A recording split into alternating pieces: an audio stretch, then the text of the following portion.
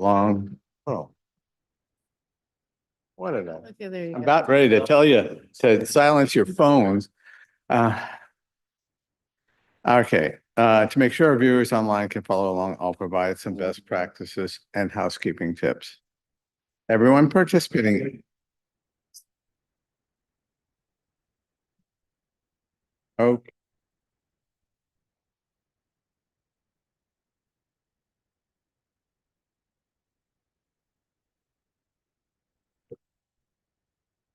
I would, um, do we have that fixed? Okay. All right, for online participants, remember that, no, we don't have that fixed. We're getting an echo back.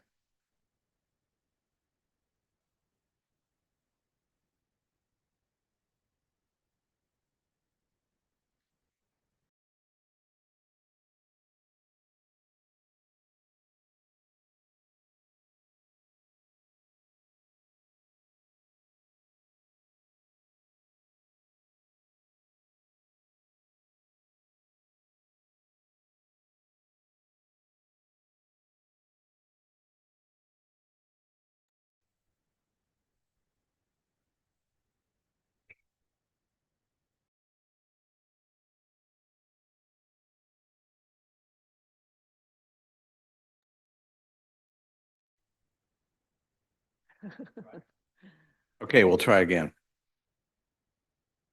All right, for online participants, remember to mute yourself when not speaking and disable your video when not presenting or providing public comment. We ask everyone participating today to state their names before speaking so that those listening can track commentary for the meeting recording. If you experience technical issues in the online meeting room, use the chat function on Zoom to connect with ODF hosts during this event.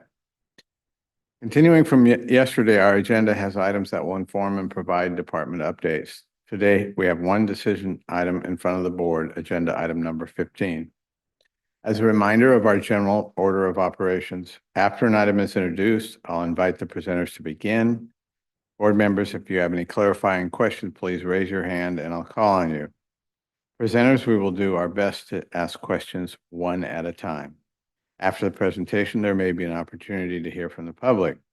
After public testimony, we will shift to a discussion space where the board can ask further questions or present a motion for deliberation or coming to a vote. For testimony, the public forum agenda item allows members of the public to share their perspectives with the board about items not on the agenda or regarding the informational items included with the meeting agenda. Testimony under the public forum is limited to 2 minutes. For decision items, we welcome written remarks and want to hear from the public before a decision item is deliberated by the board. We have allotted 15 minutes for live verbal commentary per decision item. Today, the public can offer remarks on number 15. When you come up to speak or join us online, please provide your name and the agenda item or the subject you are remarking on. We ask that all testimony providers to limit their comments to 2 minutes. We understand that it's not a lot of time, but if you'd like to share more information with the board, we recommend sending written testimony for the September 4th and 5th meeting. To enter it into the record, please send in your comments by September 19th. Any questions? Okay, we'll do a roll call for all those present. Liz Ipawa. Chair Kelly, I'm here. Heath Curtis. Ben Doimling. Here. Joe Justice. Here. Brenda McComb. Bob Van Dyke. Present. And Jim Kelly, myself, I am here as well. And really sorry to hear about your misfortune there yesterday, Bob. What a bummer. Okay. Cal, any comments for this morning? This is Cal, State Forester. I just want to thank everybody for, we're starting another long day. And I think yesterday was a very interesting, and I appreciate the time to talk about the orientation for the board. So we look like we have a pretty good complete schedule today. And so I'm not going to delay you guys anymore. Great. Any other opening board member comments or questions? Okay. Well, we will then move to the next item, which is the public forum. Again, I'll repeat a little bit, but for those participating, we ask that everyone in the queue, whether online or in person, not to exceed their allotted time of 2 minutes. And as a reminder, this forum is reserved for remarks on information items and topics off the agenda.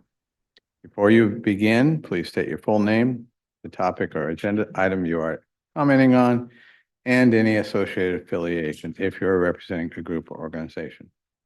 A timer will be provided to track your time, and each commenter will be called on by the board administrator. With limited time available, anyone who exceeds their time will be prompted to provide a closing statement and muted. With that, Eleni, are we ready to engage with public comment? Yes, Chair Kelly, thank you very much. I'll go ahead and begin by calling on those who are present in this room to provide their testimony. Once I call your name, please welcome yourselves to one of the seats up here.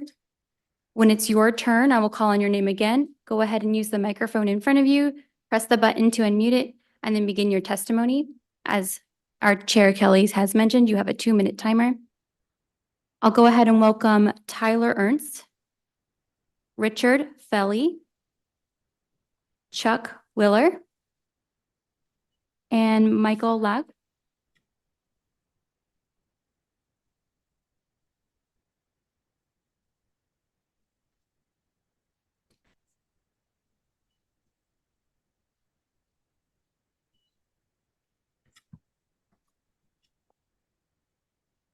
And then let's go ahead and get the timer pulled up.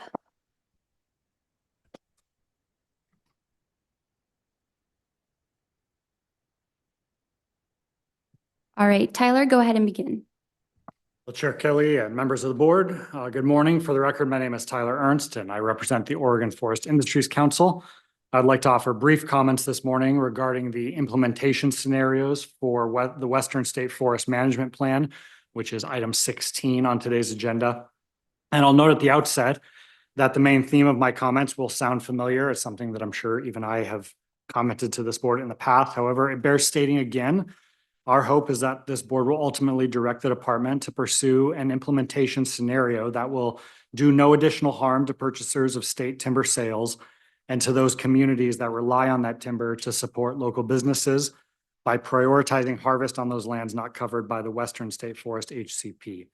It is of paramount importance, as this board considers the management scenarios that will be put in front of it, that it consider those options in the context of the entire state forest land base rather than on a stand-by-stand basis. That is to say, the existing constraints that have been imposed on roughly half of the West Side State Forest as part of the State Forest HCP must be factored in when the department calculates, for example, a final effective discount rate, or when it quantifies the habitat protections that will be included in the final management plan.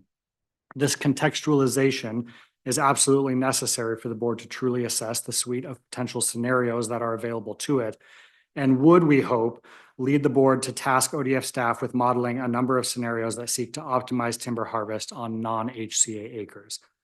Much has been written these past months about the closing of mills and the contraction of the timber industry in various parts of the state. But as the outgoing state economist recently told members of the legislature, the timber industry is still an integral economic pillar for many local communities. We ask this board to recognize that reality and do what you can to promote the economic vitality of those communities through this FMP. Thank you for your time and attention this morning.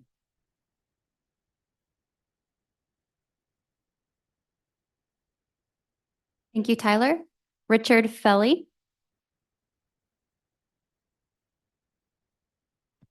Hello, good morning. I wasn't aware that comments should be tied to an agenda item. If that's necessary, I suppose I would look at the vision for this. Okay, thank you. So my name is Richard Felly. I reside in Tillamook. I've been there since 1981 after graduating from OSU with my degree in wildlife science. I came here today to go on the record with a few very serious concerns I have about forest practices in Oregon. Firstly, forest practices must protect drinking water for all. I drive along the lower Miami River and Three Rivers in Tillamook County several times. Incidentally, Three Rivers is the name of a river. Several times a year as I travel to and from Bend. With recent knowledge from studies and reports by Perry and Jones 2016 and Segura 2020, I was inspired to do a little research when I noticed how different the flows of these two rivers looked in early August 2023. I learned that both watersheds are nearly the same size, but Three Rivers was flowing about 4 times as much water as the Miami River. Both watersheds are very similar with one exception: forest management. Three Rivers is primarily Siuslaw National Forest, while the Miami is almost entirely Tillamook State Forest. Also of significance, during winter rains, the Miami appears muddy, while Three Rivers appears quite clear during the same events. Concern number one, are forest practices robbing rural landowners and coastal communities of drinking water and impacting water quality? On the subject of harvest rates, I provided you with images. The images 1 through 4, I wish to bring to your attention the look of the land in the coastal hills of Tillamook and Clatsop counties. View number 1 is looking from Onion Peak towards Saddle Mountain. These lands are owned and managed by private companies such as Weyerhaeuser, Hampton Lumber, Stimson Lumber, Nuveen Natural Capital, also known as Lewis and Clark Tree Farms, and Greenwood Resources. Some of these companies are publicly traded on Wall Street, therefore their focus is upon short-term revenue and profit rather than maximizing lumber production. I will submit the rest of my comment to Helene. Thank you for your time. Thank you, Richard. Chuck Willer.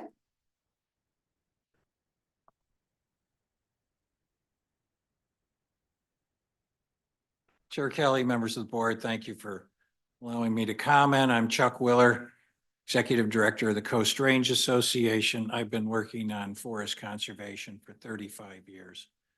Recently, I've been working on federal forest management due to a number of amendment changes to the plans. And startling facts have come to my attention as I drill deeper into forest growth and carbon potential, particularly on the Siuslaw National Forest. Of the 154 national forests in the United States, the Siuslaw is the #1 forest for carbon per acre, even though it's a relatively young forest. It will continue to build up carbon till age 400. If the Siuslaw has that much potential for carbon, what would state land's potential be in the north where the site productivity is even higher? I believe the entire discussion of coastal forest management from the crest to the Pacific Ocean is taking place in kind of a false narrative. Carbon, the climate emergency, etc., is one issue amongst a number of management issues. It's like if we had 10 fellas going to start a pickup basketball game, and one of the people is Michael Jordan or Steph Curry. You can't have a basketball game under those circumstances. One side would win, the other side would lose. We are talking about forest management in the greatest carbon sequestration location on the planet and not acknowledging that fact. We just treat it as, oh, there's an issue.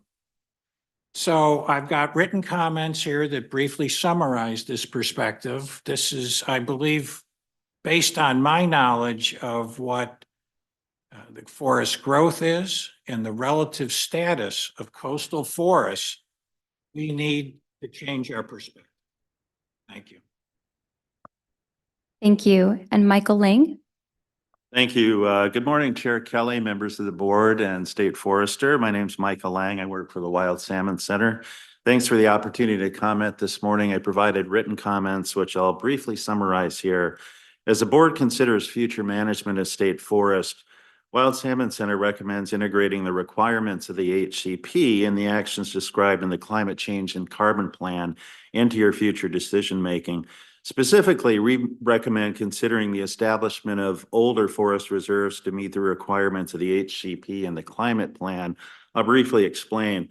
The HCP in Chapter 8 contains a stay-ahead requirement to ensure a net gain of habitat and no temporal loss of habitat due to natural disturbances, such as fire or the effects of climate change. Based on data from the ODF, we determined that 30% of mature forest over 80 years old are located outside of the boundaries of the HCAs and ERCAs. However, recent clear cuts have been included in the HCA boundaries, providing no benefit to habitat. any major disturbance could result in insufficient habitat to meet the biological objectives of the HCP. So to meet the requirements of the HCP, retention of older stands, particularly adjacent to the HCA's and RCA's, could provide habitat reserves if needed adjustments to implementation plans are necessary. And I provided a sample map in my written testimony as well. Also, establishing mature forest reserves would help implement the carbon plan or climate plan. The climate plan includes multiple supporting actions that, quote, will be incorporated into agency actions. And those include harvest rotations that increase carbon, identifying climate sensitive habitats, identifying areas with high carbon storage potential and protecting those, and implementing a forest carbon offset program. Thank you for considering these comments. Thank you to all of you who provided your testimony in person. You may now be seated. And we'll go ahead and switch to the testimony providers that are joining us through Zoom. The first one I'll call on is Darren Orange. Yes. Thank you, Darren Orange, Astoria District. Thank you for your time and consideration. I've invited you all to Astoria District, Mothball Hill, Davis Ridge, only to deaf ear, but one. I have no illusion ODF has no weight to change this timber sale and has been stated ad nauseum, and yet you attack each other. ODF will hear its employer today voice concerns of its missteps and lack of transparency. Still no ODF scientific surveys available, yet these sales go through. A water scientist findings have been published and documented in public testimony with this board in June. Still you move in opposition to these findings. My 300-foot dog in the fight is a boundary line shared with Oregon State Forest, and you're not being a good neighbor. First, I challenge you to step up to your mission statement to serve the people of Oregon by protecting, managing, and promoting stewardship of Oregon's forests, not tree farming. This is a transfer of wealth shell game. The people and insurance companies pay for ODF's missteps in profit.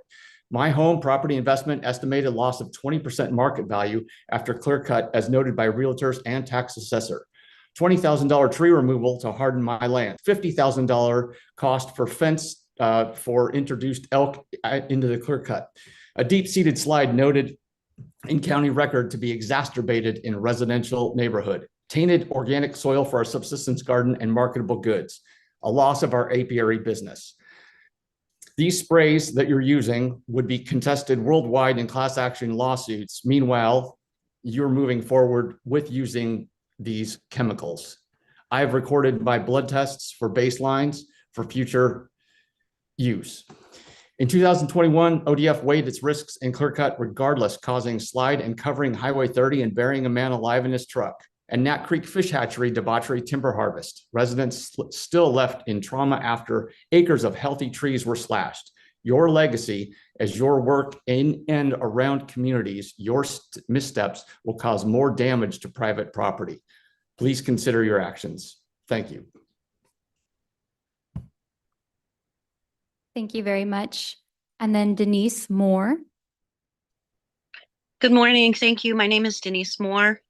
I'm here to let everybody know of my and my husband's opposition to the clear cut at Davis Ridge. And despite the overwhelming number of signatures from community members and concerned citizens opposing this action, it is deeply troubling that Dan Goody has chosen to proceed with this harvest, seemingly disregarding the voices of those who understand the value of preserving our natural environment for current and future generations. Dan Goody will be known for 7 generations as the person responsible for the destruction of the legacy forests of Clatsop County. It is deeply disheartening to think that future generations will look back and wonder why such a decision was made, why Clatsop County forests were destroyed when there was a clear and strong public mandate to protect them. This action, driven seemingly without regard for public opinion or the long-term health of our environment, will leave a scar on our landscape, which my husband and I are boundary to. And the legacy of responsible stewardship of the Oregon Department of Forestry is meant to uphold.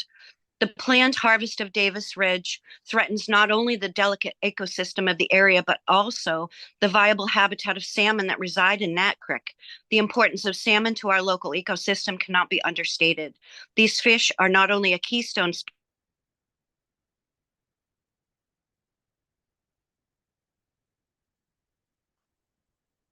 Denise, it looks like we've lost your audio.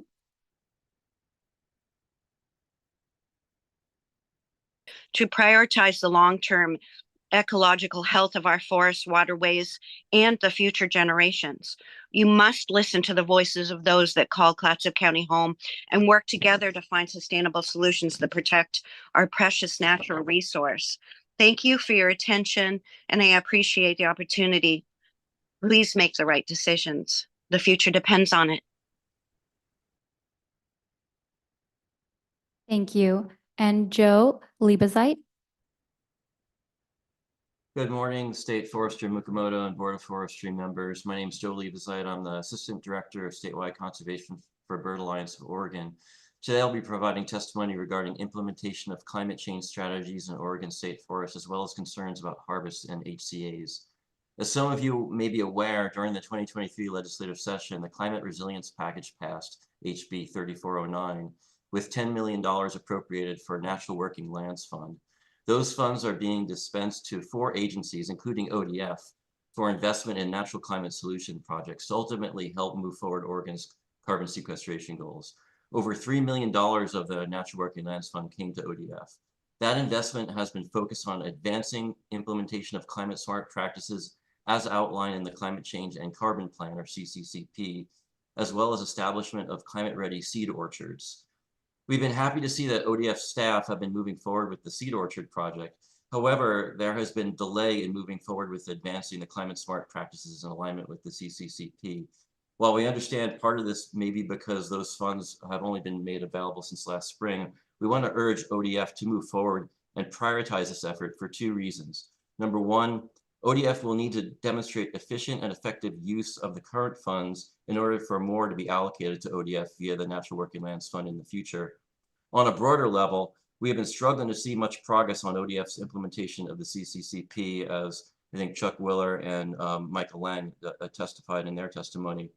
This new support from the Natural Working Lands Fund can help jumpstart some of that work, so please don't squander that opportunity. Finally, I want to thank ODF staff Nick Palizzotto for working with us to set up a field tour of Tillamook Forest HCAs coming up on September 19th. This will be an opportunity for folks concerned about harvest within HCAs to learn more about the specifics of ODF's plans, which are unclear in the AOPs. Thanks very much for the opportunity for public testimony. Thank you. Nancy Webster. Hi, my name is Nancy Webster, and I thank you for the opportunity to talk with the Board of Forestry about our concerns. And I grew up in Coos County, and I now reside in Rockaway Beach, Oregon. I am here representing North Coast Communities for Watershed Protection. We have over 1,600 subscribers, and we work in North Coast, including Astoria. And my concern is that we need both the state lands, public lands, and private lands. We need drinking water protection. I returned to the coast about 15 years ago and proceeded to watch Jetty Creek, privately held forest lands, overseen by the state of Oregon, 90% log my watershed on very steep slopes. This has resulted in water shortages, contaminated water, and then watch the spraying, the pesticide spraying happen, cocktails of chemicals. Our communities are concerned, and it's not just Jetty Creek. 70% of our water, drinking water, is supplied by forested areas. We need to protect our drinking water sources. And I also want to mention that we have a petition called Safe Air and Water. We all have the right to clean air and water. And we have gone to farmers markets locally and gathered signatures. And I've been heartened to find out that people within the industry sign our petition. People on either side of the political spectrum want clean air and water and want no more pesticides. People that have worked in the industry watching the pesticides being sprayed feel that they have now had higher rates of cancer. We need to change our policies. And I also support the people in Astoria and their petition that in a short period got over 2,000 signatures. Thank you. And Brenna Bell. Good morning. In November 2021, this board unanimously adopted a climate change and carbon plan for Oregon's forests. And it was such an exciting moment because you are just about to launch all these planning processes that could incorporate that document and meet the climate goals espoused by Oregon's governor and government. And unfortunately, as you've been hearing, the implementation has not really matched the urgency of the climate crisis, which led to that implementation. For example, last year at this exact meeting, I talked to you about how the CCCP directs you very specifically to incorporate climate smart forestry into the draft FMP and gave a lot of examples of how to do that, which Michael has talked to. Yet here we are 1 year later, and the draft FMP still lacks almost any specificity about implementing the actions set out in the CCCP. This is a huge missed opportunity, which there is still time to correct. In particular, the CCCP instructs ODF to identify and protect areas that are particularly susceptible to the impacts of climate change and areas that have high carbon storage potential, especially those that provide benefits for threatened and endangered species and water quality.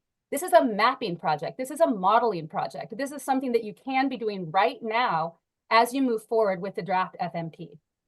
As soon as those priority areas are identified, ODF can initiate the process of changing the land classification to high value conservation areas under the FMLMCS. And this designation may be a time-bound designation and does not necessarily remove land from timber production permanently. By identifying these priority areas for climate mitigation and carbon storage and directing the state forester to designate them as high conservation value areas, the board would finally act on both the direction of the CCCP and the climate crisis that is facing all of us. Please do so. Thanks. Thank you. To those who provided testimony, thank you for honoring the 2-minute time limit and for your participation in today's board meeting. Chair Kelly, State Forester Mukomoto, and members of the board, this concludes public forum for the September 5 meeting agenda. Thank you.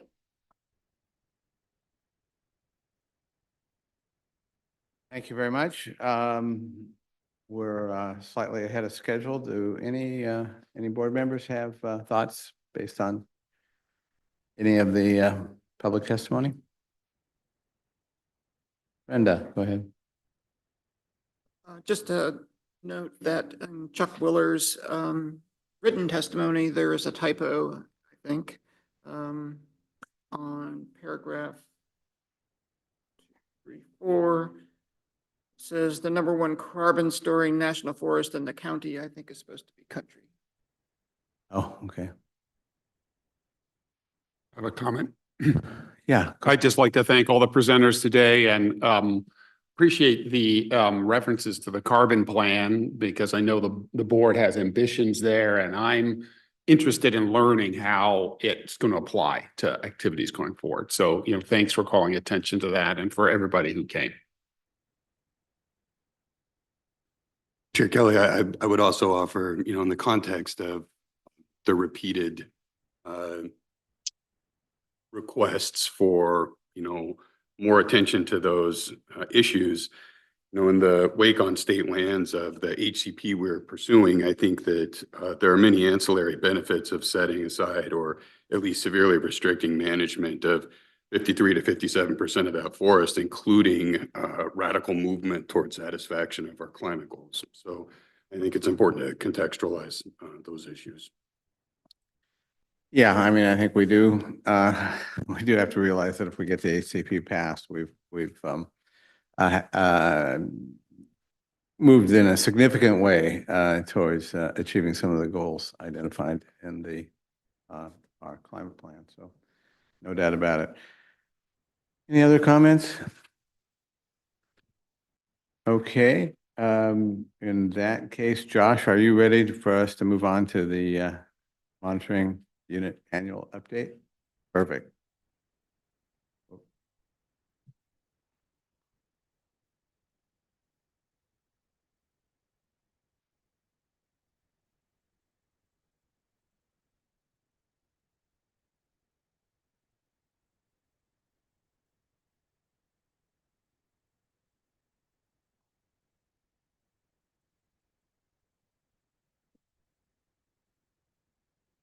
Josh, I assume you will introduce everyone who is there with you. Yep, and I'll get rolling here while we're pulling up the presentation. So, good morning, Chair Kelly, members of the board, State Forester Mukomoto. I'm Josh Bernard, Forest Resources Division Chief. Purpose of today's presentation is to provide an update on the monitoring unit's work over the past year. I'll give it just a second here for the.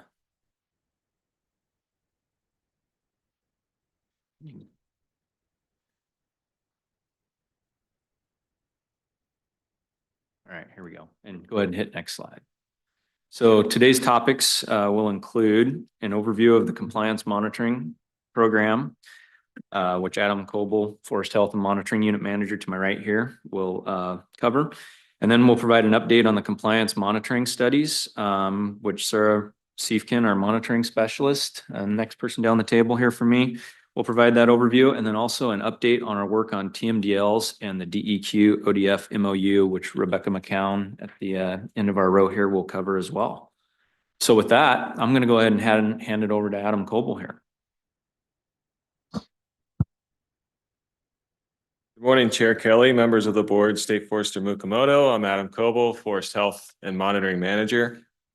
So starting with an overview of the compliance monitoring program, our compliance monitoring staff monitor landowner compliance with FPA rules on federal, non-tribal forest land.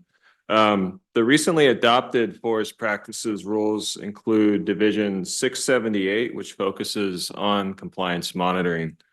The purpose and goals of this program are to assess FPA rule compliance and report findings, identify areas that need improvement for education and training purposes,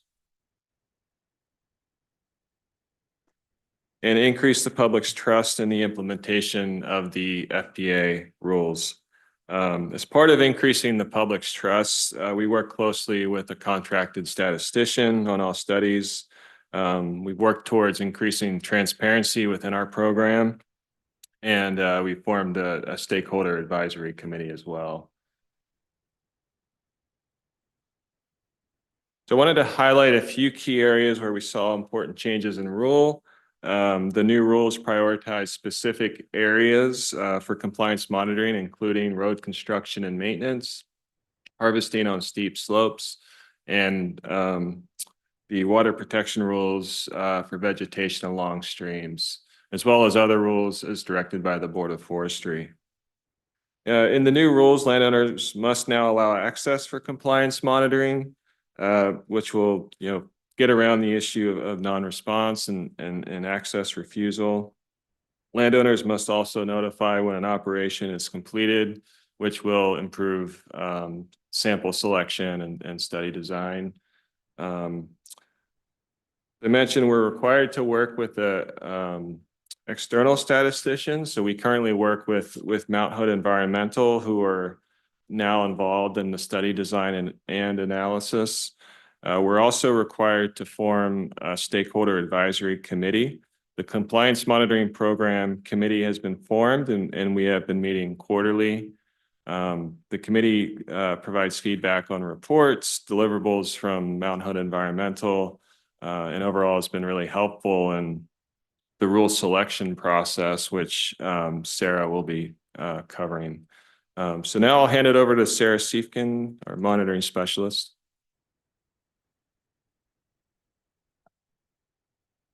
Great. So good morning, Chair Kelly, members of the board, State Forester Mukomoto. I'm Sarah Siefkin, a monitoring specialist here in the compliance monitoring unit. Today, I'll spend about 15 minutes or so reviewing some of the monitoring studies we've worked on this year. So I'll start by describing how we develop and conduct our studies. Then I'll provide an update on some of our ongoing projects. And at the end, I'll hand things over to Rebecca. All right.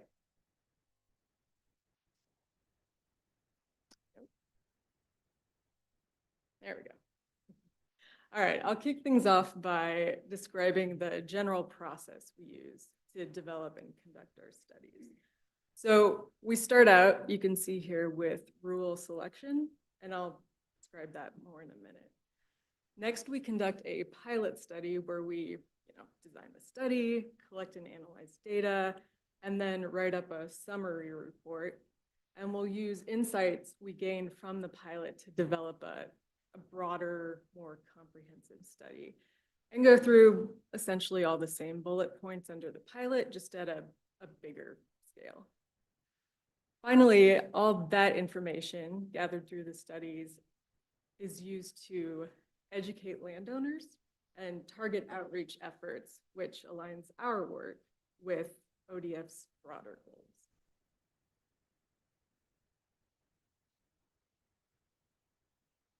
So it's definitely a collaborative effort here. We have ODF, the Compliance Monitoring Program Committee, which Adam just mentioned, and Mount Hood Environmental. We all work together through each step of the study process. So first, within ODF, we have a diverse team that includes us, monitoring staff, and folks in other units. So like the Forest Practices Act field coordinators and other subject area. It must be on a timer, sorry about that. It's not too distracting. And other subject matter experts. So we also work closely with the CMPC, and that's the Stakeholder Advisory Committee representing diverse groups like the agencies, industry professionals, local governments, academia, conservation groups. And right now, I believe we have about 15 people representing organizations like EQ, ODF&W, Association of Oregon Loggers. I'm really sorry, that's going to be annoying. OSU, Oregon Wild, just to name a few and give you a sense of them. And these stakeholders offer their input every step of the way, helping us ensure our studies are balanced and reflect a wide range of perspectives. And then lastly, like Adam mentioned, we hired Mount Hood Environmental, and they're a third-party statistician based out of Sandy, Oregon. We contracted them to help us design our studies, analyze data, and over the past few years, their expertise has improved the statistical rigor of our studies. Thank you. All right, let's take a closer look at that rule selection process. So in this step, we determine which FPA rules can be effectively translated into research questions. So we need to prioritize here, of course. It's not practical to monitor every single FPA rule just due to limited resources. And including too many rules, too many variables can complicate the data analysis and potentially obscure important findings. So with that in mind, we want to concentrate on the most critical rules that are also feasible for monitoring. And to do that, we frame each rule as a question and analyze its suitability for inclusion in our study.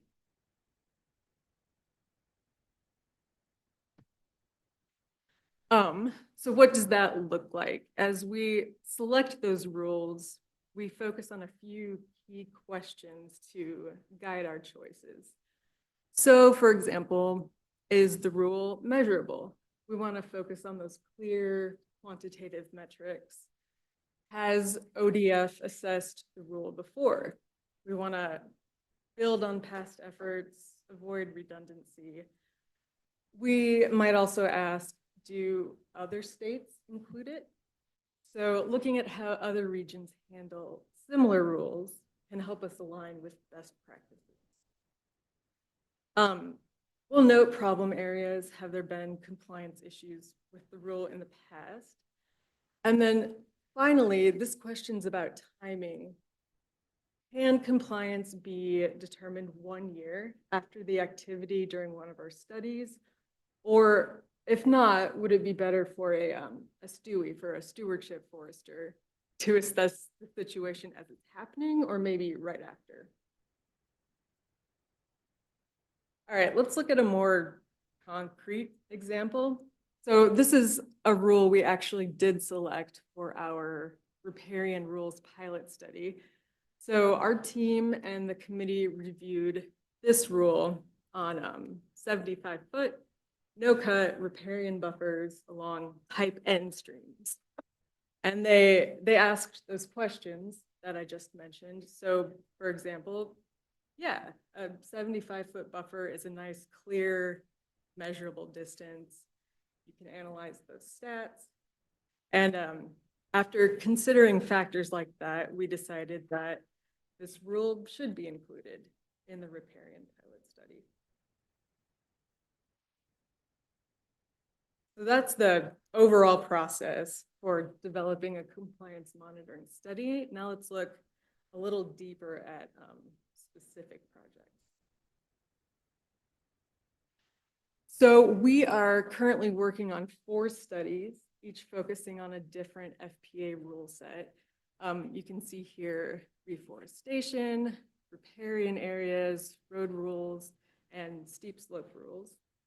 And something just to keep in mind as I discuss each study is that the oldest study there, reforestation, began before the private forest accord, the PFA. And then in contrast, the other 3 began after the PFA.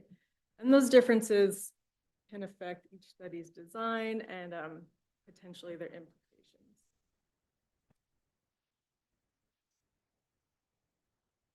Here's a timeline. Each study is in a different phase of development. So we just finished up the reforestation study, and that final report will be done later this fall. And we're currently developing the riparian, road, and steep slope studies. All right, let's focus on that reforestation study.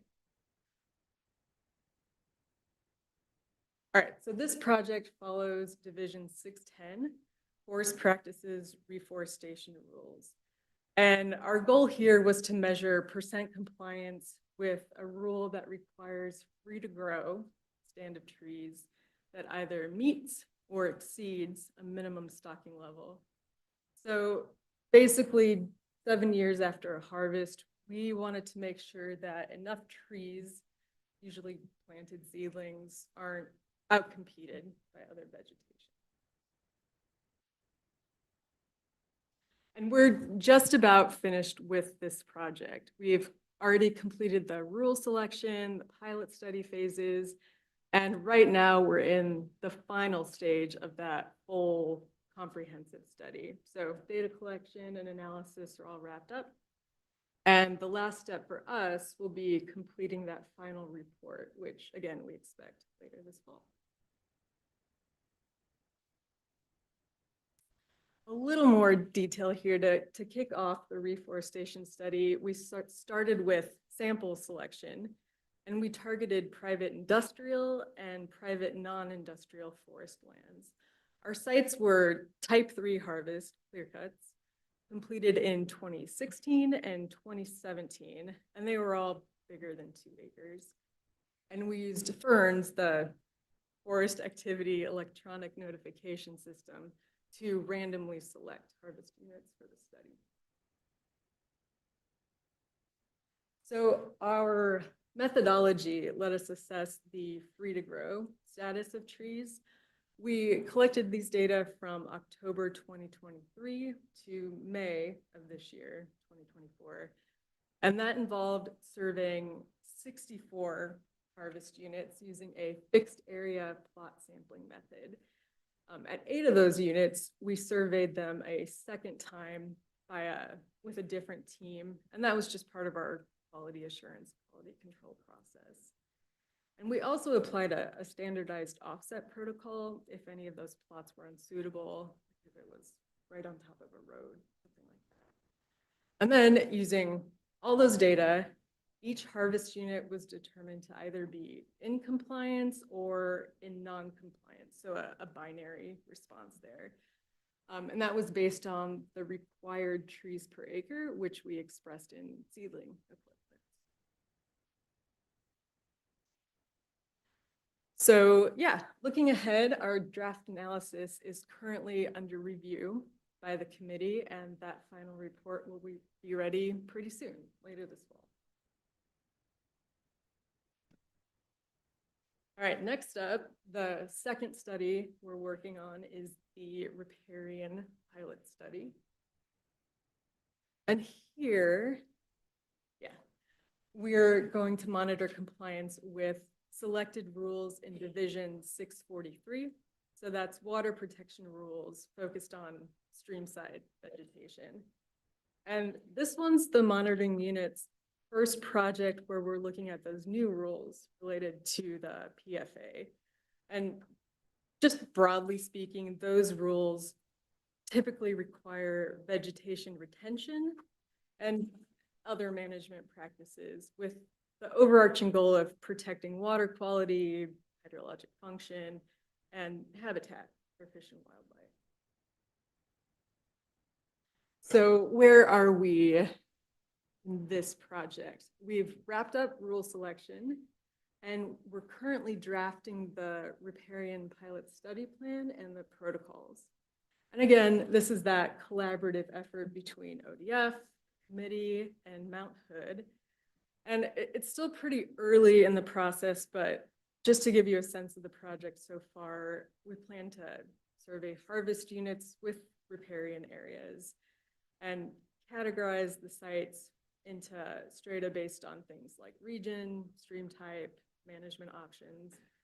And we'll use established protocols like measuring buffer widths or conducting basal area transects. So just a quick kind of preliminary overview.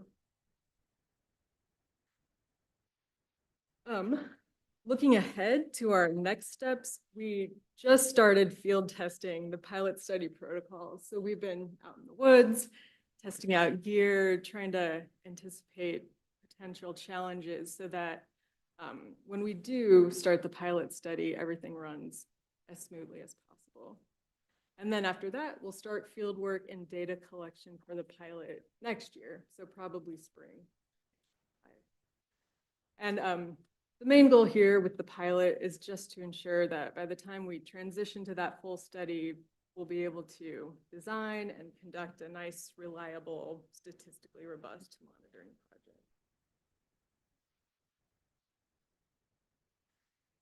The last two studies we're working on are looking at roads and steep slopes, and I'll combine those two. So for these two studies, we're going to monitor compliance with selected rules in Division 625, that's forest road construction and maintenance, and 630, which is harvesting on steep slopes. And like the riparian rule said, these are new rules related to the private forest accord. And at the core of both rule sets, similar priorities, so protecting forest productivity, maintaining clean water, and preserving fish and wildlife habitat. We're just getting started with these projects. We're in that rule selection phase. So asking those key questions from a few slides back, identifying which rules could work, thank you, as monitoring study questions. And then after our internal review is finished, we'll work with the committee again to finalize rule selection. And that phase should also be finished later this fall. So this will be a busy autumn for the monitoring unit. We'll finalize that reforestation report, refine our methods for the riparian pilot study, and select the road and steep slope rules. Okay, so to wrap up my section here, all those efforts align with the compliance monitoring program's purpose. We're assessing compliance with the Forest Practices Act, including those new rules. And we're identifying problem areas that we could target for outreach. And by doing that, we hope to increase the public's trust in the PFA, excuse me, and support sustainable forestry in Oregon. Okay, thanks for your time. And now I'll hand it off to Rebecca. Yeah.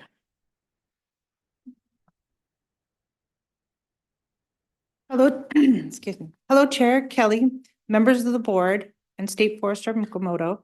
I'm Rebecca McCown, riparian and aquatic specialist in the Forest Resource Division's monitoring unit.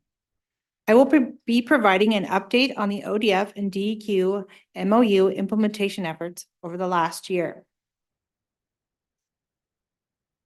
As a refresher, an MOU between ODF and DEQ was signed in December of 2021.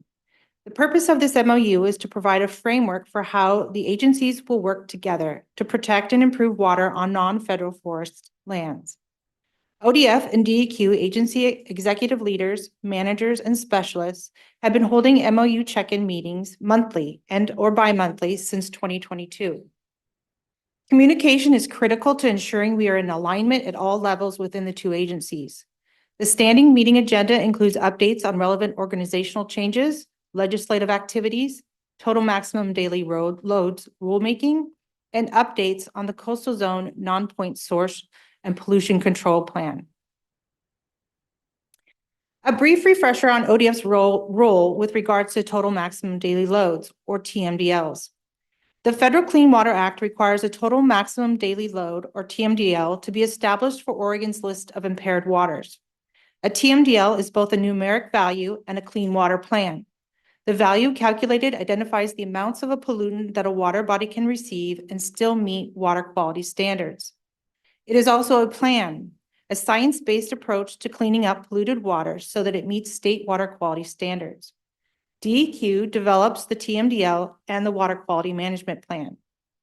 It is in the Water Quality Management Plans where DEQ identifies the designated management agencies, or DMAs, that may be contributing to a given pollutant as either a point source or as a non-point source. In the state of Oregon, ODF is responsible for protecting water quality on non-federal forest lands, and if determined to be a DMA, is responsible for developing a TMDL implementation plan for a given geography with impaired waters. An ODF implementation plan will describe the strategies ODF will use to address forestry activities that may be contributing to a given water impairment. ODF implementation plans are to cover activities on both private and non-federal forest and on ODF state forest managed lands. The ODF TMDL implementation plans are structured to show how ODF rules and programs protect the waters of the state. Our implementation plans describe the components of the FPA rule implementation process, which includes FERNS notifications, inspections, corrective and enforcement actions, and requirements for notifying of completion. We are emphasizing the on-the-ground efforts taking place. ODF stewardship foresters meeting with landowners and operators and conducting inspections, pre-operation, during active operations, and post-operations as needed, and providing rule guidance and ensuring resource protection. The implementation plans also include all the relevant Forest Resource Division and state forest programs that support the protection and maintenance of forest resources. Implementation plans require annual metric reporting and updated plans submitted every 5 years. In addition, DEQ water quality management plans may also lay out basin-specific elements each DMA or designated management agency is requested to include in their implementation plans. This may include landscape scale stream site evaluations, prioritization and targeted outreach, water quality monitoring and strategic planning and implementation, and plan performance monitoring. Water quality management plans also include a timeline of implementation and a schedule for achieving the milestones. ODF was named as a DMA in the Willamette Mercury TMDL and in the Upper Yaquina River Watershed TMDL. We submitted our Willamette Mercury TMDL implementation plan to DEQ last August. We anticipate feedback and approval from DEQ this fall. The delay has been a result of DEQ staffing. ODF's implementation plan for the Willamette Mercury TMDL focuses on the rules and practices ODF has in place to prevent and protect sediment from entering the waters of the state. For the Upper Yaquina TMDL, ODF is named as a DMA agency for dissolved oxygen impairment, and we are currently in the process of developing an implementation plan.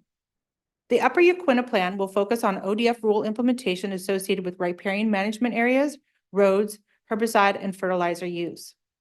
The plan will also include collaborating with the Lincoln SWCD and the Mid-Coast Watershed Alliance to help with landowner outreach and education on BMP strategies to help protect waters of the state. Last year, DEQ initiated its temperature TMDL replacement effort. DEQ is under court order to update and replace the temperature total maximum daily loads for several watersheds throughout the state to make them consistent with the current EPA temperature standards. ODF is named as a DMA for each of the following geographies and will be working with DEQ basin coordinators on the development of ODF implementation plans. We have the Lower Columbia and Sandy temperature and bacteria TMDL. We have the Willamette Subbasin, Main Stem, and major tributaries temperature TMDL. The Willamette effort was initiated with two separate rule-making processes, but will be combined into one TMDL in early 2025. And then we also have the Umpqua River Basin temperature TMDL. As noted previously, each TMDL has basin-specific requirements, metrics, and timelines. We have been working with DEQ staff and will continue to do so on these TMDLs using the collaborative process outlined in our joint MOU. In addition to the TMDL efforts, ODF has also been working with DEQ staff on the forestry section of the new updated Coastal Zone Non-Point Source and Pollution Control Plan, continuing the state's efforts with the Coastal Zone Act Reauthorization Amendment Process, or CZARA. When the state's plan was disapproved by NOAA and EPA, NOAA and EPA identified the following forest land issues needing resolution prior to full program approval. They're listed here. Additional protection in riparian areas along medium and small non-fish bearing streams, protection of landslide prone areas, mitigate the impacts of road operation and maintenance, and reduce sediment inputs attributed to legacy roads. Then to ensure adequate stream buffers for the application of herbicides, particularly on non-fish bearing streams. ODF worked with DEQ to develop an updated forestry section that lays out how these new rules and programs resulting from the private forest accord directly address the four additional management strategies identified by EPA and NOAA. ODF and DEQ are now in the process of finalizing the forestry section with the goal of fully describing how Oregon's Forest Practices Act meet the CZARA requirements and can lead to an approved federal plan. Looking forward, ODF and DEQ will continue to hold the MOU check-in meetings every other month and more frequently as needed to ensure agency alignment. Communication between DEQ and ODF staff will be occurring at all levels outside of these MOU meetings, with executive level managers and unit managers meeting one-on-one monthly. Specialists from each agency will be continue to communicate regularly with regards to TMDLs, future water quality monitoring efforts, and participation in rule advisory committees as new rulemaking is initiated. So, thank you. If you have any questions. Brenda, go ahead. So first of all, I just want to say thank you. I've been on the board for 6 years, and when I came on the board, the monitoring program, I would say had some issues. And what you presented today was an outline for a very rigorous, statistically sound, well-designed set of monitoring plans. So thank you for your work. It's really, really great. A couple of other things. I fully understand why the focus is on riparian areas, except for the reforestation piece, given the PFA. But that really is monitoring a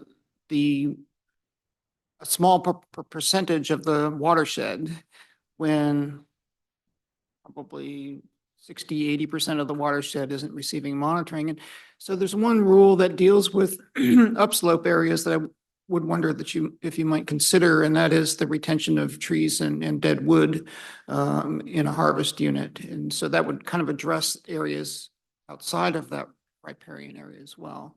And give us some assurance that those trees are being left, the dead wood is being left. And also, if it's possible, what the spatial arrangement of that might be, because that does affect the use by a variety of species. And then finally, I just want to say thank you for collaborating with DEQ.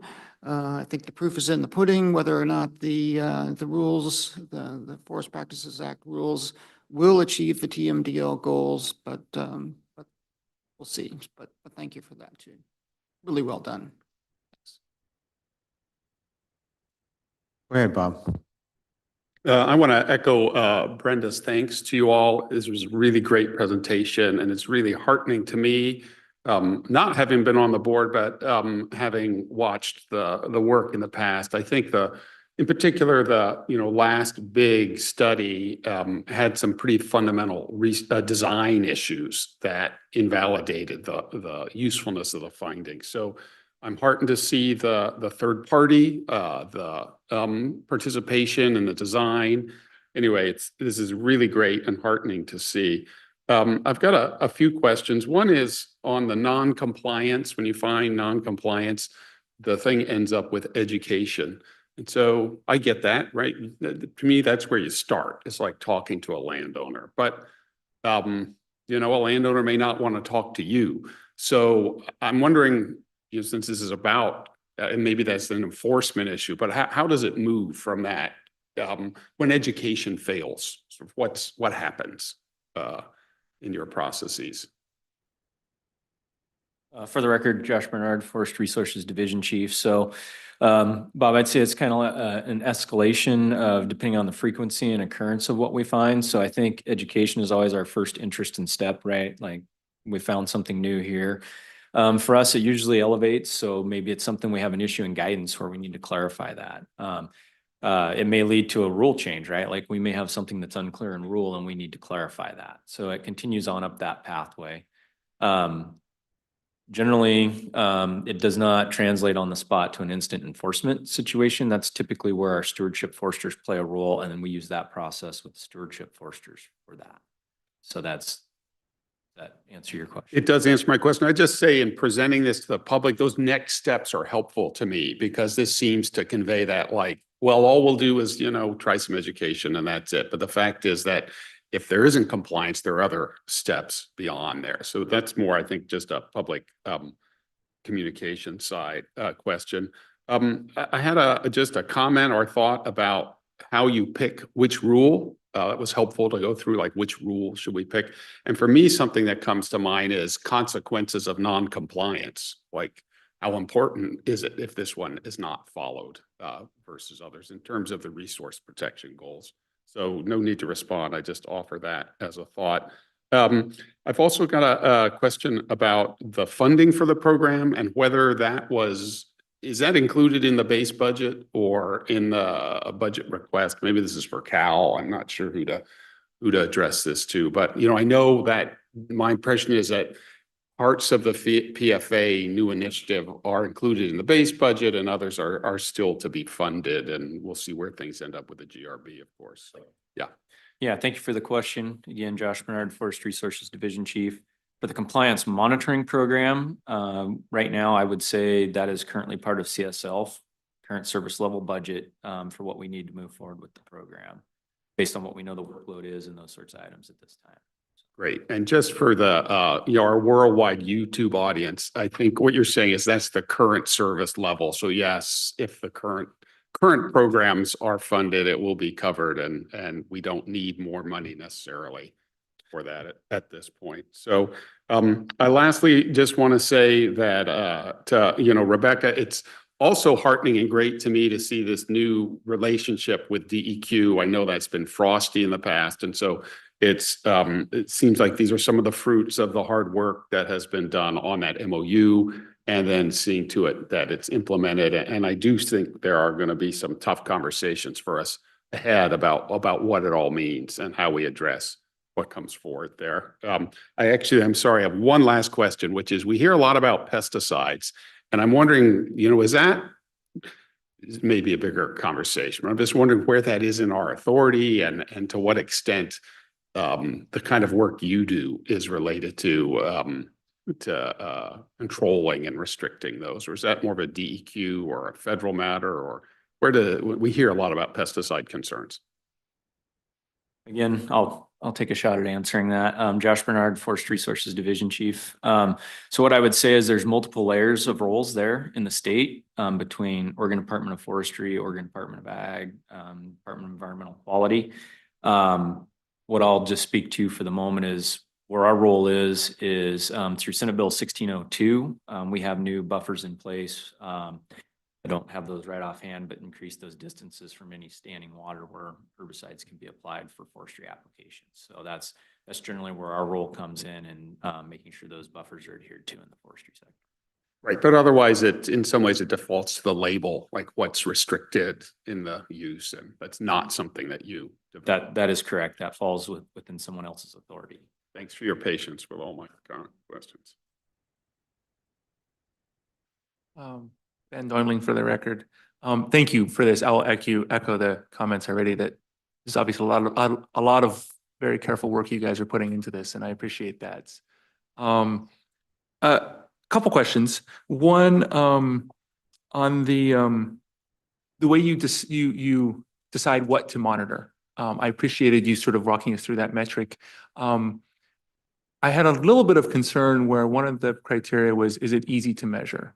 And immediately that flags to me, well, what about the things that aren't easy to measure? And I understand that they're harder to measure, but also just because it's harder to measure doesn't mean it's not an important rule.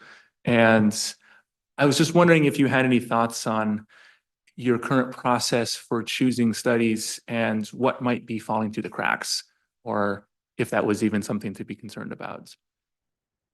Yeah, thanks for the question. For the record, Adam Coble. So in terms of easy to measure, it's really about what we mean there is this suitable for assessing compliance, yes or no? Not necessarily easy in terms of the actual measurement, right? So there's definitely some rules where there's some gray area. And part of that process, we identified sort of those high priority rules all the way to like medium, low priority. And I think there are cases where there's really important rules that are going to be challenging to measure. And one idea that we floated to the committee was assessing sort of a qualitative assessment as sort of an add-on to compliance monitoring. We're still having that discussion, but that there might be certain rules that are really important, that are difficult to say yes or no, but deserve some attention and may not be necessarily the focus of our compliance results, but can provide some insight around compliance. Great, thank you. I had a couple more questions, but if you had a follow on to that, go for it. Yeah, thanks for that. That makes sense. So I guess I'm interested really in how are we doing? And it sounds like I have to wait for a couple more months for the report to come out. But in the bigger picture, I'm wondering if you can step back a little bit and help me remember how this all works, because you're monitoring, doing these studies on very specific questions. But I'm guessing that, Josh, your team is actually checking on compliance more broadly as well. Your stewardship foresters are out there making sure that there's compliance. I'm wondering if you can maybe put a little more color on sort of the general picture of compliance with forest practices rules, how that is assessed, and if you can speak at all to how we're doing. If there's any data on compliance that you are prepared to share, I think that would be interesting and relevant. Yeah, so I'll speak to what I can today. As was noted here, we're still implementing several of the new tools we have through the Private Forest Accord, and some of those are data collection tools that are being implemented through our Ferns program as well. But I would say, just at a high level, the way that compliance monitoring works, there are two pieces to that, right? We have our stewardship foresters that conduct inspections in the field and work with landowners and operators as those notifications come in, right? Looking for protected resources, et cetera. So that they prioritize their work through that process and the highest risk, most complex operations, and spend most of their time there typically. for each person that looks different, right? Like each location around the state is slightly different how that looks. So that's typically how the work looks for stewardship foresters and what they do. And then this is designed to be a statistically rigorous assessment of, and right now we have a prioritized set of rules coming out of the private forest accord to assess those. Both for all the reasons we've mentioned, but there's also a connection there to the habitat conservation plan in the long term that we'll need to be doing some reporting for. So those pieces are all stitched together. And so one is more kind of the rigorous and the other is prioritized at the operational level as those items come in. So. Thank you.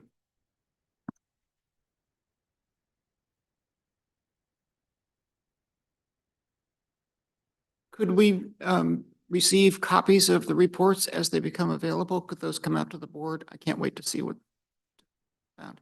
The other question I had or thought I had was the assumption is that if you are implementing these rules correctly, that they will be effective in achieving goals. And so there's an effectiveness monitoring piece that's missing, and I understand why. You need to focus on the implementation.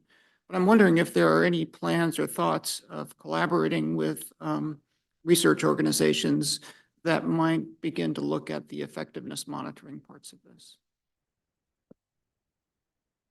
Sure, I can field that. So in terms of the effectiveness monitoring, a lot of that has gone to the Adaptive Management Program Committee, which I'm part of that committee. So I'm aware of those conversations. There might be things that fall outside of sort of their scope that could land in our unit. For example, the post-disturbance harvest lit review. And in that case, we did reach out to experts on that initial literature search. But yeah, I think as you'll hear from Forest Health too, they also do monitoring, and so we always frequently work with universities, including OSU and Portland State and others. So yes, that's always in the back of my mind. To Ben's question, though, on compliance monitoring, that was, and how we're doing generally, I mean, that's historically been a real success story for the industry. I mean, 90+% compliance on very difficult measures. If you're going to distribute the reports as they come together, it's not like this is a brand new thing. We've been doing compliance monitoring for years. It would also be helpful for you to make available to this body some of the recent compliance monitoring results and how we've done. I mean, the industry has touted this as we take these rules very seriously, as evidenced by our high compliance rates, and I think we rightfully do so. And so I'd love to see that as well. So I have a different perspective. I'm thrilled where we are today, but in my first couple of years, in Brenda's first couple of years, we were presented with the monitoring results with all this 90% compliance. And I think Brenda and I, asked this obnoxious question, but am I right here that that anybody who does, any landowner who doesn't want you to come onto their property doesn't have to? And we've basically made the point that this monitoring, these numbers have no integrity. And I am thrilled because we made that obnoxious point year after year that we completely mistrusted these numbers for good reason. And we fixed that, I mean, with the PFA and all. And I am really looking forward now to seeing numbers that I feel like I can trust. I'm just thrilled that we have moved this. Thank you. I mean, I like that may be true. The percentage of landowners that were declining was low, and on industrial lands, they've crawled all over Hampton lands and Weyerhaeuser lands and others, and they evidence those very high compliance rates. And so this narrative that there's something somebody's getting away with, I do hope sincerely that these results show otherwise. Well, that's all past history. I mean, and I think we all should be really pleased that it is past history.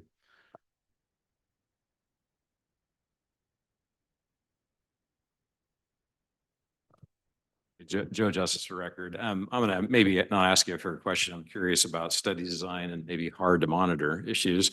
road maintenance and the PFA related to inventory. Large landowners have requirements of, forestry inventories and identification of issues, and then correction of those issues. And some things lend themselves more easily to monitoring, like you implied.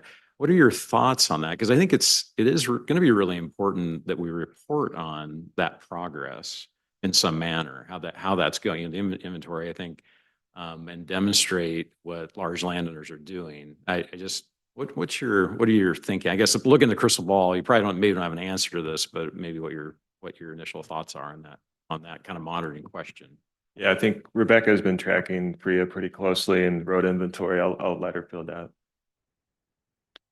Rebecca, riparian and aquatic specialist, Rebecca McCown. So the FRIA, we actually have incorporated in our TMDL implementation plans as an item that we'll be tracking. And the implementation plans, as I noted, we have to report annually on metrics, and we also have to report out on the delta, the change, the improvements. So we will be taking those FRIAs that are submitted and summarizing that by HUC or by subbasin and tracking the efforts of improvement and reporting those to DEQ. So we will be tracking that, and I'm sure the HCP reporting could use that information as well. No, I think that'll be really important to see that kind of tracking, to see the effort that's being made. I think I'm probably slightly biased, but my guess is large industrial landowners are going to be very aggressive to make sure that we, do inventories and work towards that very quickly. So I think that'll be really, really important to see that. Thanks. Chair Kelly, I have a final. Thank you. The comment about the forest road inventory and assessment and the rather large package of new rules associated with roads brought to mind to me, well, how many rules were written and how quickly. So I guess I want to say that as you're doing your work, if you come upon things in the rules that need clarification or that could help improve the implementation of the rules, to my mind, that's an important role for the board to be made aware of that. So then we can either try to change the rules ourselves, or if necessary, put together something as a legislative concept because it's more urgent and there's consensus about the desirability of doing it. So for me, that's something to bear in mind as well, given how given that you're smart folks who are diving deeply in the rules. And so you're going to see at times like, what does that mean? Or that could have been clearer, et cetera. So anyway, just want to ask for that kind of feedback when you find it.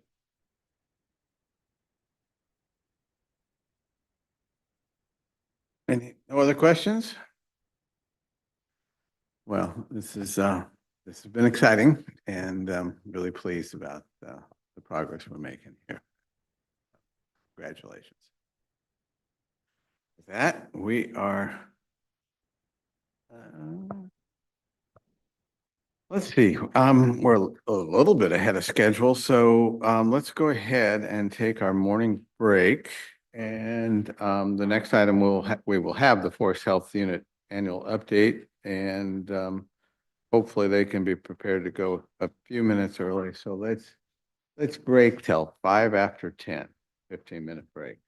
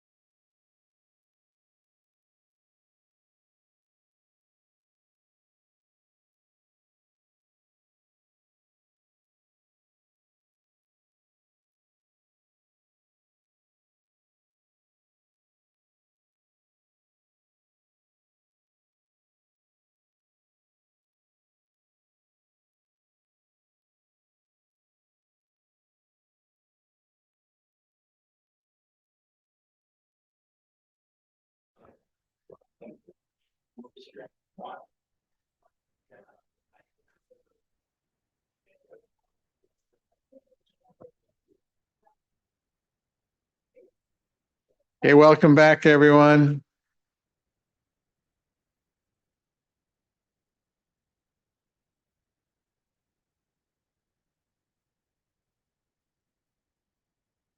All right. Our next item on our agenda is the Forest Health Unit Annual Update. And I think, Adam, you're leading. Right over to you. Great. Thanks, Chair Kelly, members of the board, State Forester Mukamoto. I'm Adam Coble, Forest Health and Monitoring Manager, and today we'll be providing an update on new and ongoing work in the Forest Health Unit. We'll cover an overview of the unit and provide a status update on both abiotic and biotic agents affecting our forest in Oregon. So just wanted to introduce the team. Our Forest Health Unit consists of a pathologist, Gabriela Ridakova, entomologist, Christine Buell, invasive species specialist, Wyatt Williams, and our aerial survey specialist, Sean McKenzie. So the goal of this unit is to provide diagnoses and management guidance for biotic and abiotic forest stressors for public and private landowners statewide. They monitor forest conditions using aerial, ground, and remote sensing surveys, and they work with universities and other natural resource agencies to develop and implement integrated pest management strategies to address our most pressing forest stressors. And so I'm going to hand it off to my team, starting with Sean McKenzie, our aerial survey specialist.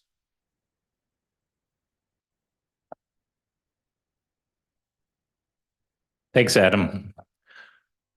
Good morning, Chair Kelly, State Forester Mukamoto, and members of the board. For the record, my name is Sean McKenzie, and I serve as the Aerial Survey Coordinator and Forest Health Specialist in the Forest Health Unit. The Aerial Detection Survey in Oregon is a collaboration between the Forest Health Unit of the Oregon Department of Forestry and the Region 6 Forest Health Protection Program. Oregon's Aerial Detection Survey was the first and longest running aerial health survey in the nation. Each year, trained observers fly in fixed-wing aircraft in a systematic grid over all forested land in the state to map tree damage and mortality resulting from a suite of biotic and abiotic agents, including insects, fungal pathogens, wind throw, ice damage, heat, drought, and others. Observers consider the confluence of the host species, the biogeography, and visual cues to infer a damage causal agent. While the Aerial Detection Survey only records a single damage causal agent, tree damage and mortality usually result from a complex suite of abiotic and biotic factors. The inferred agent that observers map in the Aerial Detection Survey should be considered the presumed proximate cause of tree mortality rather than either the sole cause or even the primary cause of mortality.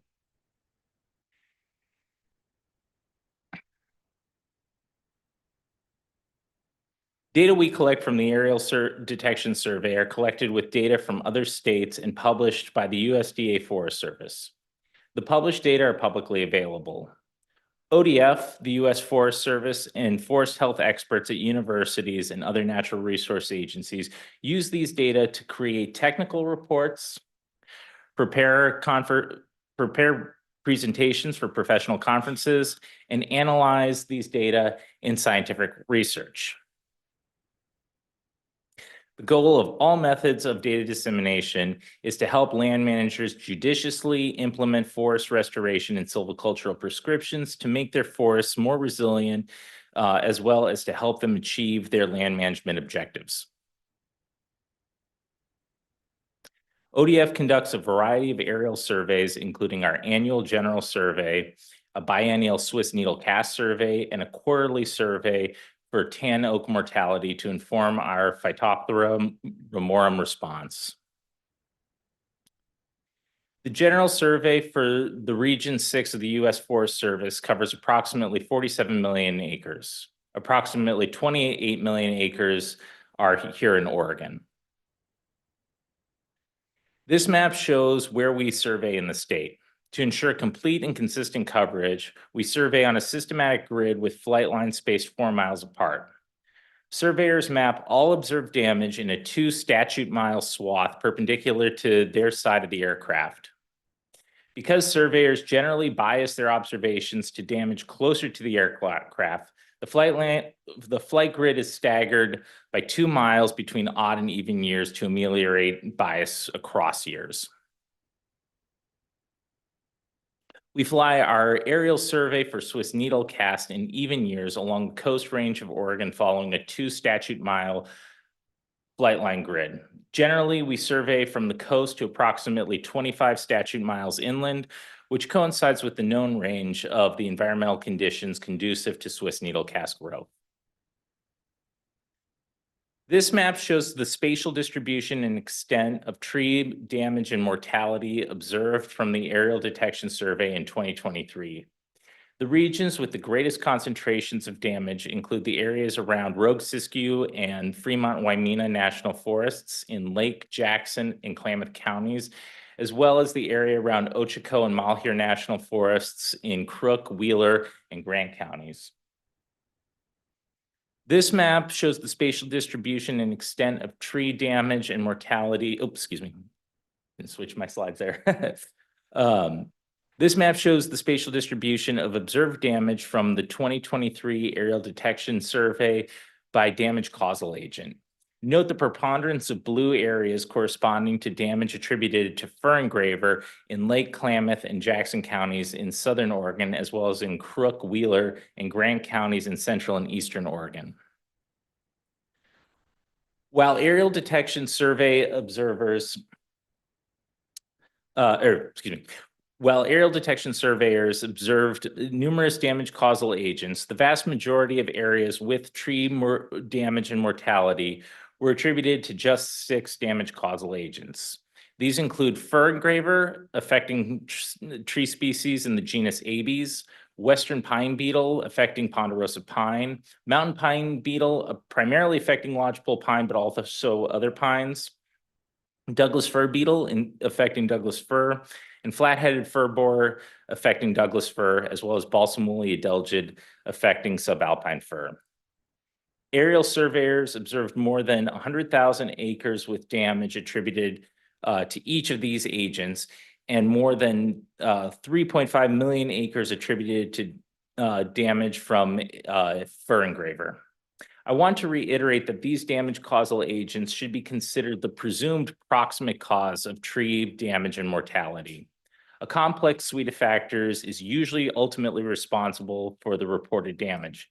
In particular, drought and heat are some of the most important and salient abiotic factors contributing to tree damage and mortality. Their effect will likely be exacerbated by climate change. My colleague Christine Buell will elaborate on the impacts of drought, heat, and climate change momentarily. This stacked bar graph contextualizes how the damage reported in 2023 compares to previous years. While the total area with damage weighted by area observed reported in 2023 is less than that reported for 2022, the area with damage observed in 2023 is substantially above the 10-year median. This map shows the preliminary damage reported from the 2024 aerial detection survey. The 2024 aerial detection survey is ongoing with approximately 30% of our planned flight lines remaining to be surveyed. Areas remaining to be surveyed include the east slope of the Cascades from around the border between Deschutes and Jefferson counties south to Klamath County near Sun Pass and Crater Lake National Park. This map shows the results of our 2024 Swiss needle cast survey. Consistent with previous surveys and our expectation, Swiss needle cast is ubiquitous throughout the Coast Range, and its severity is most acute along the North Coast, particularly in Clatsop, Columbia, Tillamook, and Lincoln counties. Swiss needle cast is a native fungal pathogen primarily affecting Douglas fir. While it usually does not kill the trees, it can hamper their growth. Following the Tillamook burns between the 1930s and the 1950s, a substantial area of the North Coast in present-day Tillamook and Clatsop State forests was seeded with off-site genotypes of Douglas fir that are less tolerant than those genotypes endemic to the Oregon coast. And with that, I will hand it off to my colleague, Christine Buell.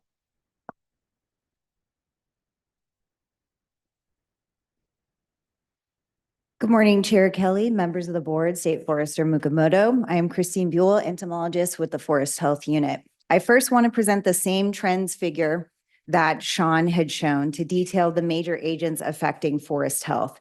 As mentioned, in 2022, we saw historic levels of damage, mostly from opportunistic beetles attacking drought-stressed trees, which then increased in 2023 to newer historic levels. Both values are shown here in this figure. This is every year an amalgamation of insects, disease, abiotic stressors, wildfire, and some other unknowns, et cetera. But what I want you to look at are the lighter color red bars at the bottom for each year. That is indicating insect attack. Again, typically opportunistic on drought stressed trees. So we can sort of correlate that with this is drought stress in effect. So I do want you to compare that to the other agents we see here, such as wildfire damage, as we tend to see increasing wildfire damage as well. But what is underrepresented here are things like pathogens that are really hard to detect. So keep that in mind why you don't see a high incidence of pathogens here.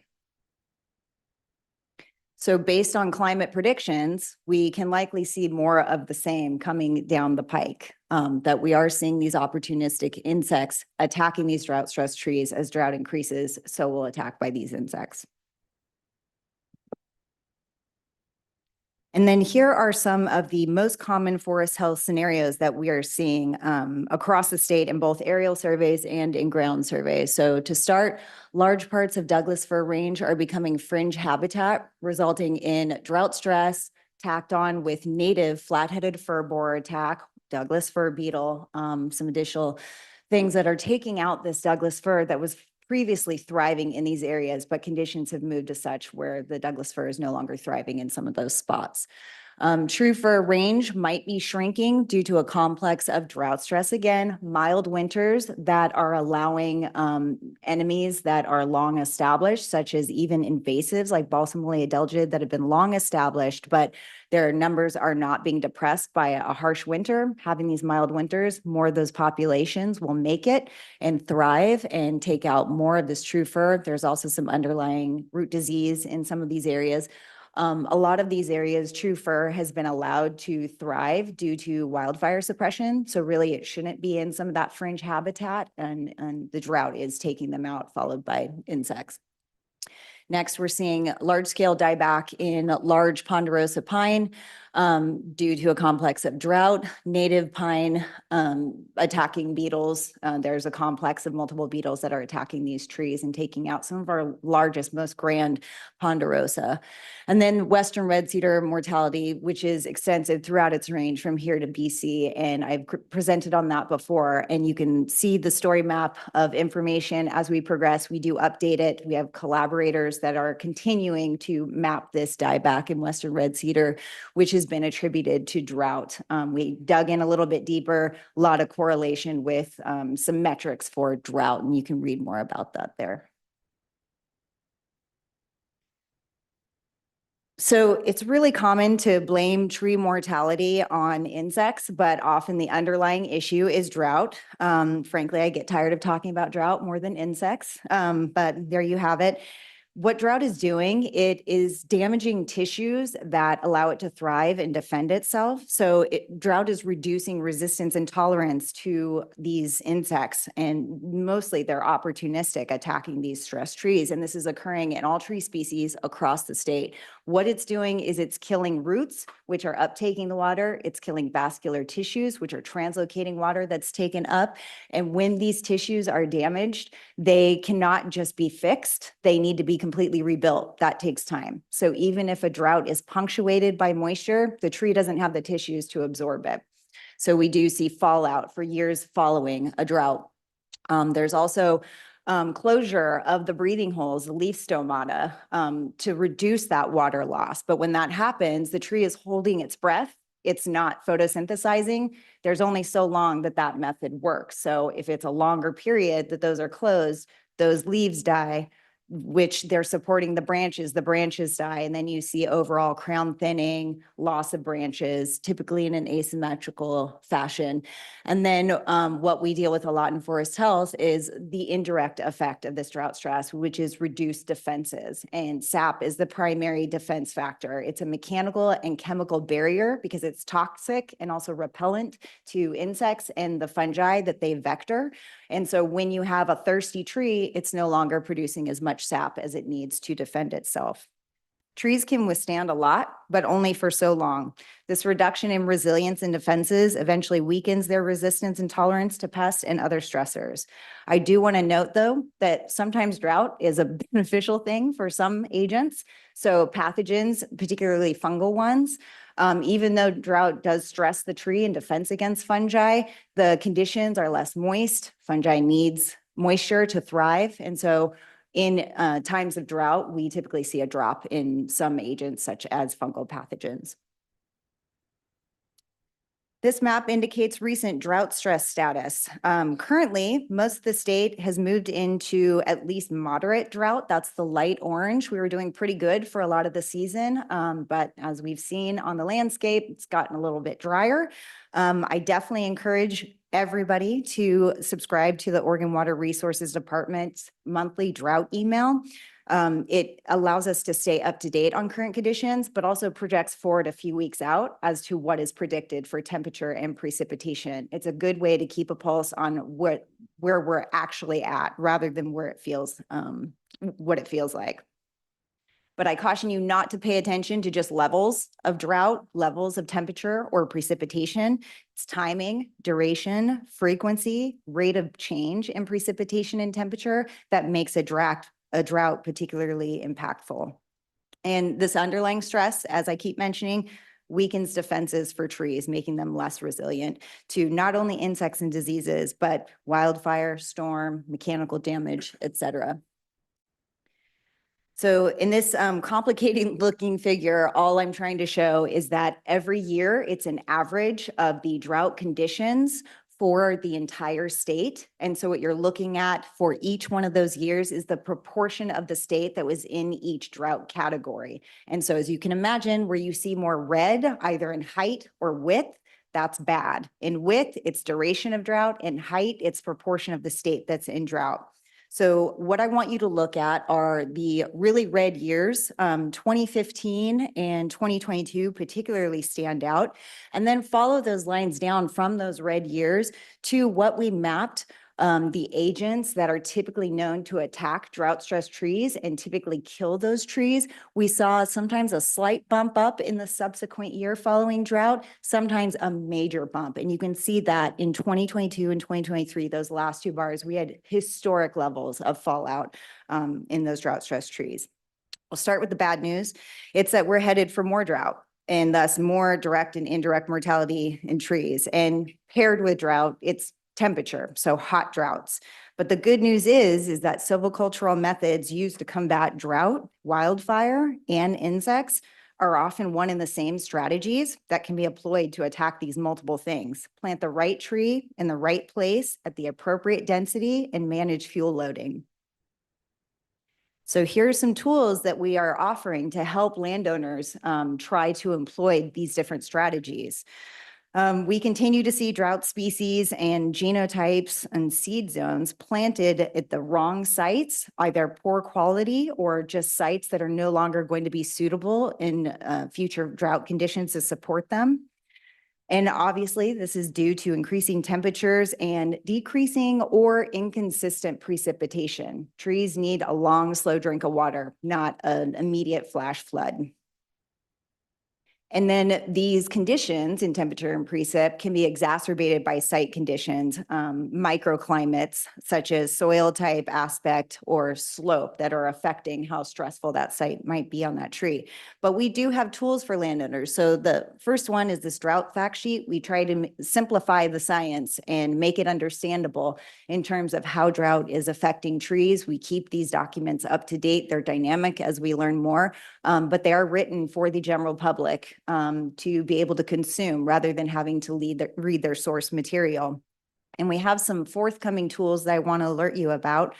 One of them is a forthcoming guidance document that's from site prep all the way to maintenance of a stand with climate interwoven. So what seed are you selecting from what seed zone? Where is it predicted to do well under different models, predictions of climate? And then how do you maintain it? What density is appropriate? Our D+ tables are no longer sufficient, and new research from OSU is extending the widths of the distances of trees on site so that there's more availability of moisture. And we want to get that more updated information to individuals. So this document is doing that, and also a pest risk tool that basically is pulling different levers for climate variables, site variables, et cetera, and where we know some insects to be attacking to predict with future climate where we expect to see certain agents attacking. And this is the very iteration. We just started this year, so more to come, but it is a large tool that's going to take some time for us to put together.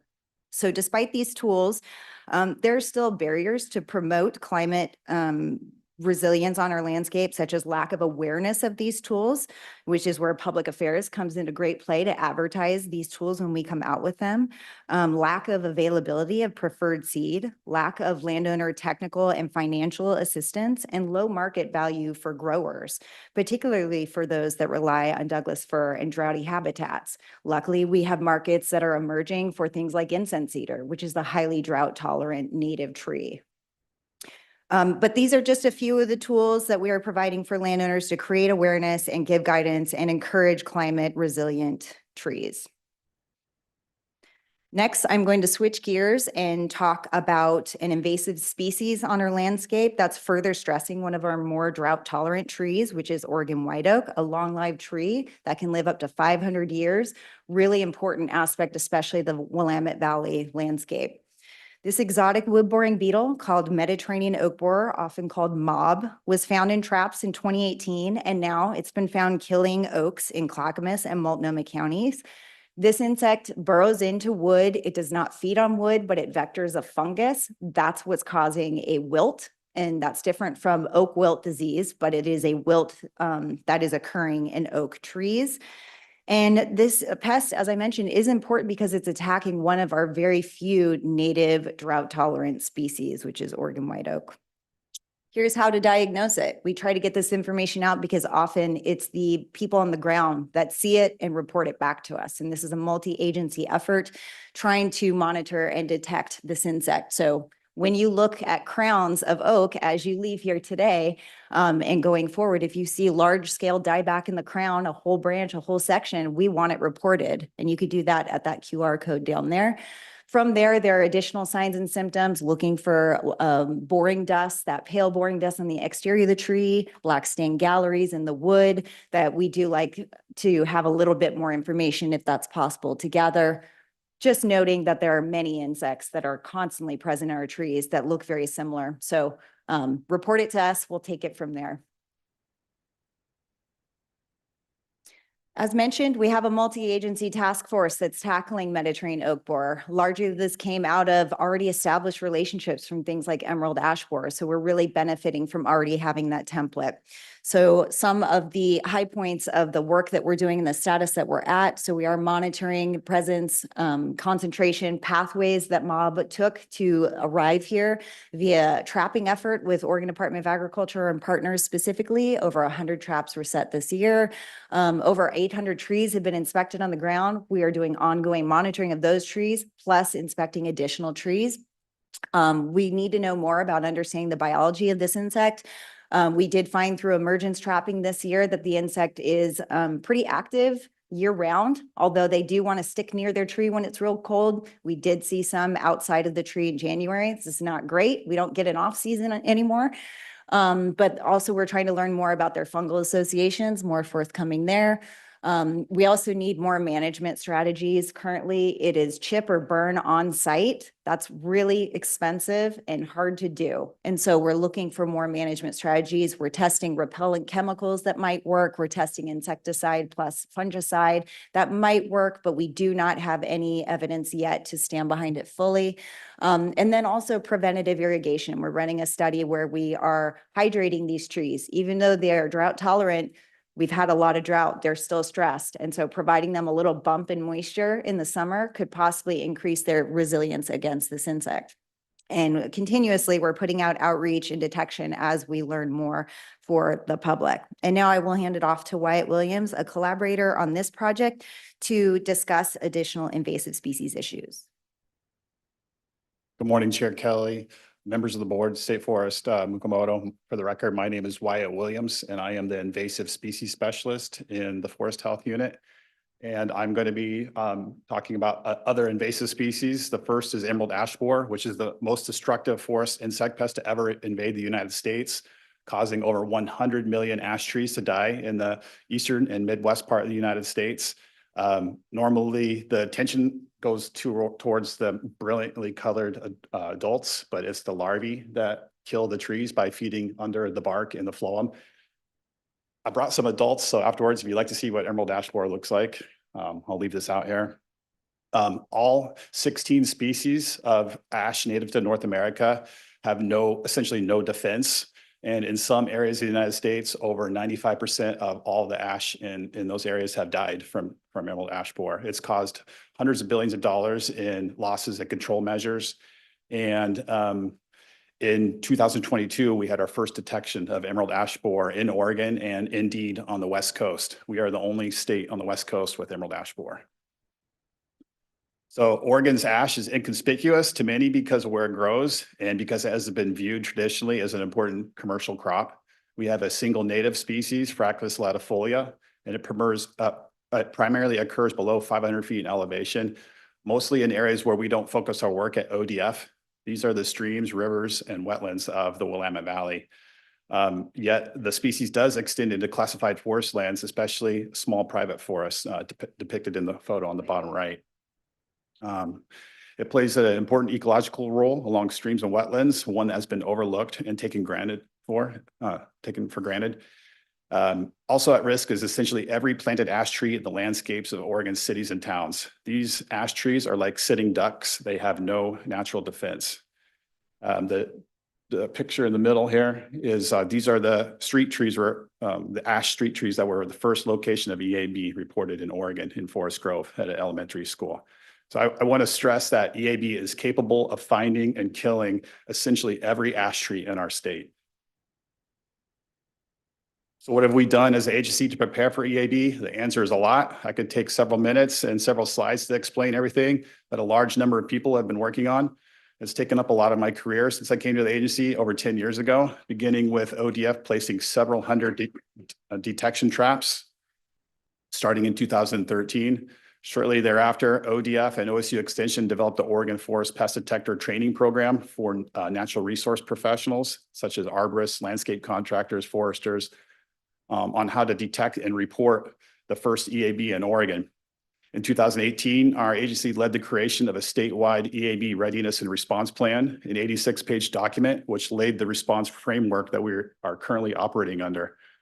ODF and U.S. Forest Service began collecting seeds in 2019 from over 30 populations across Oregon for genetic conservation and genetic resistance research.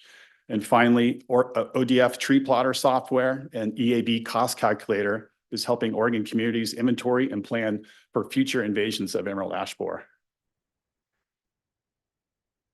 So even though we prepared and detected EAB early, this is the type of scene that we can expect in an Oregon ash riparian habitats throughout the Willamette Valley. On the left is a picture from Ankeny National Wildlife Refuge, just south of Salem here. All of these ash trees are very healthy, and the image on the right is from Virginia Department of Forestry, a stand of black ash. And EAB has killed this black ash over a period of 5 to 10 years. EAB will be very costly to cities and towns across Oregon. This data is over 10 years old, so the costs have gone up considerably since then, but I want to point out a few key costs. The first is a strain that puts on local governments to have to manage a large amount of down woody material, much like a large storm event. The second is the losses in residential property values. After EAB has killed street trees, the value of homes drop significantly if tree canopies are removed. And then not captured in these numbers are the costs on human health. In areas where large amounts of trees have been killed by emerald ash borer, there's a correlation with increases in the rate of depression as well as increases in cardiovascular disease. So there's a significant indirect effect of EAB on human health. Since first detected on June 30th, 2022, over 5,000 individual ash trees have been inspected for EAB, mostly by the lead agency in the response, the Oregon Department of Agriculture, but also by ODF and many other agencies. What we have found is that there are 2 populations of EAB affecting 4 counties. The first is the original location in Forest Grove in the Tualatin River. And the last is just last month, the discovery of EAB near Woodburn along the border of Clackamas and Marion County, Butte Creek. And the red is the state quarantine, which I'll cover here in a minute. One of the many things our agency is doing is coordinating a statewide trap survey with local agencies. And this is the map of our current traps that are still out there. We have about 200 traps, and this is the live web map. In July, 2 of the traps were positive for EAB, one in Yamhill County and one in Marion County. The Yamhill County one was not unexpected because it's just a few miles from the known Forest Grove population, but still it's a new county record. The second one was quite unexpected as it occurred far away from Forest Grove in Marion County. And this indicates a separate and distinct population that will continue to spread in the Willamette Valley. Also in July, a report came to us from someone who received training from our EAB support specialist, Matt Mills. This person is a professional arborist who was a contractor for PGE. He sent us pictures of dead and dying trees, and sure enough, when we inspected it in early August, we confirmed it as being EAB, and you might have heard about this recently in the news. And we are finding it on several more locations now, all in that area, on both sides of Butte Creek, so both in Clackamas and Marion County. And this, I'm going to show you some pictures from that area. What we're observing in Butte Creek is an advanced population of EAB that has been present and undetected for several years, perhaps as many as 10 years, is killing several trees along Butte Creek and the nearby Pudding River, as well as other drainages and wet areas. In a few cases, entire stands of hundreds of ash trees have been killed. Results is an opening in the canopy, leading to increased growth of other invasives like Himalayan blackberry, as well as more sunlight and heat to the riparian area under the canopy. These types of mortality events are expected to have significant effects on the riparian areas in the Willamette Valley and the plants and animals that rely upon them. Because the primary pathway of spreading EAB is through infested wood, a quarantine area has been established by Oregon Department of Agriculture for Washington, Yamhill, Clackamas, and Marion counties. No movement of ash wood is allowed out of this area unless certain conditions are met. Those conditions include moving raw ash logs during the fall, winter, and spring when EAB adults are inactive, and proper treatment of ash wood by either chipping, heat treating, or processing into wood products. Important to note here is that included in the ODA quarantine is all hardwood firewood is not allowed to move out of the quarantine area unless it has been properly heat treated. At ODF, we are key participants in the EAB task force, which is led by the Oregon Department of Agriculture and meets monthly. We now have 2 positions in the Urban and Community Forestry program dedicated towards EAB. They are the EAB support specialist, Matt Mills and Kat Bethea. Our Urban and Community Forestry team continues to lead the way to outreach to Oregon's communities to help them prepare for the arrival of emerald ash borer.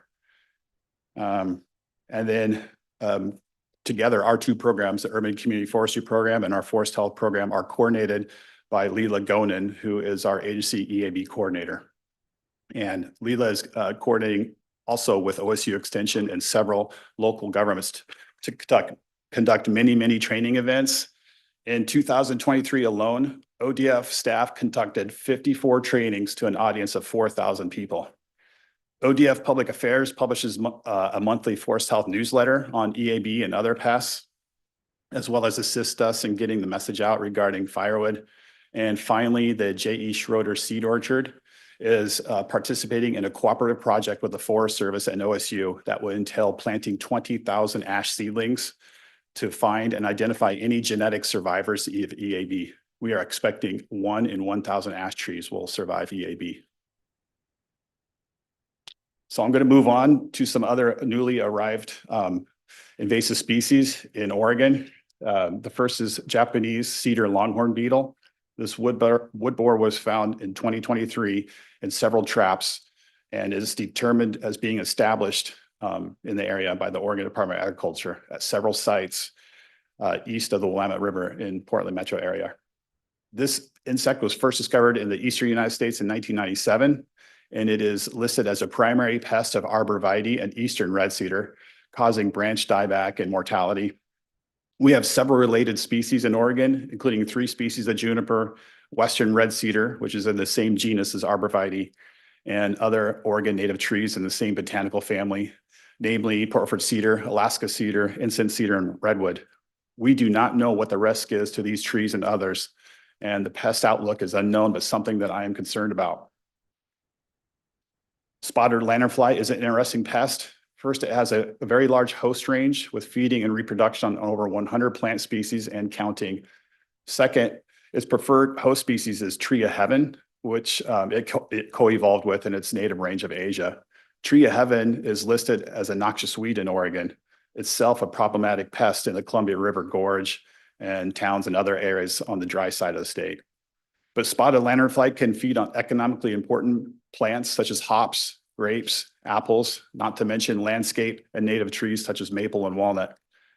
Oregon Department of Agriculture reports that it was detected in Oregon in 2020. One adult found in Benton County and another in Malheur County. In both cases, those insects were dead.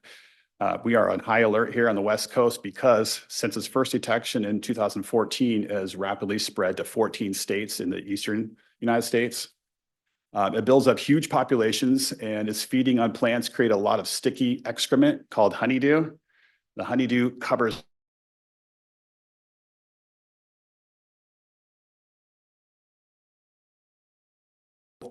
grows on the leaves and it doesn't kill the plant, but it reduces photosynthesis and stunts plants' growth. And these huge high populations of spotted lanternfly are also a nuisance in landscapes and homes, kind of like box elder bug is here in Oregon. And so the pest outlook for Oregon is that spotted lanternfly is a high-risk pest for specialty growers, as well as a nuisance tree pest in Oregon cities and towns. Spongy moth, formerly known as gypsy moth, has been an ongoing pest issue in Oregon and the Pacific Northwest. There are several species in the complex, one of which has been established for over 100 years in the eastern United States. Millions of dollars are spent annually on suppression costs to slow their spread to about 4 miles per year in the Northeast United States. However, long distance dispersal events occur easily because females, shown here in the bottom left, they lay their eggs pretty much on any surface. These surfaces can include lawn chairs, barbecue grills, vehicles, etc., which then are transported across the United States to Oregon. Other more damaging species in the complex are detected every year by Customs and Border Protection, who have 3 inspectors that inspect international vessels on the Columbia River that originate from high-risk Asian ports. At these Asian ports, moths are attracted to lights and females lay their egg masses on vessel surfaces. And you might think, what's the big deal about some egg masses on an international vessel? Well, the issue is interesting with the biology of this insect. Once the caterpillars hatch, they spin a little silken thread and they are dispersed by ballooning. Winds catch them so they can hatch on a vessel, spin some silken thread, and then be blown into nearby forests. As spongy moth caterpillars defoliate entire stands of hardwood forest in its native range and in the eastern United States, and they are capable of feeding and defoliating conifers as well, like Douglas fir. Since 1979, Oregon agencies led by ODA have placed hundreds of thousands of traps to detect established populations, and Oregon has had over 25 successful eradication projects. The latest major project was in the St. John's neighborhood of Portland and Forest Park in 2016. So the pest outlook in Oregon is to expect more populations established in forests along the Columbia River and the I-5 corridor. And populations of spongy moth will be associated with both state and federal quarantines, depending on the particular species. The last new invader I'd like to talk about is Phytophthora ostrocedri. It is a water mold that was first identified in Argentina in 2007, killing Chilean cedars. In 2011, the disease was found for the first time in the UK, killing common juniper, which is pictured here. The pathogen primarily attacks the roots of trees, killing the phloem and forming lesions. Like other Phytophthora, the pathogen is suspected to be spread through the nursery trade and through the movement of soil, an infested soil. Earlier this year, it was confirmed in Oregon at a plant nursery in the northern Willamette Valley. Oregon Department of Agriculture and the USDA Plant Animal Inspection Service have responded to the situation. Given that other Phytophthora have invaded and affected Oregon's Portford cedar and tan oak, I am on high alert, and along with our pathologist, Dr. Gabby Ridikova, we are watching this situation as it develops. Potential hosts include all of Oregon's junipers, as well as Western red cedar, Portford cedar, Alaska cedar, incense cedar, and other relatives. And now I'm going to do my best to give you a sudden oak death update from our pathologist, Dr. Gabby Ridikova, who could not be here today. Sudden oak death is an exotic disease caused by the non-native pathogen Phytophthora morum. In Oregon, its presence is closely associated with the range of tan oak. The pathogen kills trees by causing cankers on the main stem. This name sudden oak death is misleading. There's a lag period between the initial infection and the development of visible symptoms. It may take months or years for an infected tree to die. And so that is a challenge for early detection and rapid response. Tan oak here in Oregon drives the epidemic, is highly susceptible and produces lots of spores to spread the disease. But the pathogen has a broad host range of over 100 plant species. The Sudden Oak Death Program in Oregon is a collaborative multi-agency effort to treat and slow the spread of the disease in Southwest Oregon. ODF works closely with the Oregon Department of Agriculture, the U.S. Forest Service, BLM, and Oregon State University. We also work with the Oregon Sod Task Force and the Association of Oregon Counties. The spread of sod on state and private and federal lands is managed by the designation of a sod quarantine under the authorities of ODA. The quarantine requires infested sites to undergo eradication treatment, prohibits the movement of infected material outside of the quarantine area, and specifies the best management practices to apply when moving plant material from infested sites. Over the course of the program, more than 9,000 acres in Curry County have been treated to slow the spread of this disease on public, private, and federal lands. The most recent infestation of sod outside the quarantine area has been found near Humbug Mountain, south of Port Orford, where a 3-mile emergency quarantine was established by ODA in 2021.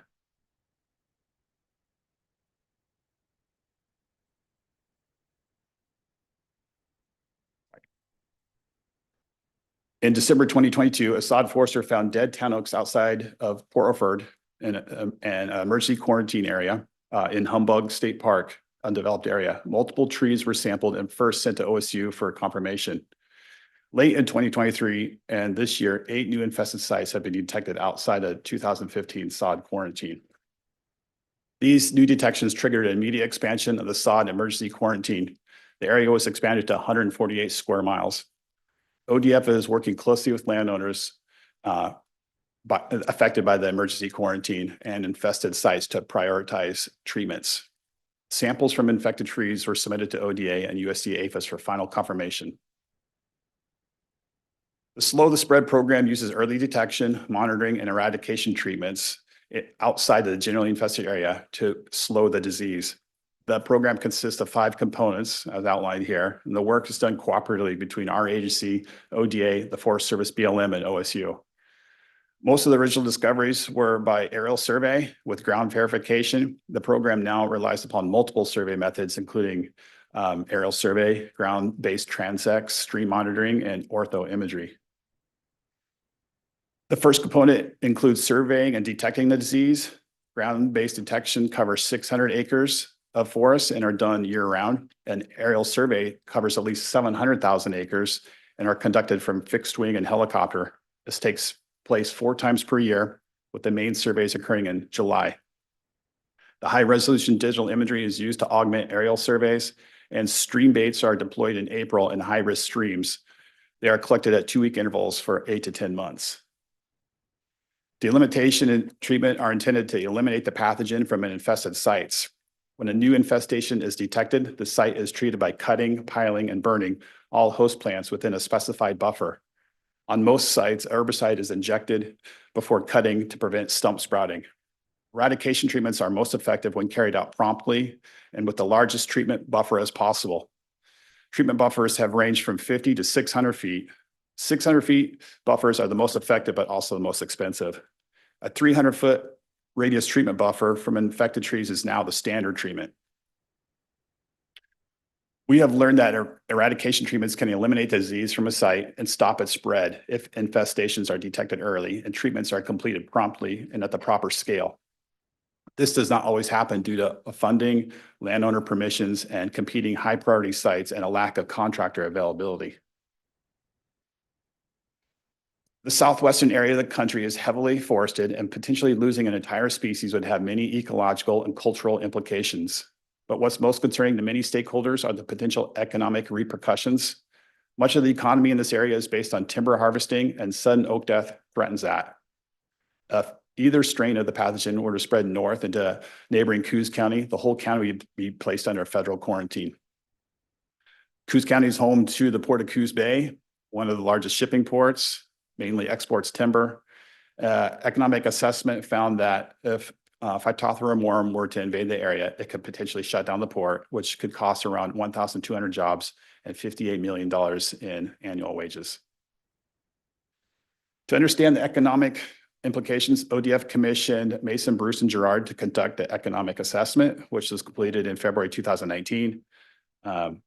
Examined potential future economic impacts from 2019 to 2038 for the 4 county regions of Coos, Curry, Douglas, and Josephine County. There was 3 different scenarios: halting the current treatment regime, keeping the current service level, and the third one was just to focus on the EU1 strain. The assessment also examined non-timber impacts, many of which are hard to quantify, including ecosystem services, cultural values, and wildfire risk. The report evaluated the current impacts under the treatment regimes. The first regime, halting the current slow the spread program. No jobs were lost from 2001 to 2018. ODF and U.S. Forest Service staff and contract treatment crews were hired to focus on treating areas affected by sudden oak death, and 3 timber exports via the Port of Coos Bay were unaffected. The assessment found that if the sod treatment regimes were terminated as of January 1, 2019, impacts might occur as sod expands towards Coos County, which could happen as soon as 2028. These changes could include sanctions that could be implemented on Southwest Oregon timber exports by China, Japan, and Korea. The shutdown of the port would translate into a loss of 1,200 jobs and $58 million in lost wages annually. Furthermore, timber harvest would expect a reduction by 15%, and rural residential property values would dramatically decline. If, however, sod treatments receive $30 million over the next 20 years, it could offset those job losses and lost wages. Assuming the current level of spread, the economic report also included potential non-timber impacts, which, as I mentioned, include cultural resources, reduce residential property values, decline in recreation and tourism, and a key concern regarding sod voiced during interviews with local leaders is the potential increase in wildfire risk. So we plan to continue the slow spread program as we develop and evaluate alternatives to form the policy discussion. We want to protect tan oak and other forest ecosystems at risk in North America and elsewhere in the world. So now that you learned about some of these invasive species, a common question that I receive is, how are these invasive species getting to the US and to Oregon? And in the last 2 decades, a lot of research has been paid attention to this, and the answer is very clear. About 70% of the invasive forest insects and diseases have arrived as hitchhikers on live plant imports, often referred to as plants for planting in the horticultural and landscape industry. Another 25% or so have arrived hidden within solid wood materials like pallets and crates used in international trade. So what is Oregon's situation for these two pathways? Oregon plants nursery industry, it ranks third in the nation with over $1 billion in gross sales per year. Our state has a vibrant nursery industry, and some of those plants are, of course, imported and exported across state line. Secondly, there are several international shipping ports along the Columbia River, as well as the Port of Coos Bay, that can serve as a pathway for the solid wood material. There is a process for importing and inspecting live plants in the United States, and is regulated and operated by the USDA APHIS. Plant imports have to come through one of 17 ports of entry where shipments are inspected by APHIS plant inspectors. However, the volume of live plant materials is quite high, about 3 billion plants per year on roughly 100,000 shipments. In 2009, there was a quality control study conducted to see how many shipments have live plants or have plants with live insects or pathogens. And in the study, they looked at just 24 key plant genera. And during that year, at those 17 ports, there were about 25,000 shipments, with 800 being infested. So at 3.3% using their standard APHIS inspection protocol. However, during the quality control inspections, a more time-consuming in-depth inspection on approximately 1,000 of those shipments, the actual infestation rate rose to 12%. So the data are clear. At our international ports of entry, several hundred or perhaps thousands of shipments of live plant imports are arriving every year with live insects and pathogens on them. And some of these will develop into very damaging forest pests. This is my last slide. The graph depicts the arrival, and this graph depicts the arrival and establishment of exotic forest insects and diseases into United States forests, as reported in the scientific literature since the 1600s. It's important to distinguish that these are species that have survived the dispersal event from another continent and have established populations in our US forests. On average, in our US forests, we are detecting 2.5 new exotic insects per year. Some of these may not be pests or tree killers, or for some of them, the pest status is still being determined. The red line depicts the invasive forest insects and pathogens, the truly damaging exotic invasive species. For this subset, US forests are seeing 1 new invasive every 2 years. And I want to stress that the diversity of life is so rich and abundant, especially in entomology and pathology, that for some of these exotic species that are arriving, we may know very little about their biology, let alone pest management tactics. It's like fighting wildfire without fully understanding weather conditions or fuel types. In short, if we continue on this path of importing plants and letting things slip through our inspections, we could continue to expect more damaging invasive species in Oregon's forests, and our forest landowners will continue to pay the price. With that, we are happy to take any questions.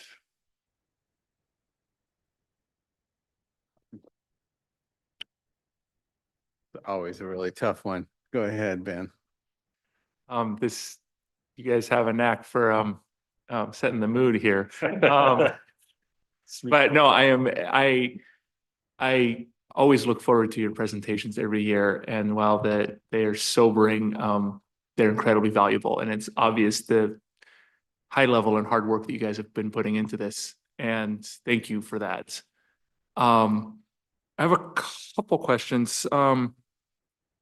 The first, they're sort of maybe related, but more sort of, Christine, I appreciated your suggestions about solutions, and that was helpful. What role does assisted migration play in all of this? And I think this goes to some of what Wyatt has been talking about as well, of looking to the south to tree species that grow in Southern Oregon that might be better to start planting in northern parts of Oregon. Species from California moving up.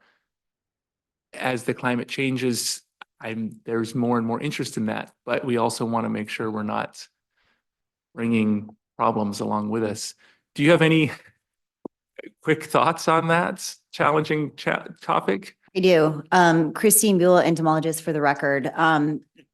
Assisted migration is no longer as dirty of a word as it used to be, because we are encountering, very extreme conditions. We need more extreme strategies. I will say that seed lot migration moving from one provenance to another is not new. This has been done for a very long time, but it is a slippery slope in that we don't know what we could be moving throughout the state or from other states. So it's definitely not something we encourage on the larger scale just yet, but it is something that moving up one seed zone or two, the risk is lower and relative to the risk of not being able to grow a certain stand is far outweighed. So, but with that being said, yes, that is always something that's a consideration, moving invasive species or native species into a new area, overpopulating that area, that's a possibility as well. So it's not something we take lightly, but we do need multiple tools. And one more question, if I may, to Wyatt. I was really interested and surprised to read in the news and hear about the new EAB location by Woodburn. It's been there for a long time. Are there any sort of lessons to draw from that of sort of what went wrong, why we didn't catch it till now? Because you guys have really done a really good job of spreading the word, and it's been in the news, it's been in the media. It seems like you guys have done a really good job of spreading that. Did the particular landowner not ever hear about it? Do you know what, in that particular case, what went wrong? Thank you. For the record, Wyatt Williams, invasive species specialist. And my reply is that I don't think we did anything wrong. I think it goes to the nature of emerald ash borer, that it takes about 4 or 5 years for the symptoms to appear in the tree. So if the insect lays eggs year 0, it's not until year 4 or 5 does the tree start to die. So that's one of the issues, is this lag time. We don't have good trapping technology. We as a society, it's not like a spongy moth where we have a very powerful pheromone lure. There are no known long distance pheromones in the entire family of beetles. And so what we are relying upon are some traps that don't work so good, and as well as educating people to be on the lookout. And in fact, that's how this one was found, was by someone that we trained to be on the lookout. But also, I think it goes to show that in that area, a lot of the landowners are not focused on trees. They are focused on their agricultural crops. And if they see some trees dying up along a stream, they just might chalk it up to drought, or might not even notice it. So we have done a tremendous amount of training and outreach, as you mentioned, but we cannot, it's hard to reach some groups that are just not willing to listen or have no interest in it. First, yeah, fascinating and depressing presentation. So, but thank you very much. This is really interesting. An observation, you mentioned public relations several times, and it seems like that's our critical link for this group, but also the other groups that we heard from over the last few days. So I'm hoping that that group, public relations, can really work with you closely to make sure that this information gets out and broadly. The other question I had was regarding EAB as well. I was in Maryland a few years ago where EAB had hit pretty hard. And it seemed as if many of the white ash and green ash trees were sprouting from the rootstock, even after the trees top was dead. Is that something that you would expect here too? In other words, is it similar to American chestnut in terms of, yeah? Yeah, thanks again for the record, Wyatt Williams. Thanks for that question. And you are exactly right. Oftentimes we say dead trees, but it's going to be dead and dying trees. And those trees are going to take several years or decades to finally die because of what you just said. Ash is one of the trees, along with maple, that can do this vigorous epicormic shooting and resprouting from the root crown. But emerald ash borer adults, they can lay their eggs, and the larvae can survive in 1-inch diameter. And so once those resprouts get to about 1 inch or larger, they get reinfested. Also, what some areas in the East Coast have seen is that other plants come in and outcompete those sprouts. And so there has been a change in the plant community in the Eastern United States. And although we will get those sprouts in our Oregon ash, we still expect a change in those forests, those riparian forests, to more of a shrub landscape. So invasive blackberries, and there's an invasive pear and hawthorn as well.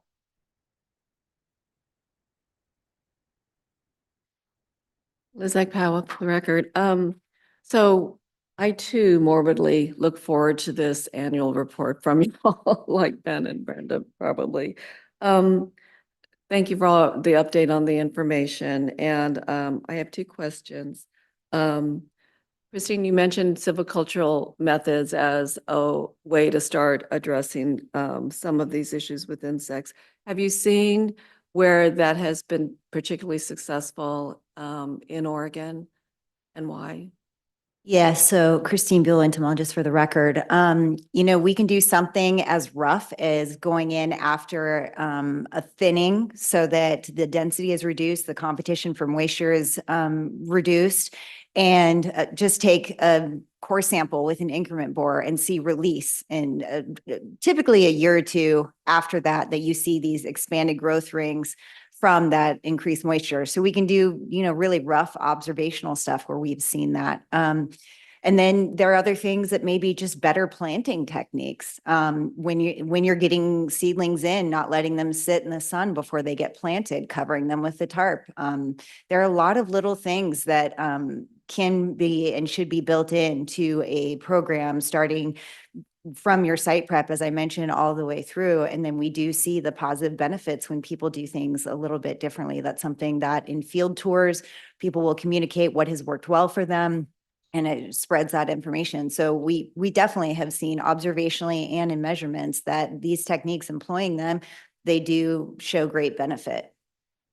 And then Wyatt, I mean, there's a lot of I guess, dire outlook in this. And then just thinking of things that I've seen back east too, I know that it sounds like there's a lot of communication and looking at, what could be our future and what they're doing. And back east, I saw some, and I know this is expensive and, labor intensive, some in the hemlock issues, some iconic hemlocks being sort of drenched with, chemicals to put off some of these insects. Is that something that we would ever do, or is there something there to be learned? Yes, thanks again for the record, Wyatt Williams, invasive species specialist, and thanks for the question. And yes, for emerald ash borer, you can protect individual trees through injecting it with an insecticide as a preventative tool. And so there are local agencies around Forest Grove, like Clean Water Services, which is a public utility for stormwater retention. They manage several thousand acres, and that is what I guess one of the success stories is that we're able to get out, communicate the importance of this pest to the local entities, and agencies like Clean Water Services and Metro have done that. They've gone out and injected trees in key locations, say a bend on the Tualatin River. They have injected key trees, and as long as you keep that up every 2 to 3 years, inject a tree, you can protect it indefinitely from emerald ash borer. But you have to keep it up, and you have to have the money to do it. And I also wanted to say that, yes, it's kind of a morbid tale. We do have to tell it, though. It's better to know about this than not know about it. But I also want to stress that there have been some successes.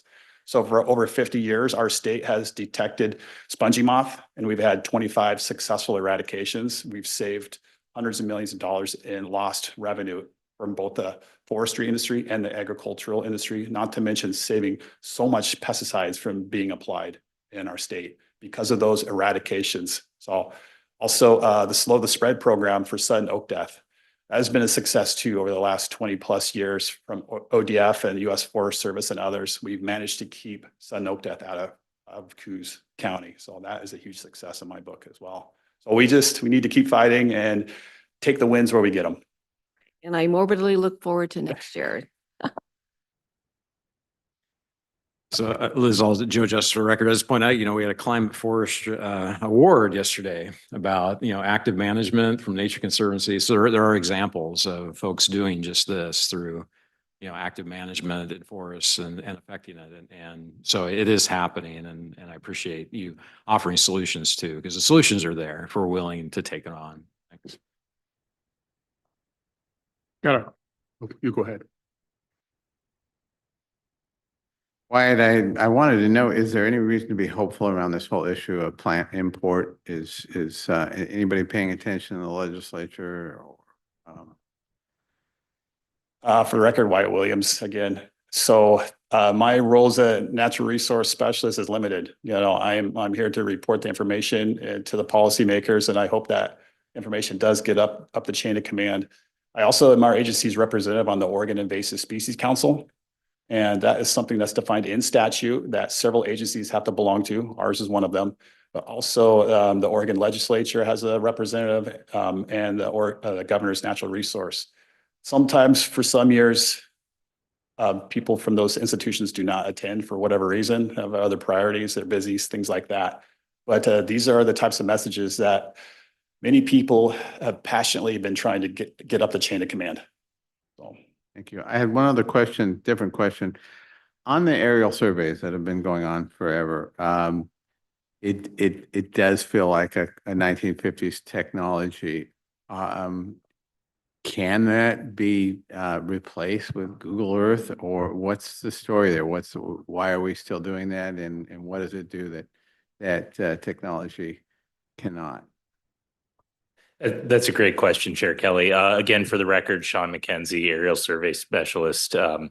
So a couple thoughts on that. One, we are using remote sensing for a number of different purposes. For the annual aerial general survey, there's sort of a confluence of issues. One, species detection is possible but difficult with remotely sensed data. I've done a little bit of work when I was in my previous role as the inventory forester in state forest to identify species, and in this role to identify hardwoods using sentinel data. And generally you have to use a machine learning algorithm, and the more species you have, the greater chances of model confusion. And that's kind of a necessary condition for determining the presumed proximate agent that we do in aerial survey. So having a trained observer can knows the geography, the host, and what the visual cues are without having this issue of having to get the training data. But certainly we are exploring more methods of using that for detecting species. And then for a lot of the research is pretty new, but for Phytophthora ramorum, the sudden oak death, and for emerald ash borer, there are some papers that I've looked into that may be able to determine pre-visually symptomatic stress.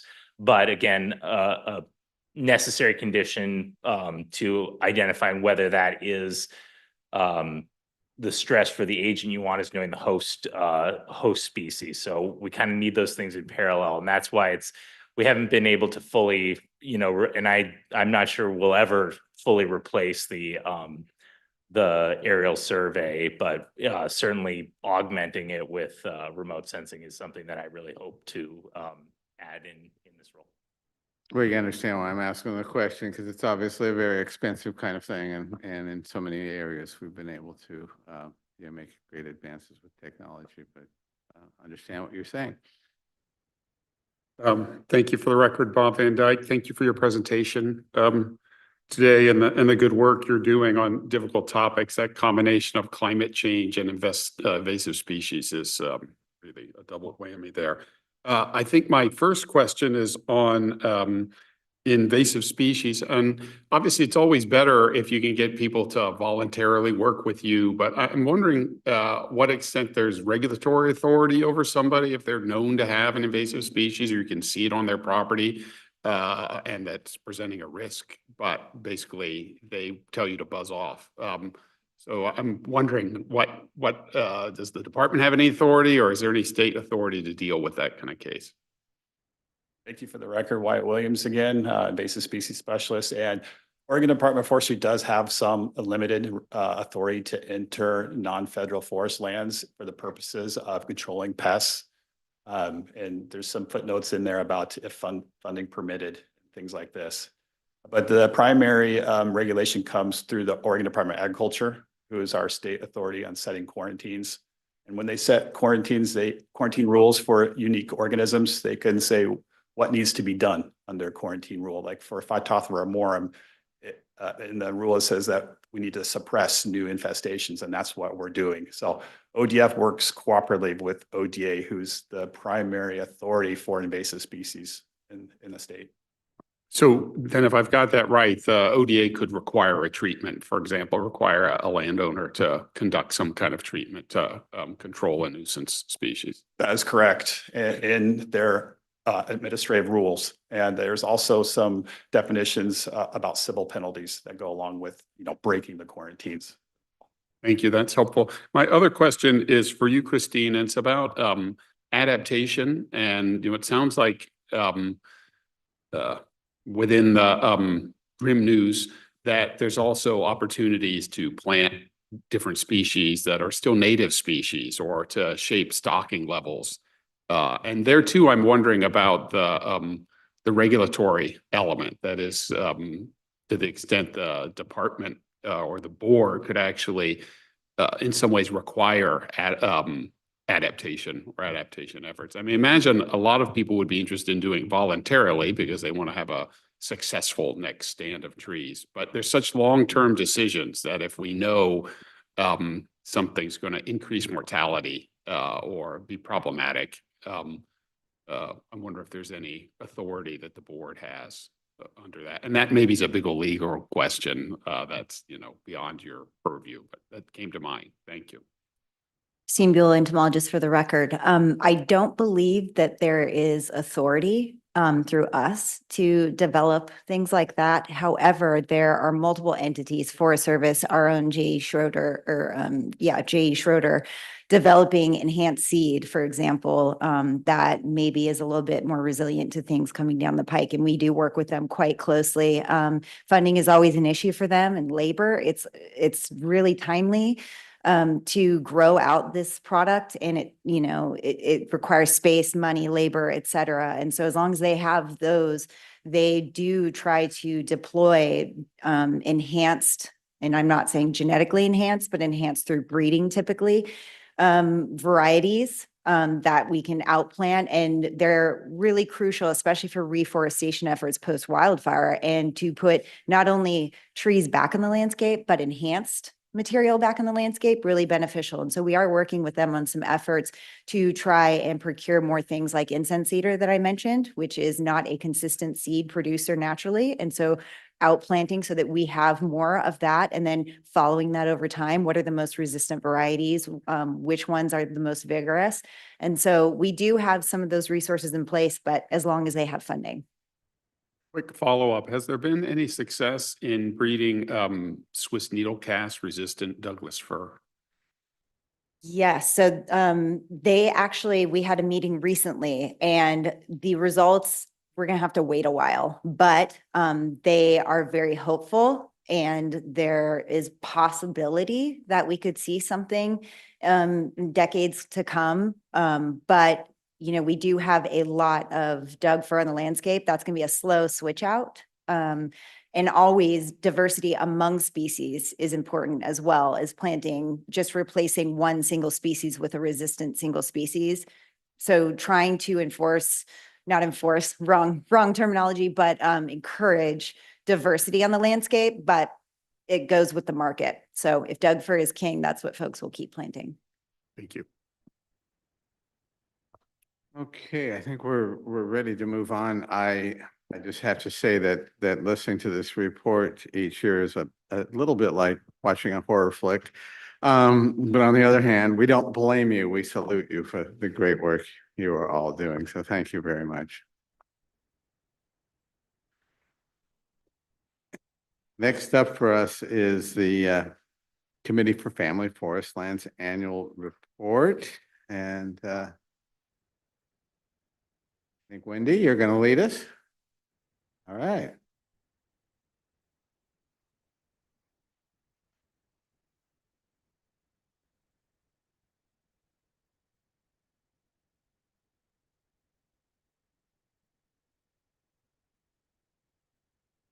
Good morning, Chair Kelly, State Forester, Cal Mokomoto, and members of the Board of Forestry. For the record, my name is Mike Kroon. I'm the Deputy Division Chief of the All Lands Unit for the Forest Resources Division. And joining me today in person is the current chair, Wendy Gerlach, Kate McMichael, landowner at large, Gary Jensen, Southern Oregon landowner, and unfortunately, Dave Bugney will not be with us today, but he is our Northwest Oregon representative, and Wendy will present his testimony to you today.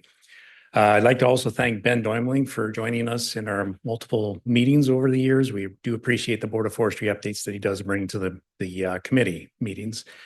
In a moment, they will talk about their properties and some of the key topics that the Committee for Family Forestlands have been working on over the past year. And as you know, the Committee for Family Forestlands is your standing advisory committee. CFF was established by the Board of Forestry to assist the state forest and the board on issues that are relevant to approximately 70,000 landowners in the state of Oregon, small woodland owners in Oregon. The focus of the committee is on the formulation of policy and the impact that those policies will have on family forest lands. The committee meets with the department September through June and engages both staff, other partners, and other agencies as needed during those meetings. Over the past year, this very engaged committee, I have to say, has put a lot of effort into the topics identified in the report, and I will now turn over the presentation to Wendy. Thanks, Mike. Thanks you. For the record, I'm Wendy Gerlach, the chair of the Committee for Family Forestlands. I'm Chair Kelly and other board members and State Forester. Thank you so much for the opportunity to present our report. The whole report is, of course, in your packet, so we're going to try and mix it up a little bit. I will give an overview that just hits some highlights, and afterwards we'll hear some presentations, and I'll present the remarks of Dave Bugney. The committee is, like you, very committed and hardworking. I think we are devoted, and we appreciate the work that we've done for you, and we look forward to doing more of that. I want to just run through, we've been introduced to Kate and Gary, and I want also to mention the other members of the committee. Maurizio Valerio is the CFF member landowner for Eastern Oregon. Dave Bugney is the CFF member landowner for Northwest Oregon. Keola Swanson is the CFF conservation member, and Eric Kranzush of Gustina Land and Timber has been serving as the CFF industry member. He unfortunately has to step down after doing a wonderful job of thoughtfully contributing, but we'll be discussing soon how to replace his position. We rely a lot on our ex officio members of the committee who attend our meetings diligently and provide lots of resources and information. So I want to mention them. Rick Zen, who is here, of OSWA, Glenn Ahrens of OSU College of Forestry, and importantly, the Extension, Amanda Sullivan-Astor of Association of Oregon Loggers, and Julie Woodward of OFRI. Again, a shout out to them for being so supportive of us in our work. The committee gets great support from our staff, including Mike, and also really excellent work by Heather Henderson and Miriam Miller. So thanks for that. Ben, just again, thank you so much for doing all the work you do on the board and also for attending most of our meetings and really helping us be engaged and do our work better.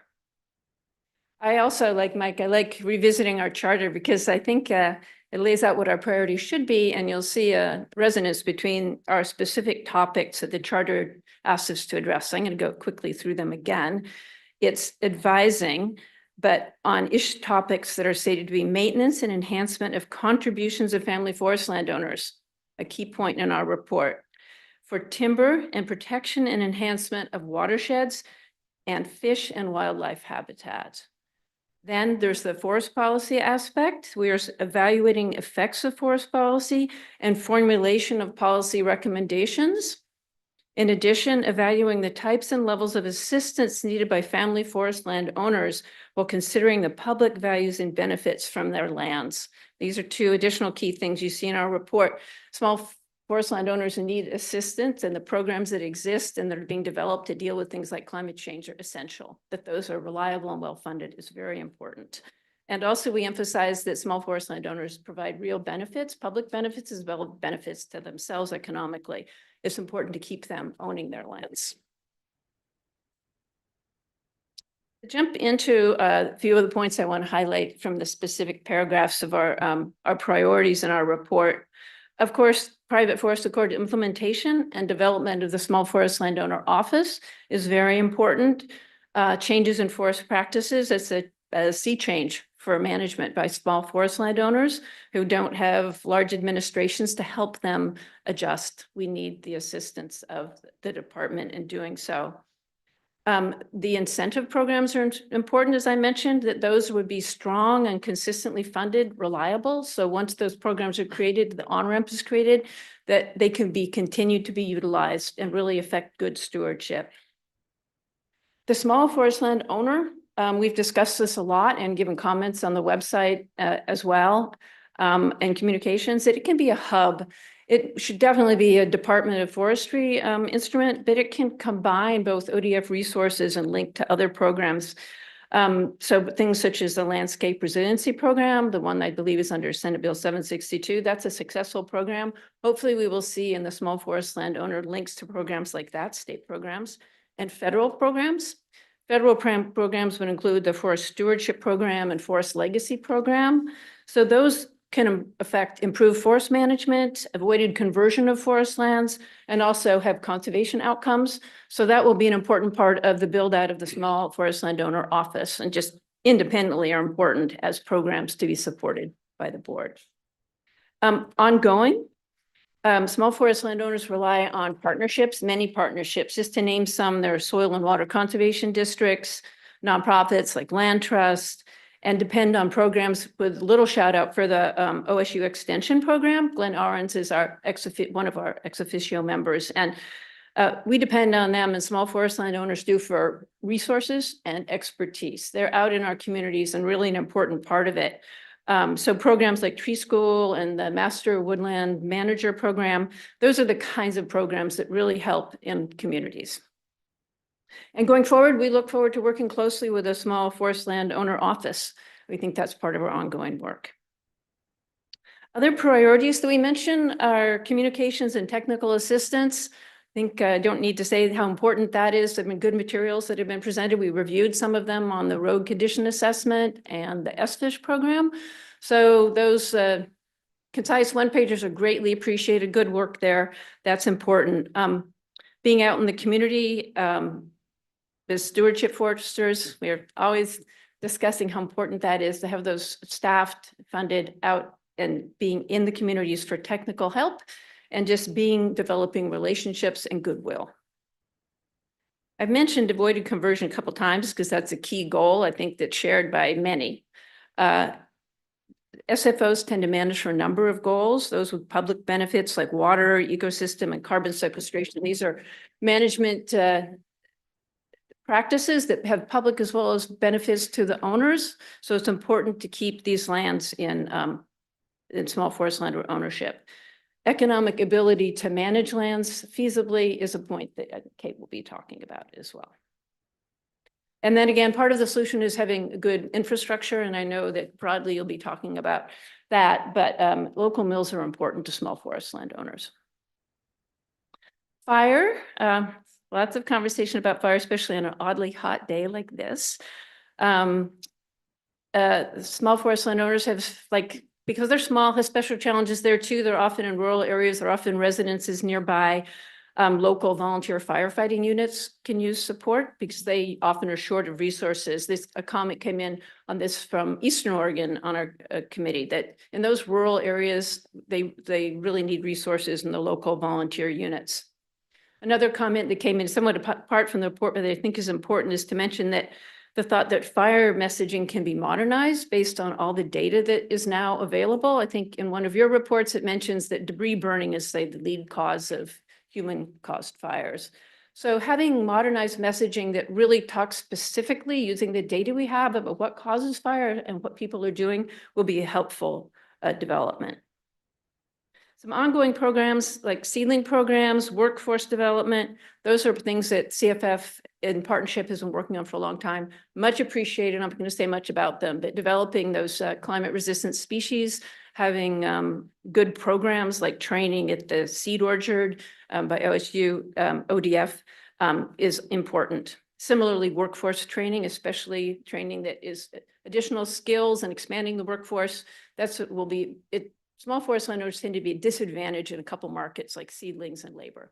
Having support for them there is very important. Climate is something that affects small forest owners very specifically too. Again, I think that you will be talking a bit about that. Climate smart forestry will look different for small forest landowners. And I think part of your vision will be developing what that looks like and how to be supportive in terms of coming up with forest management alternatives, water retention practices, and seedling types and so forth. Eastern Oregon, I mentioned it a couple times. All of these things look slightly different. They look very different from west and then east. So there's some special challenges in the east. We sum up at the end of our report, we talk about the vision for Oregon forests. I won't go into detail there. We did submit comments on that too. But I just wanted to mention that point that the metrics and objectives will be really important under that. They should include specifics for small forest landowners, make sure that our community is included and that our input's part of that process. And again, viability for small forest landowners, continuing to own productive and healthy forests, that should be a key focus up there. That's my quick recap. We plan to ask or answer questions really as a panel later, I think after you talk, but if anyone has a burning question, I can take that now. All right, I will hand it over to Gary. I say good morning to all here on the board and from the Department of Forestry. I appreciate your time and the opportunity to be with you and visit you. And also want to compliment you on coming with the creation of the CFF. I feel that's a very critical point in today's world as we look at the dynamics of our populations changing. And so putting this group together with the ODF coming together to support us and actually form a whole new division for small forest landowners and trying to communicate with them and provide information that is critical to accomplishing your goals. Today, as if you heard Mike report, 70,000. That's not 25 or 200. And the variety of people and the differences is a big issue. As I myself, Gary Jensen, am a tree farm owner and have 90 acres, of which I've had for over 30 years that the wife and I and the family have taken care of. And I've had minimal harvesting. Basically, my wife's more environmental friendly and would rather see the trees than get rid of them. And when you live on your property, that's a view you will have. It changes the dynamics of looking at an overview from sitting from an office in Springfield and talking about, harvest cycles or movement of timber, within the next 50 miles. And so I add this to the dynamics, and I've seen a lot of people retire to our area and they come into it, with the interest of living on the rural lands, buying 10 acres, 15 acres, 20 acres, usually under 100 acres. And they probably have a learning curve to come up with what's going on and how we respect that land and manage it as forest lands. So those are all the complexity that I want to convey to the Board of Forestry in dealing with this issue today. I think it's very important.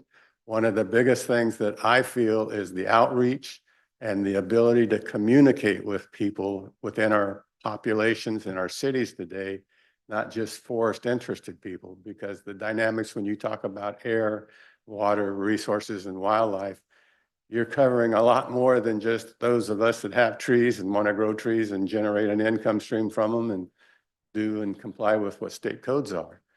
So that is part of this dynamics that I hope you as our committee as CFF are giving some input to and giving you the opportunity to interface and at least ask questions of where we're at. And so as I close, I'd like to make one point to you. I give you compliments on the advertisement and the commercial output that was put forth for the fire season. Actually seeing videos on the TV promoting the issues of the fire season, the spokesperson for the ODF department, outstanding. Now I'd like to see you expand that to the more programs, whether it be our Forest Accord that's coming out or just the general context of what the ODF is doing and how it services and is here to be available to the public. And to me, that's going to take a public image. You've got to get Smokey the Bear out there and get him talking about everything you've just listened to on some of the proposals of forest management, insects, and all of that. It's a communication and outreach, and I encourage you to look at that and figure out how to do it. It's not easy. And with that, I'll pass on. I am going to present Dave Mogny's comments, written comments. I'm just going to read them. He unfortunately, well, first of all, he was receiving the Climate Smart Forestry Award for research and innovation, he and his family, for his land in Estacada.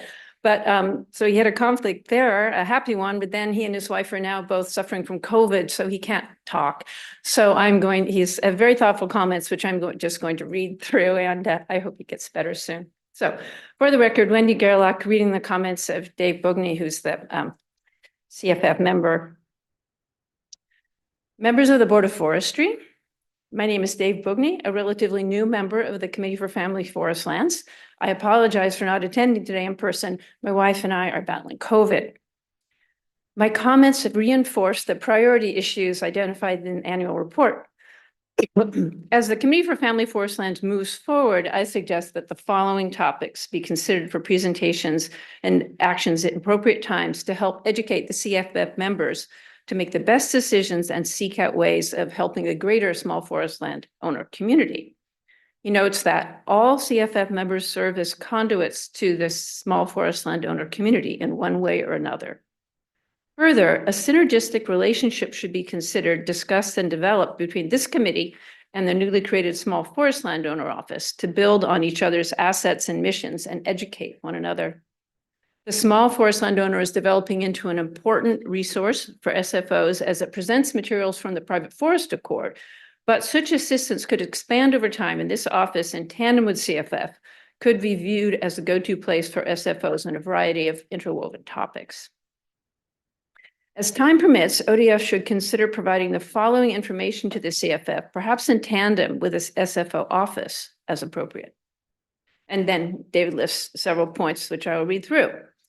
One of them is overviews of the many organizations that can support SFOs, including grant funding opportunities. The SFO office has been adding such organizations and opportunities to their webpage, and the CFF could help in this regard. Our family has been quite successful in this area, having written over $1 million in grants for fuels reduction, upland and riparian native plant and forest pollinator enhancements, and fish habitat restoration within our property and surrounding neighbors' properties. We have received wonderful services from many organizations, including ODF, ODF&W, OWEB, Oregon Extension Service, Oregon Wildlife Foundation, our local Basin Council, and Soil and Water Conservation District, and the Natural Resources Conservation Service. The idea would be to give a well-rounded view as who is out there to help SFOs in a variety of subject categories by expanding on what the SFO office currently describes. Second point, periodic updates on post-wildfire recovery efforts, from tree planting to rebuilding. What policies and programs have worked? Which programs have not? Periodic updates on private forest accord implementation and effectiveness. 4, with the recent spate of mill closures in many parts of Oregon, how is this impacting SFOs? Can the CFF or the SFO office help in some way to offset this growing challenge? What other markets are out there that SFOs can tap into? 5, continue to provide periodic updates about the important work ODF is doing to produce genetically appropriate seed strains for principal tree species to assist in adapting to climate change, as you all just heard something about in specific. Dave's 6th point, updates on forest carbon projects within Oregon with a focus on SFOs. Such a presentation could include participants from ODF and those organizations that bring such opportunities to small forest landowners, such as Forest Carbon Works. Many small forest landowners aren't aware of these opportunities or lack sufficient information about how the carbon markets work. One of the biggest hurdles is how can the carbon markets open up to small forest landowners who own less than 40 acres, as this is the largest market in terms of the numbers of families. Point 7, updates from the Oregon Climate Action Commission about the work on natural and working lands and forest carbon accounting projects. How is this commission relevant to SFOs? How can we make it more relevant? How can it be directly related to SFO forest carbon projects? It's all part of the same thing to help sequester and store carbon and keep forests as forests. This not only benefits SFOs, but also Oregon as a whole. 8, brainstorming ideas to reach out to the 70,000 SFOs that are not necessarily OSWA or Oregon Tree Farm Society members. How do we understand what other SFOs are thinking, what their concerns are, et cetera? There are about 1,600 OSWA members, which represents less than 3% of small forest landowners in Oregon. We need to reach a broader audience, to reach out to as many small forest landowners as possible, to help them become better stewards and to allow CFF and the SFO office a more comprehensive perspective on what SFOs are thinking and what their needs are. Some SFOs are not yet connected to the internet and can't access ODF information, or they may have a distrust of government. How do we address these concerns? In conclusion, most of the items described above could evolve into public policy considerations, but at the very least would provide valuable educational benefits to those of us on CFF and within the SFO office, which in turn would potentially help Oregon's small forest landowners, their neighbors, and Oregon as a whole. Thank you for your time. I look forward to helping out any way I can. David Bognay. Thank you, David, remotely. And I think David's listening in, and I'll turn it over to Kate. Thank you. And well, hopefully this will work. I want to actually begin before I officially begin with two things. First, an invitation. I'd like to formally invite the Board of Forestry to our property in Vida. Whether as a location during one of your quarterly meetings or more informally. Sharing photos with you every year is one thing, but as you know, a photo is limited to what the camera sees and can never tell a whole story. And second, a shout out, this feels annual by now, a shout out to ODF fire crews, from initial attack to keeping communities informed to acknowledging landowner and operator partners to final mop up. You folks are amazing and appreciated more than words could ever express. Okay, so Chair Kelly, State Forester Mukomoto, and members of the Board of Forestry. For those of you who are newer to the board, for the record, my name is Kate McMichael and I serve as the landowner at large. My niche on CFF is to speak from the place of small, new woodland owners, as well as those who have been impacted by a catastrophic stand replacing disturbance. In our case, the Holiday Farm fire nearly 4 years ago today. Since some of you haven't heard this every year since I joined CFF, I'll start with I promise, quick recap. In 2019, my wife Teresa and I purchased a healthy forest. The 2020 Labor Day fires changed that. Our story isn't special or unique. It is one piece of the ever-evolving mosaic of the post-catastrophic disturbance experience. Shock, heartache, and the long struggle toward recovery. In a year marked by a brutal ice storm and more devastating fire, our story is simply one glimpse into the reality facing many woodland owners, large and small, as the smoke clears or the ice melts and the reality of after sets in. As we all know, forests end, but also begin with disturbance, and that beginning begins with replanting. That post-fire reforestation struggle faced by small woodland owners isn't news to you, I know that. But the point I'd like to make today is that sourcing seedlings, finding folks to plant them, and the ongoing ordeal of vegetation management is just one set of hurdles. What's even harder is getting those baby trees to survive. To grow, to thrive. And that's even with a good spring, supplemental watering, tubes and shades and root dip. That's thank you, Dave Bugney. But it's still hard. Now, that isn't to say that we haven't had some successes. The handful that survived the heat dome and some of our third replant are looking pretty good. And some of them are looking pretty pampered. This year's addition to our recovery journey has been the creeping death and sometimes literal collapse of our older survivors. Counter to what we'd been reassured, our big old trees didn't do much better than our smaller ones. Although the lag time has made their loss a little harder to smile through. However much we remind ourselves pretty much on a daily basis of the importance of snags and wildlife trees. And then there was this winter. Even though we were on the edge of the real ice storm damage in Lane County, winter still made its presence felt.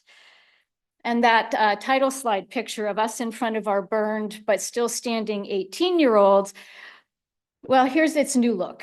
But hey, now we have a tractor that we hadn't planned on buying and better chainsaws, which leads to another part of the fire that stays with you.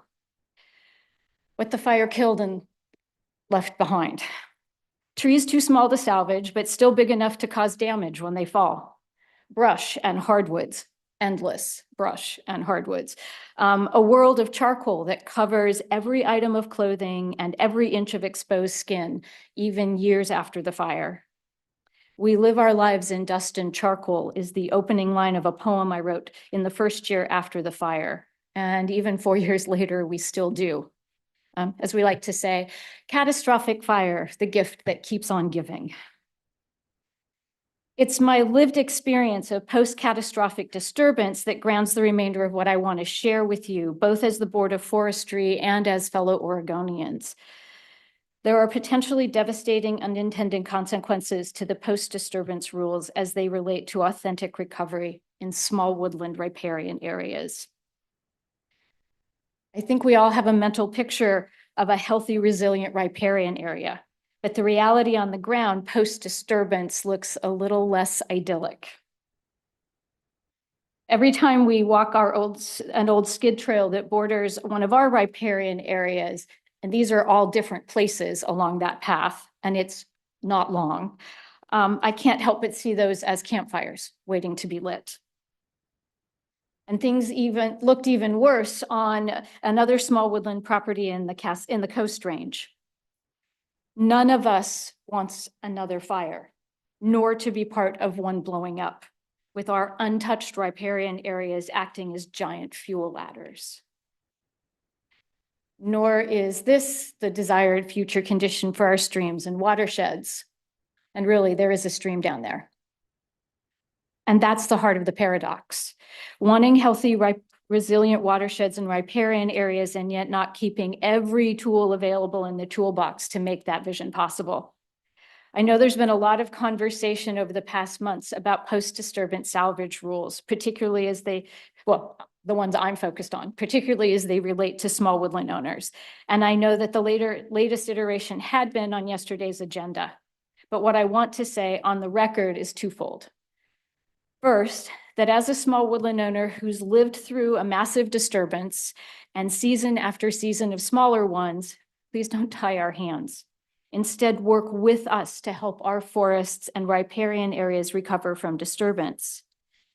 And second, I meant to change to that, sorry. There are multiple individuals and groups in the small woodland community with experience, expertise, and willingness to work with the board and the department on this issue. CFF members, OSWA, OTFS, we're part of your toolbox.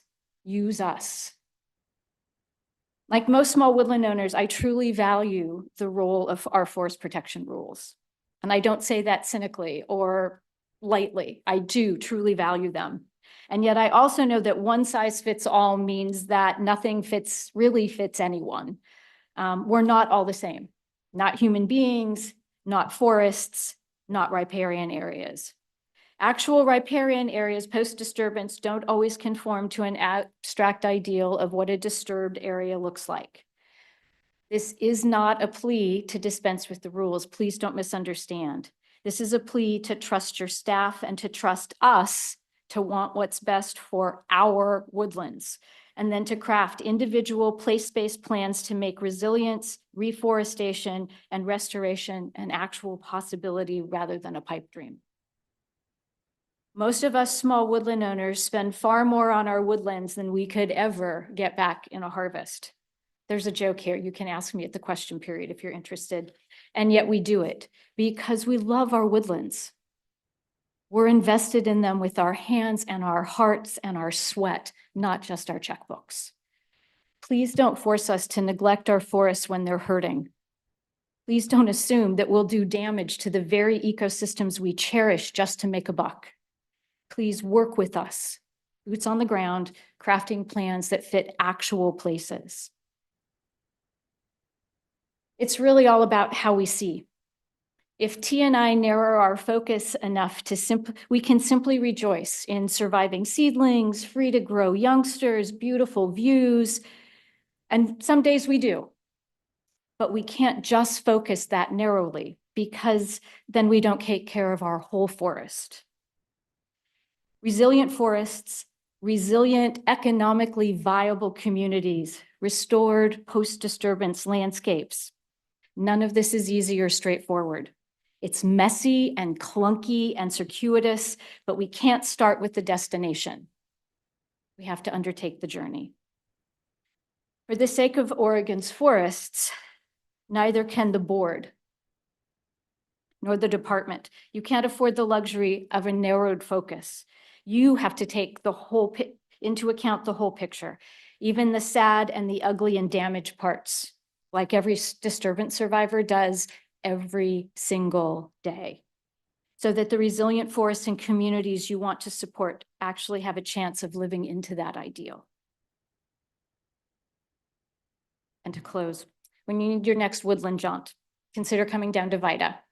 We'd love to welcome you and introduce you to some pretty amazing trees, little ones, some slightly bigger ones.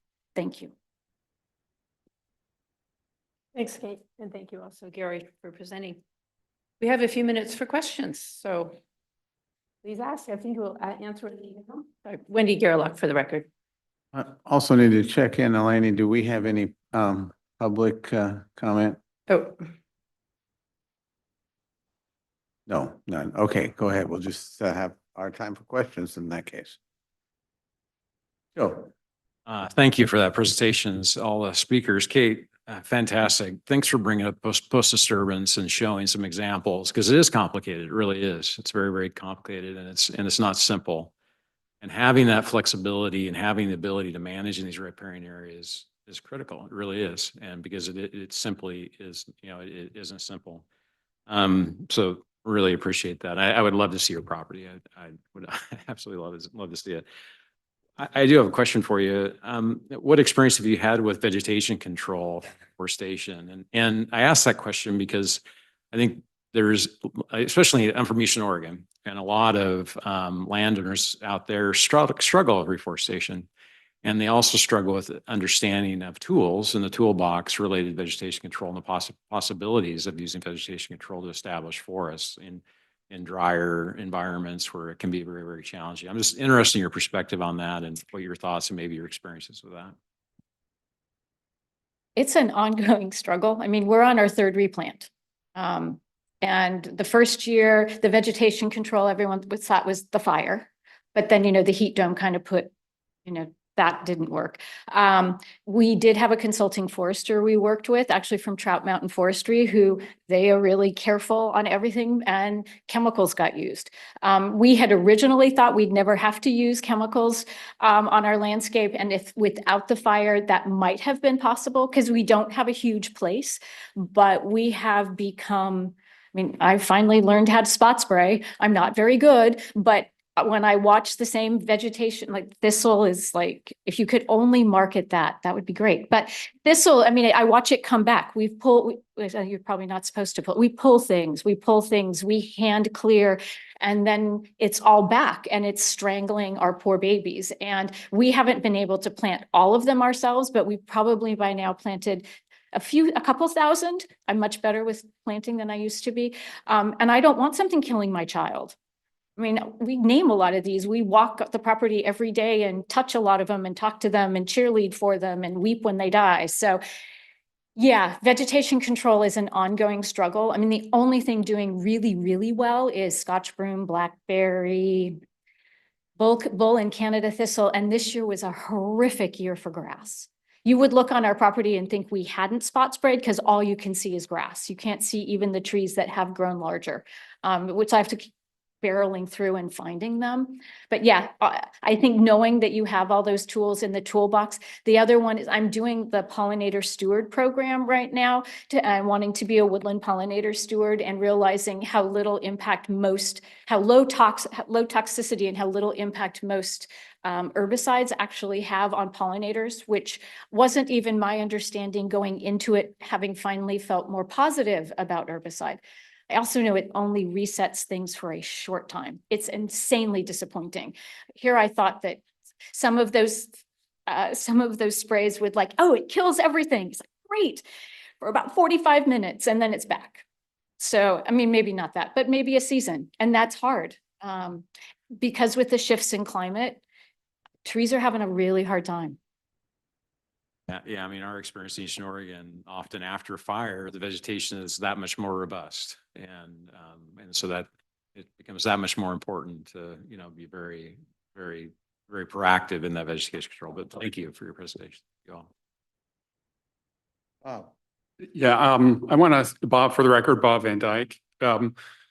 I want to start by saying thank you all. Thanks for the work you do. I had the pleasure of listening to one of your meetings recently, and I was just really impressed by the quality of the conversation and the diversity of perspectives and what you brought to the table. And I do want to call out particularly, and I'll get Elaine to share this. There was a presentation by, it seems to be everywhere, Dave Bugney, on the new fish passage requirements. And he went through one, and it's one that required the stream simulation work. And I just want to say, if people wonder what the forest industry is bringing to the table in terms of new obligations related to the Forest Accord, that's a good one to look at, because those requirements are pretty robust, and it's expensive to meet them, I'd say. So I did just want to mention two things briefly on which I think you all could be helpful. One is PFA rule improvement.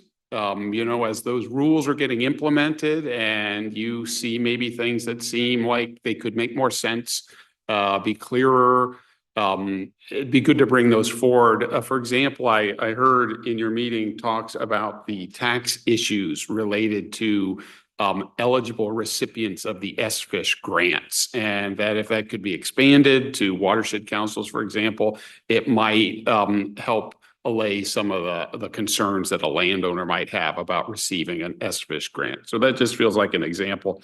The other is the why of the PFA.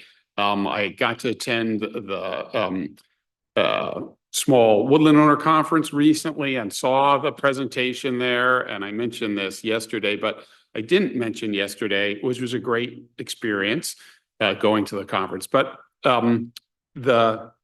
I think there's more work to do to explain people why the buffers move to where they are. And, some pretty basic charts that we certainly discussed at length in the Forest Accord about, for example, the differences in temperature effects of different buffer sizes that correlate exactly with the new rules, for example, are the sort of thing that I think would be helpful to get people, if it's just, obviously some people just want to know, just tell me what to do and here's the rules. But I think it always lands better if people understand, here's why we changed them. We learned this about the science and the benefits to species. So here's why these new rules are being put in place. But I'll just end again by saying thank you.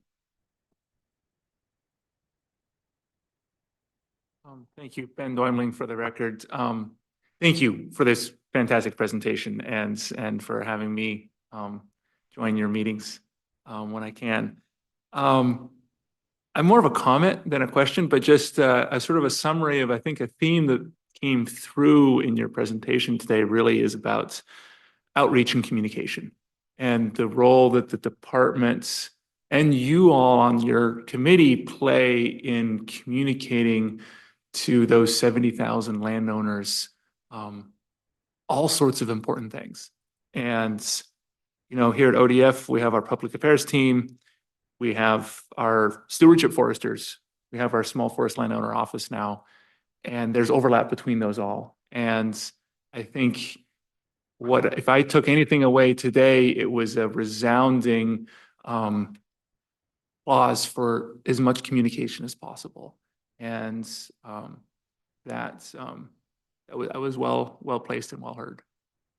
Thank you. Thank you. Wendy Gerlach for the record. Yeah, those are both your comments really interesting and remind me that communication is very important. I think you were focusing on that, building relationships, building bridges to small forest landowner communities, both sort of through communications and then being there with the stewardship foresters. And I also want to sort of echo the thanks you were giving about the wonderful work of the board and the department. Of course, having such a major change in the rules means there's a lot of work to be done all at once. And we looked at, really efficiently and quickly done one-pagers on the new practices and, what they would be the SFO one-pager and technical assistance.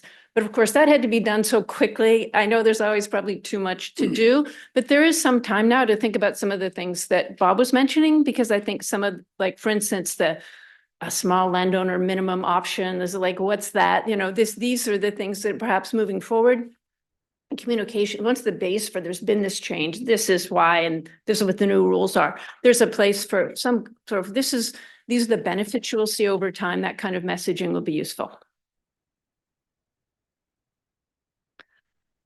Lizette Powell for the record. Thank you all for coming forward and making your presentation. I always enjoy it. And Kate, I actually comment and just a question is, I love this term reality of the after, and I'm writing that down and putting that in quotes because it says quite a bit. So what you did over these years, from the charcoal to the more charcoal to where you are now, is working toward that resilience of your land. And but I couldn't help but also think there's a resilient of Kate and your partner. And I'm just wondering, in that third replanting, what got you to get that far and try to be successful in these previous times that it didn't take? And is there something there that we can learn to invest more in just helping other landowners get there, or what you would have wanted at that point in time when you reach that, okay, it's the third time? So is there something there, just some thoughts that you would probably share? Well, that's big. So Kate McMichael for the record. Thanks, Liz. Well, and we're still on that third replant, because like that area that you saw, that's our dead 18-year-olds, we're trying to clear that now. And this time we don't have enough money to hire a crew. So we just have 1,500 seedlings coming later this fall or early winter. And we're trying to desperately get ahead of everything in time. And I think for us, what keeps us going is, well, like so many small woodland owners, we love our little forest.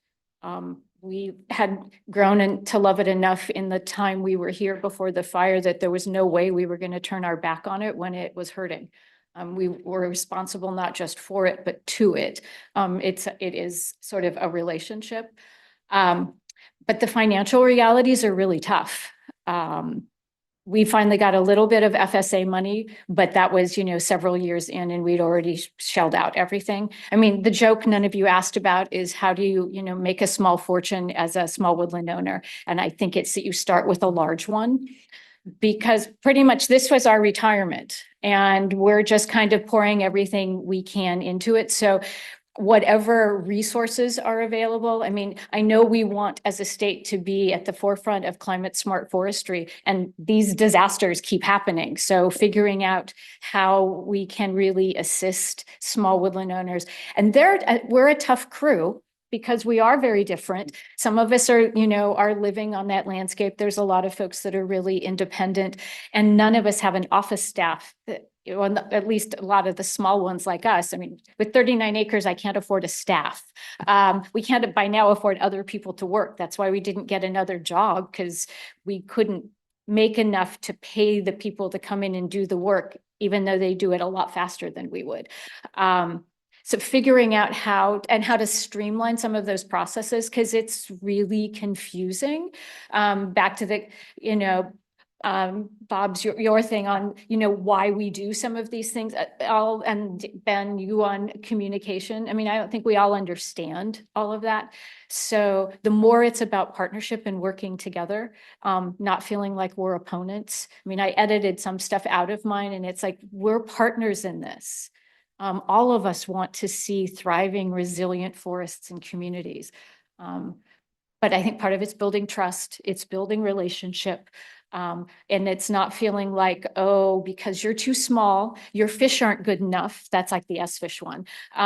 Whatever it is, you're not going to qualify for assistance. And I think that can be one of the things that gets people to sort of give up, or they just do the very best that they can. But it's hard, it's expensive. Money isn't endless. Sadly, it actually doesn't grow on trees. If only it did. Thank you so much.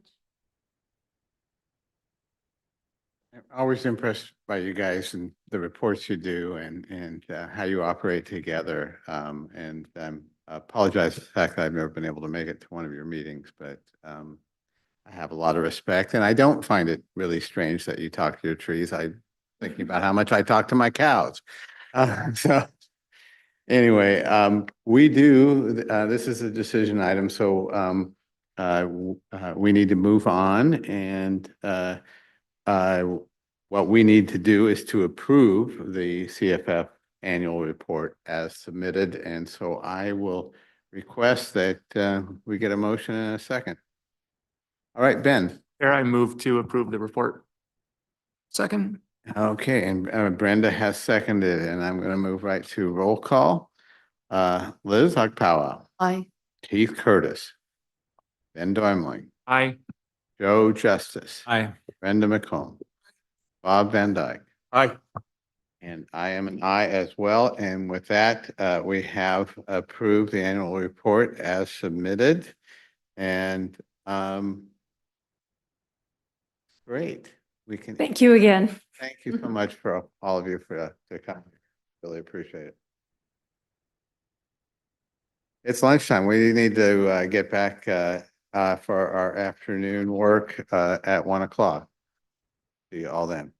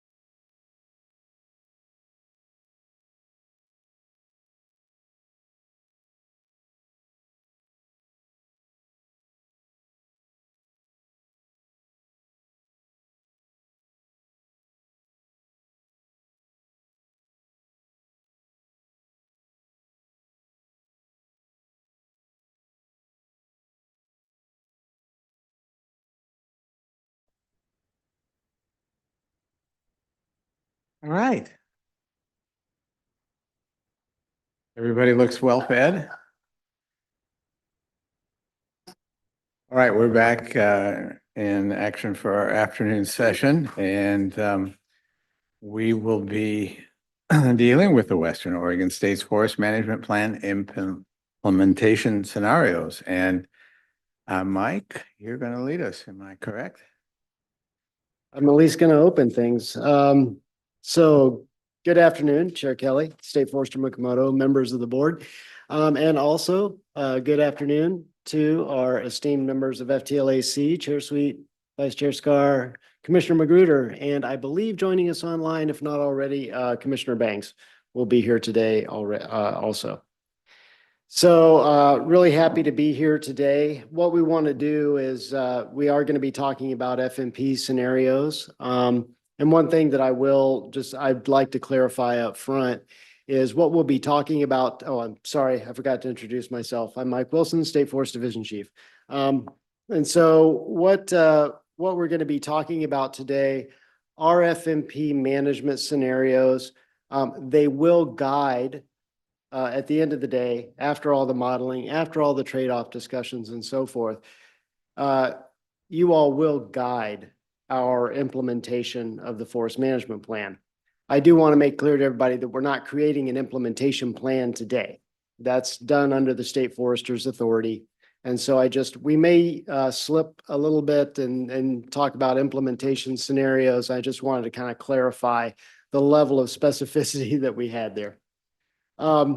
So good afternoon, and also joining me today is Tessa Riley, our facilitator, Tyson Weprick, our adaptive management specialist, and Todd Heron, our information unit manager.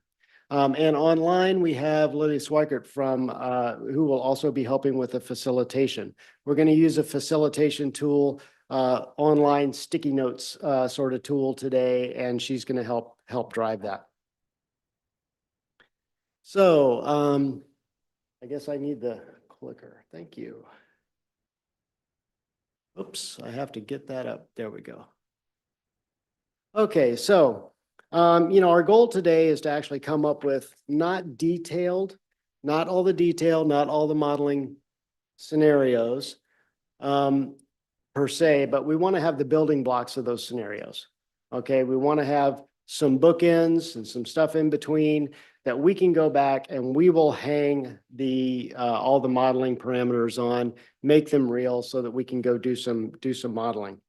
So we'll have a little bit of that process and timeline review, a little bit of scenario overview, and then we'll talk some about the model assumptions and parameters that we have, and then we'll get into our facilitated discussion.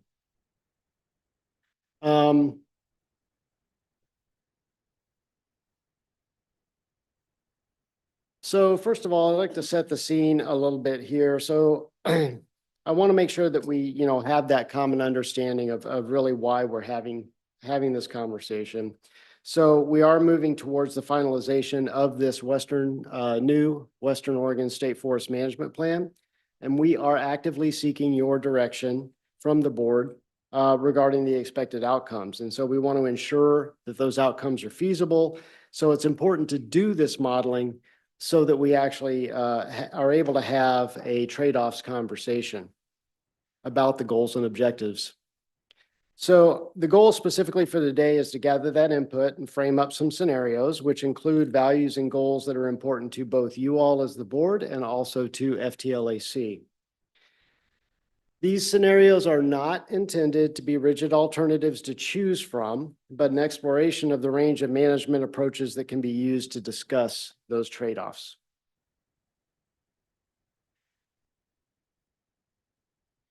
So sort of to bring us back again to what I was talking about, how I opened, we've seen this slide a few times before now. I think it's always good to go over.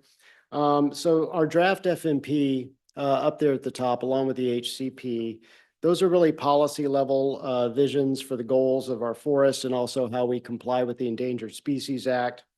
And it's lighter on prescriptive details than our current forest management plan. And the reason is because of the HCP. Many of the prescriptive details and resource protections that are in the current FMP are actually handled in the HCP. So given the broad nature of the draft FMP, we are coming to you to ensure that the direction for implementation, our implementation, matches your vision. So one of the things I want to say, there's been some question about why doesn't the department just go ahead and do what it does best and come up with an implementation plan and go forward? Well, there's a little bit of a risk there. If left to our own devices, we'll probably fall back to just what we've always done, which is non-declining even flow, somewhere around the culmination of mean annual increment. The alternative is we could choose to do something really different. But at the end of the day, people are going to be like, well, why didn't you try something different? Or if we do try something different, they'll say, well, who told you to do that? So we want to make sure that we're in alignment, right, with everybody's values here, with the board values as a whole. So you see, we have the implementation plans here. And like I said, we're not designing an implementation plan, but that is where your vision meets the discrete objectives and numbers and targets that we'll meet over the midterm of generally 10 years. While those implementation plans are created by staff and approved under the authority of the state forester, again, really important that it aligns with your expectations. And so today we want to have this conversation and more fully explore how some of those management scenarios might move forward. So in June, the board and FTLAC discussed performance measures that can be used to communicate the expectations for management under the new FMP.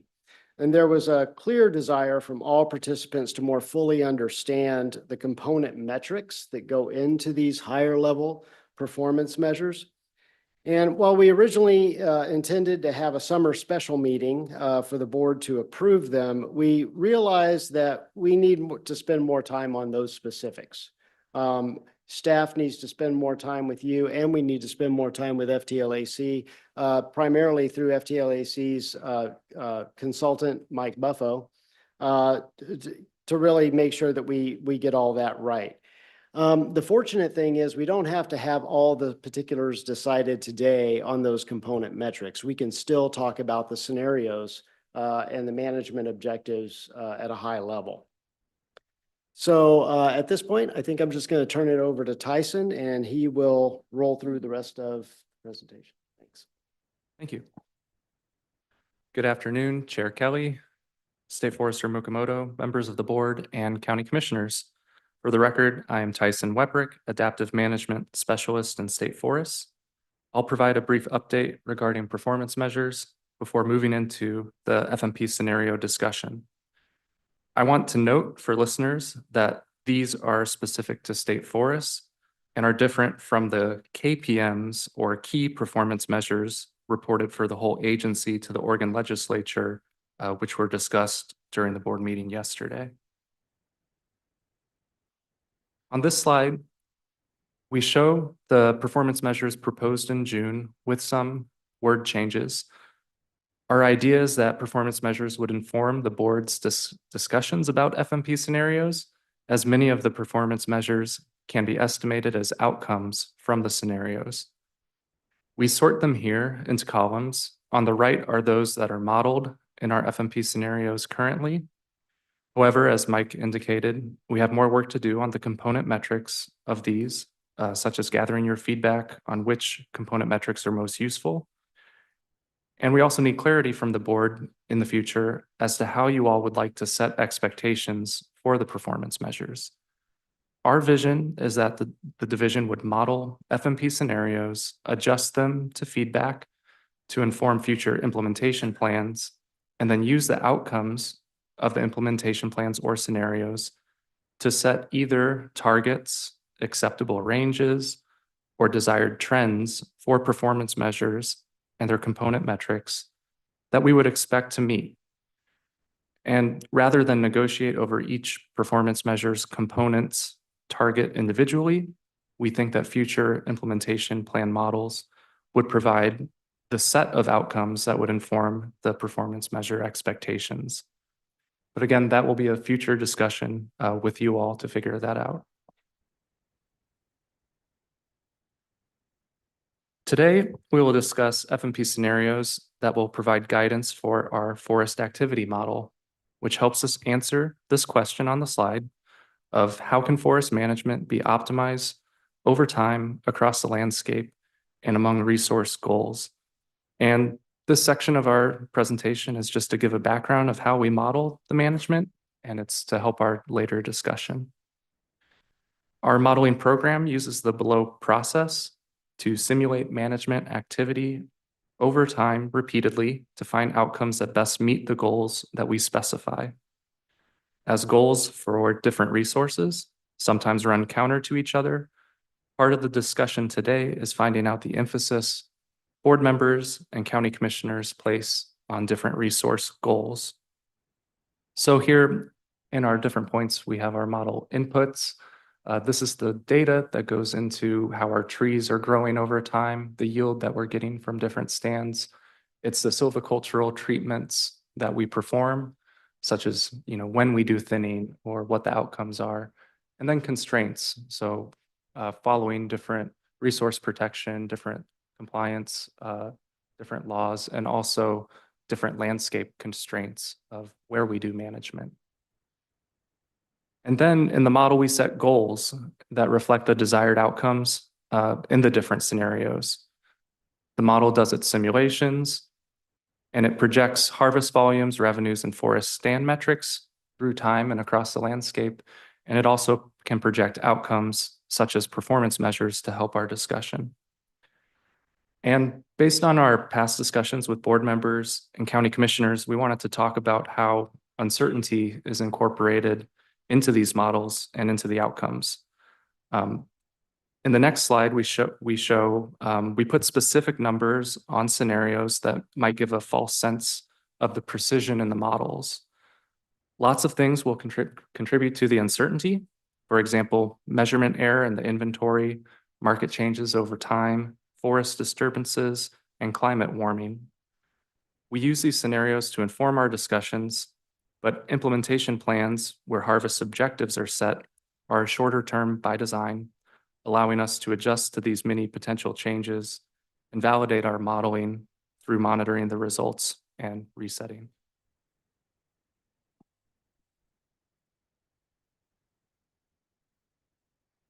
So division staff presented modeled outcomes in December 2023 to the board and FTLAC from an updated harvest model that's similar in structure to the FMP scenarios that will be developed during today's discussion.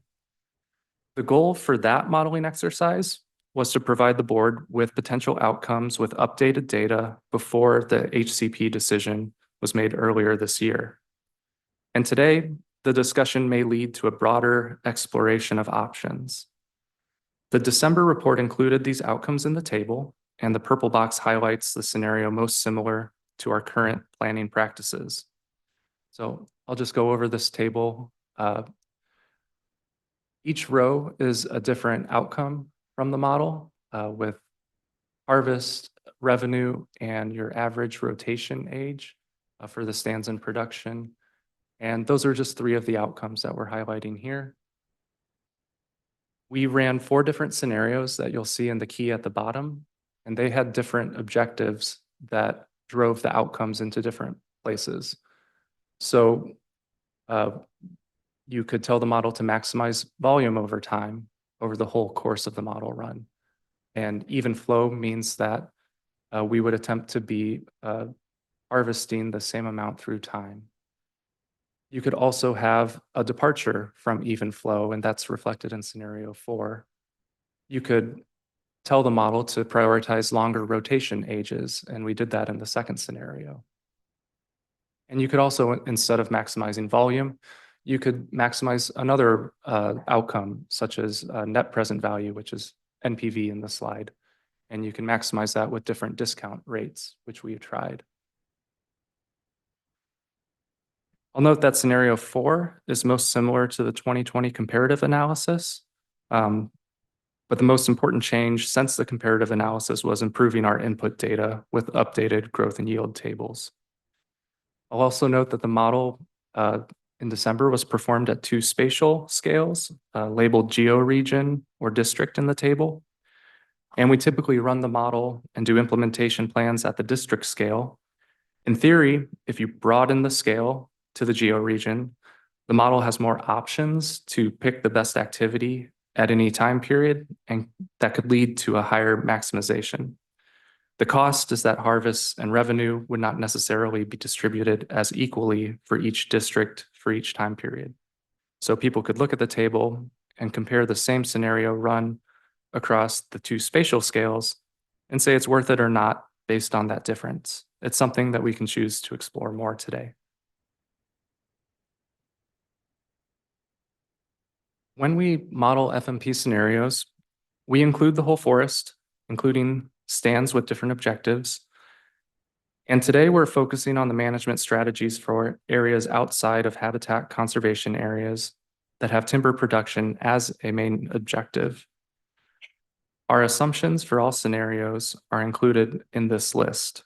First, we're assuming that the habitat conservation plan is in effect, and I've listed some of the aspects of that would impact the management. We would have incidental take permits, riparian conservation areas, different management practices, and habitat conservation areas with silvicultural treatments for the first 30 years. And there would also be some constraints outside of habitat conservation areas that would include dispersal requirements for northern spotted owl and a stay-ahead provision for overall habitat, which just means we are growing habitat as faster as any activities that removes it. We would also be, of course, be following the Forest Practices Act and State Forest's new stewardship agreement. And there are also easements and other legal requirements that we would be following in all scenarios.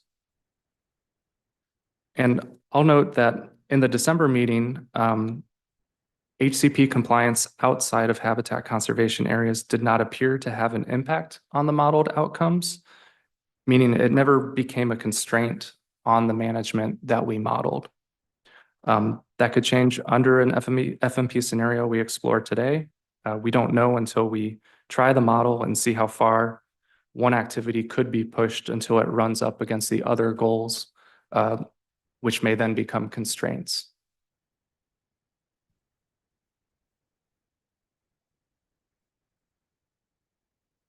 This slide emphasizes how the model works and how we are considering stands inside and outside of HCAs.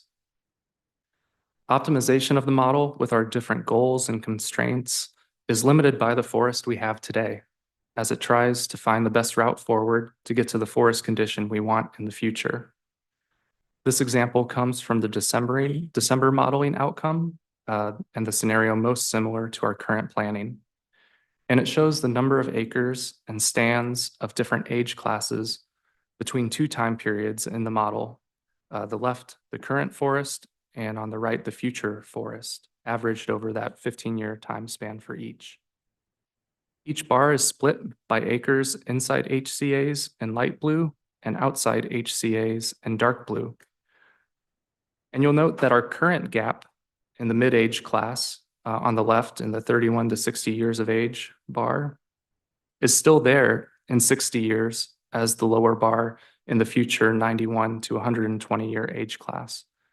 And that's just to show that, we're somewhat constrained by the forest we have today based on its legacy. And also note that we're splitting the bars in each age group between HCAs and general ground. We're discussing strategies for general ground outside of HCAs today, but we plan to report on the forest outcomes as a whole. An age class distribution outside of HCAs could be different depending on our model scenario.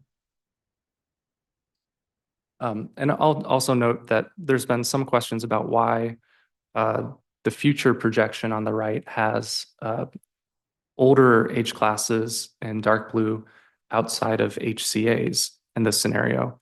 And I'll note that these graphs and the acreage totals include areas without timber production, both inside and outside of HCAs, like riparian conservation areas, currently inoperable areas, roads, and inner gorges, and those collectively amount to about 100,000 acres in general ground outside of HCA's.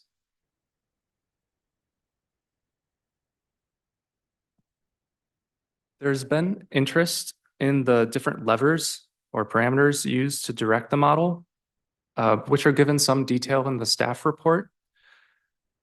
These listed on the slide are the main parameters in the model that we adjust behind the scenes to make sure the model is following rules, emulating our management approach realistically, and optimizing based on the desired goals.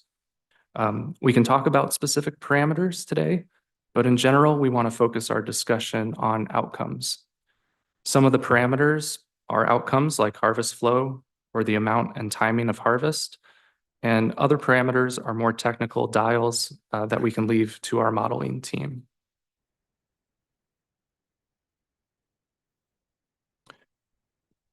One key point is that changing multiple parameters can put them at odds. From the December modeling, one scenario maximized net present value with a higher discount rate, but also included an even flow rule that may have put the brakes on more so than expected. This diagram is just meant to show you that if you move in one direction from the current practices in the middle, you have a choice on which variable in the model you choose to get to the outcomes you desire. But you wouldn't want to tell the model contradictory goals. So for example, if you desired outcomes of more volume sooner and decreasing later, or fewer entries for thinning, or a shift in carbon pools where less carbon was stored in standing trees compared to harvested wood products or other pools. That's a shift to the left there, where stand rotation age decreases or discount rate in a net present value maximization run increases. So two different ways to get to those outcomes. On the right, just illustrating the opposite, where either increasing stand rotation age or decreasing a discount rate in a net present value run would shift when volume is harvested. More entries would be available for thinning, and carbon pools would shift to more storage in standing trees within the forest. And I'll just note that we make estimates in the model for harvested wood products, but we don't control exactly how trees will be utilized. But we'll be tracking different carbon pools in the modeled outcomes. So this concludes our introduction to the technical details behind the FMP scenarios. And I think we can take questions now before we turn to our discussion to clarify any issues.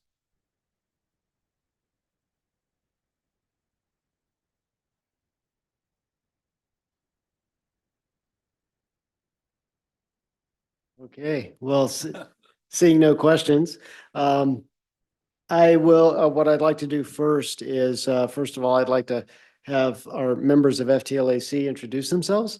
And then I think you have some prepared opening remarks. Get that thing on. Yes, we have. And I'll start this end. Margaret, you want to introduce yourself again? Margaret Magruder, Columbia County Commissioner. Aaron Scar, Tullahoma County Commissioner. And John Sweet, Coos County Commissioner. I'll start the conversation. I'm, in addition to being Coos County Commissioner, I'm now chair of the County Forest Trust Land Advisory Committee. When I first became a commissioner 12 years ago, I had no idea that we even had county forest trust lands. Nothing much was happening down our way with them, so I got curious and started coming to these meetings. And for 12 years, I've been attending these and talking about a management plan. And it looks as though we're getting there now. It's been a long road. There's been times when the counties and the boards of forestry and the department all worked together. Then there were some rough times, and now we're appreciative that we're able to sit down at the same table and work to optimize the output of our very valuable county forests or state forests. We've changed. I cannot speak on behalf of every county commissioner, but I do believe I can speak on behalf of most of them, on behalf of the leadership of the trust lands.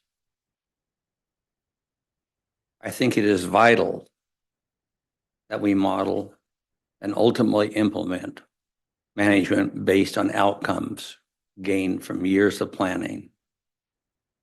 These are kind of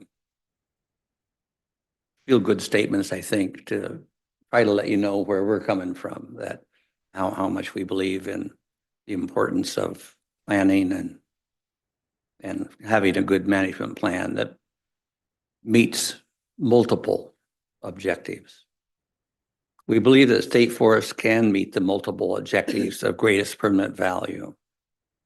The challenge is to optimize the value of our forests against often conflicting objectives. State forests can provide significant habitat for multiple threatened and endangered species. That's important to us, as well as species with healthier populations. This habitat will grow in quantity and quality under the HCP. The state forests are an important recreational resource for Oregonians. Oregon Department of Forestry has put increased attention on recreation in recent years through its Recreation, Education, and Interpretation Strategic Plan. Finally, we believe that forests can provide natural resources that can provision society, whether they are non-timber or timber resources. We see timber management as one of the many aspects of greatest permanent value, as stated in Oregon law. Timber from state forests contributes to home construction, remodel, and repair. Timber from Oregon will be needed to meet Governor Kotek's home construction goals and to fill housing deficits in Oregon and across the West Coast. Beyond simply lumber, we see almost weekly news now about new and innovative uses of wood products. We have a couple of proposals we'd like to make, and to do the heavy lifting, I'm going to turn that over to the ladies. Margaret, do you want to start? I thank you. Our proposal for state forest management under the FMP is that state forests continue to provide greatest permanent value to Oregonians in a diversified manner. First, we believe that the full implementation of the Habitat Conservation Plan must be modeled and implemented. The board voted to move forward with the HCP, and as such, the department should follow the desire of the board. Included in the HCP implementation is active forest restoration treatments. All treatments anticipated in the HCP to improve conditions in state forests should be implemented. The HCP allows for significant forest health treatments to occur in state forests, including rehabilitating stands affected by Swiss needle cast and restoring the forest canopy in areas where alders have started to decline. Second, restoration of the lands affected by the 2020 Labor Day fire must continue. Areas located within the conservation areas should be managed to restore forest cover, provide needed habitat to meet HCP objectives. And I think that Kate McMichael pointed out quite aptly the need to restore the burned lands in so many ways. I was moved by her presentation. She's a very passionate lady. Third, modeling should account for the need to comply with all forest practices regulations that fall outside the HCP stewardship agreement. Fourth, the model should reflect ODF's current measures to mitigate the impacts of climate change on state forests, ensuring that state forests continue to provide the greatest permanent value, even as climate conditions change. That's a core of ODF's work. Fifth, revenue production must be consistent with the levels required to support the counties and the Oregon Department of Forestry, as intended by this board throughout the multiple planning processes undertaken over the last few years. We have to work to make sure that our economic needs of the communities are taken care of. And I think that, again, the forest folks, the CFF folks noted that and noted the needs that they have in order to be successful. And they depend upon the Oregon Department of Forestry to help supply those needs with the stewardship program and other programs. The combination of the HCP and the forest management plan resulted in harvest levels in the current implementation plan 25% lower than those shown in the HCP draft environmental impact statement. Modeling has landed on harvest levels of approximately 185 million board feet per year. 185 was the guiding level for minimum expected harvests from state forests in conversations that were had with the governor's office on filling the revenue shortfalls for local recipients and for ODF. Board members expressed that the FMP provides an opportunity to support county revenue, support those important social services, and support rural manufacturing jobs. So higher level harvest levels should be considered in FMP planning. So with that as a backdrop, we have a couple of requests in terms of what we hope will be modeled and hope that you will direct the department to model. The first one is to direct an even flow at 185 million board feet per year for the next 30 years, the period where restoration can take place in the habitat conservation areas. Harvest levels may need to be reset as restoration activities will cease after 30 years. Beyond 30 years, the harvest should be modeled as a non-declining yield.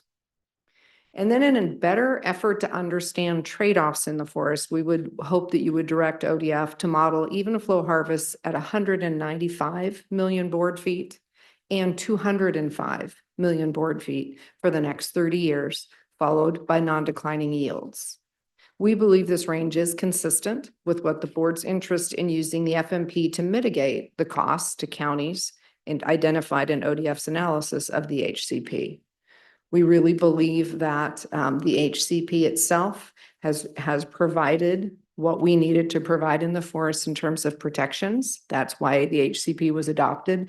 And it is our hope that in this process, we'll be thoughtful about applying any other constraints that may not be needed to meet the HCP, but we'll look very carefully in the trade-offs conversation about how we ensure that ODF receives the funds they need to implement this HCP and that counties and services that rely on these revenues are able to continue to function as well. We all understand and appreciate the HCP's purpose and hope that we can allow that to stand strong on its own and then to really look at the other greatest permanent value needs with the modeling that we do. Thank you.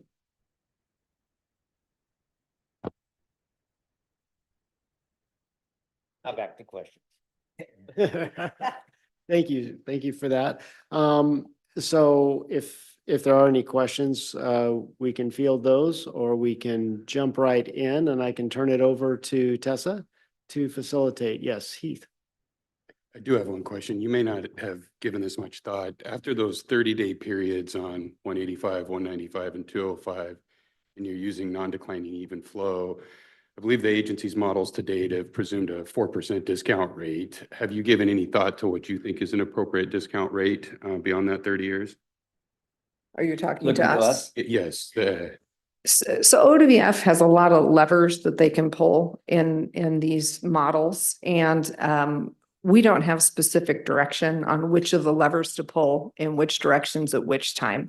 We believe ODF staff are the best informed to know how to work within the model to get to those places. So I think if I understood correctly, the slide, there are these pieces where a lever this way and discount rates being one of those levers, ODF is going to know the best way to use that to help us get to the best outcomes in this. I don't know if that helps answer kind of where we're thinking.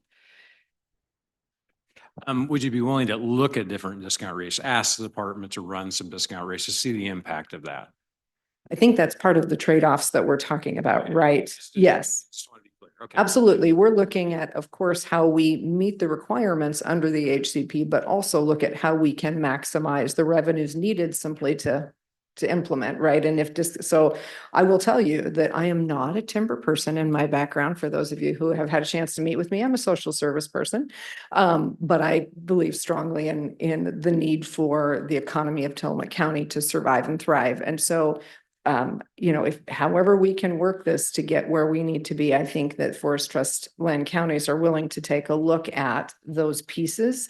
And I think timber growth, restoration, harvest is complex. And for those of you who live it and breathe it and work in it, you know better probably where those levers get pulled. I think there's a lot of value in looking at it, and I think there's a lot of learning that can be. And then once we see results, we can have a conversation about the model. Non-declining even flow, Mike, tell me, give me the details again. How is the model constrained now? It's a very, very tight constraint. Is that correct? We start talking about non-declining even flow. Yes, it is a very tight constraint. There's very little deviation around flow. And I'll just turn it over to Todd to answer the question a little better than that. Yeah, for the record, this is Todd Heron. Yeah, so just to answer your question, the runs that were performed for the December report were tightly constrained around even flow. So the expectation was that the model wouldn't deviate from that the level that it arrived at for the duration of the modeling period.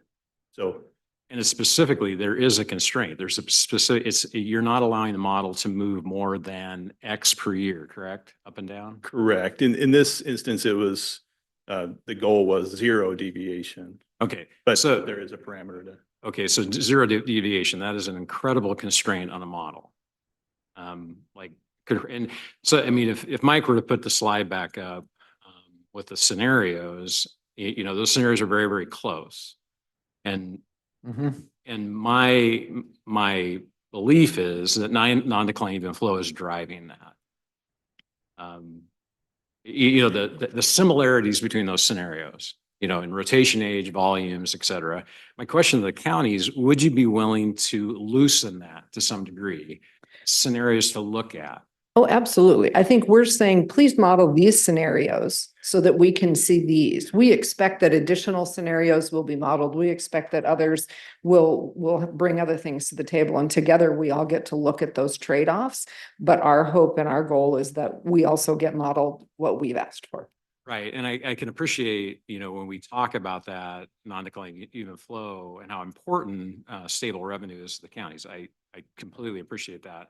But I think it will be important in these scenarios to allow some flexibility to the model to see what the potential output may be if we loosen that requirement. You know, so because like when I begin to see these rotation ages on these modeled, they're very, very similar. So I think what's constraining the model is such a tight the model is saying I have a hole out there and I have to, that's driving my harvest level in a sense. You know, so because you've said for such a long period, I can't move at all, right? So that minimum volume in your inventory is driving that harvest up front. And so if you loosen that somewhat, now there's trade-offs and you'll see that if you begin to model it. In all disclosure, there'll be trade-offs, but downstream, there's going to be, there'll be trade-offs, but I just think that'll be a very important. And I wanted to make sure you guys are open to, you know, looking at that and evaluating that. I'd like to speak on this a little bit, and I absolutely agree with what you're suggesting and with Aaron's response. You know, the counties live with, I mean, you sell so much, the department sells so much timber a year, but they're 3-year contracts. And the harvest goes up and down, and we've become accustomed and we are able to live with those variations from year to year.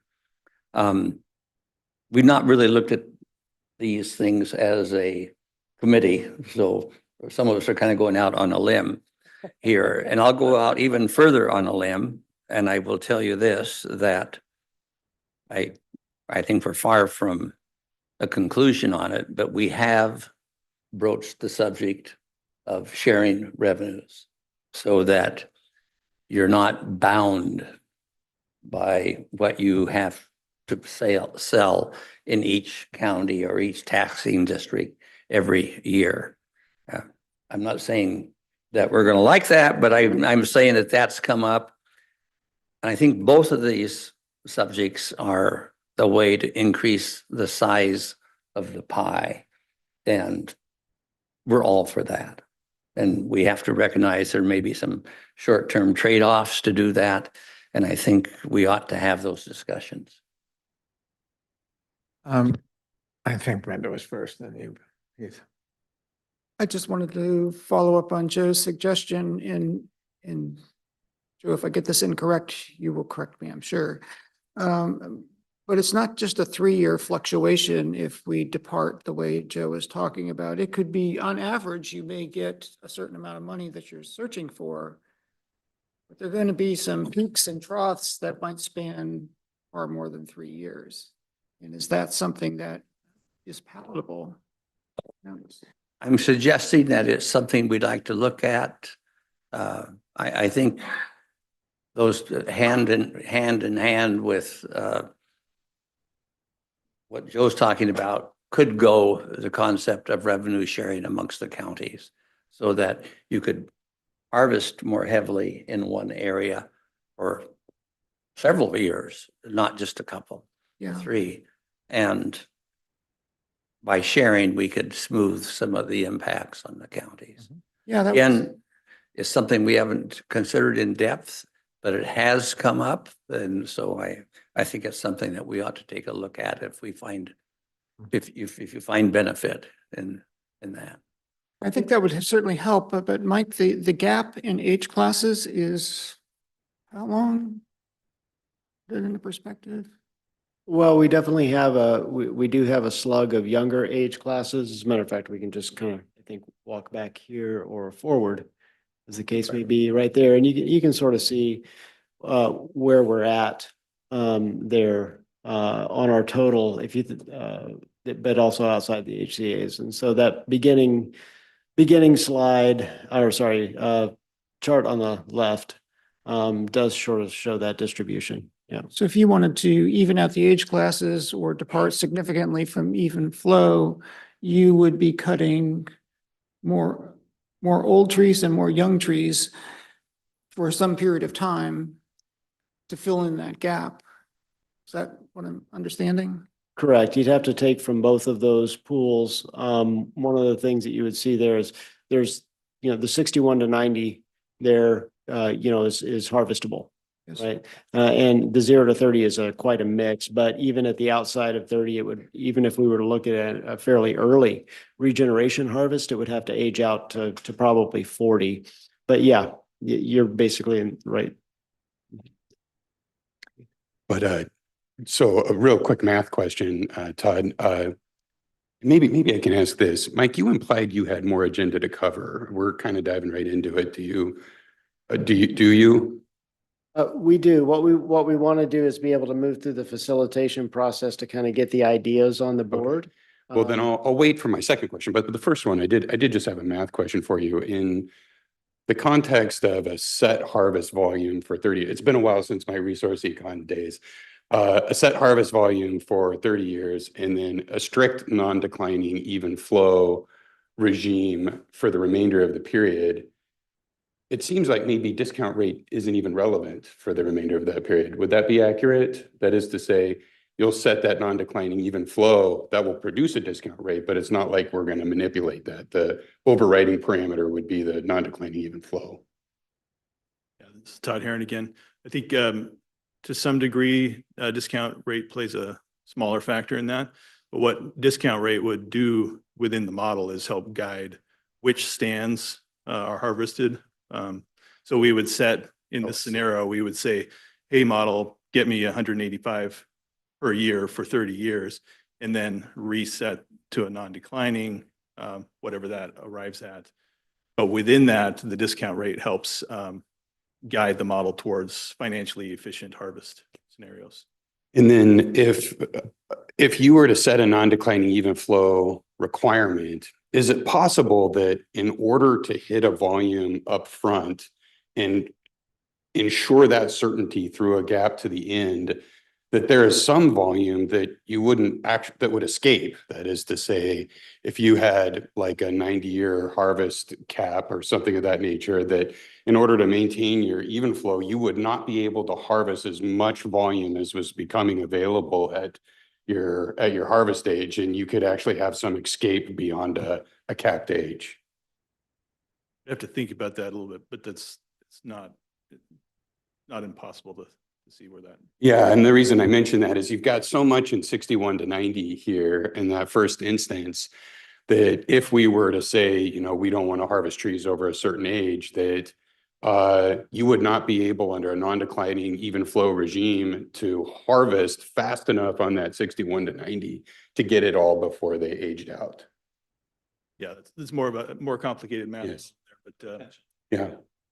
again, the discount rate having a discount rate helps, shift the focus towards those stands to some degree.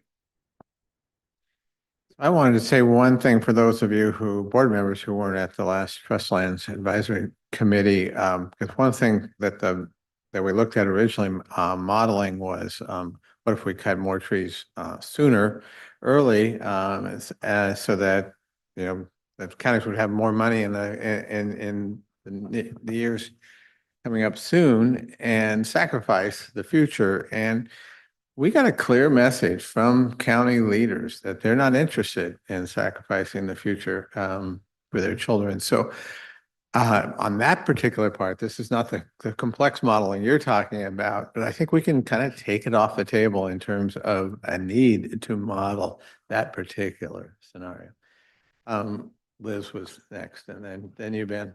So I'm Bob, would do a non-technical thing here. I just wanted a comment to say I am so happy you're at the table. And I think that when you're trying to resolve and solve complex issues, a negotiation strategy, creative thinking is to expand that table.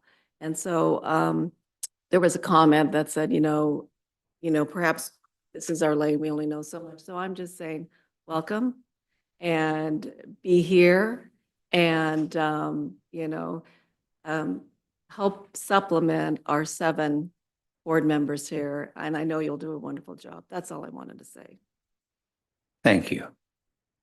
Following up on Jim's point, Jim, I disagree with that. And I think departure can be seen in a couple different ways.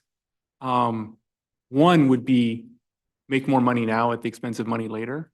But I think maybe what Joe's getting at and what I'm interested in the conversation is if we rebalance those age classes, it sets us up to actually harvest significantly more in the future.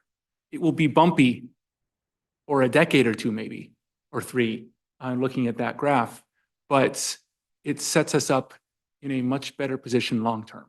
So our children and grandchildren actually have significantly more board feet to harvest each year on a sustained basis if we can rebalance those age classes. So it's a both and in my mind. You understand what I was saying? It wasn't anything about balancing the age classes. It's just from the economic point of view, were the counties interested in harvesting more in the immediate next few years, for economic reasons? And they delivered the message that that's not what they're interested in. Did you? We did. So I think I think this is a great conversation, and it's one that, we as the counties have not all said, no worries, we're gonna, just throw it all to the wind, right? So we want to be clear, that isn't what we're saying. What we're saying is we're open to look at the models, any of the models, and look at the trade-offs in those models. We've let you know which ones we want to see and make sure they're in that run of models, right?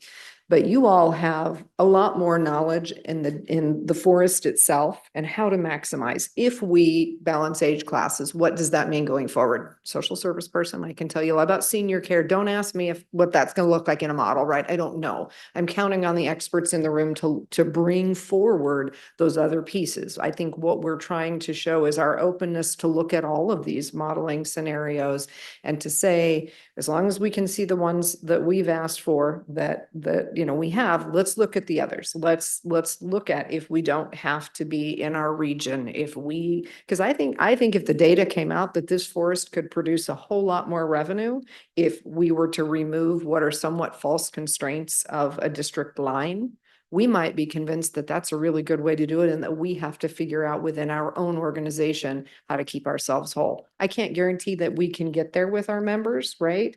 But I would love to see the data to see if it's compelling enough to maybe do that. So I hope that's clear.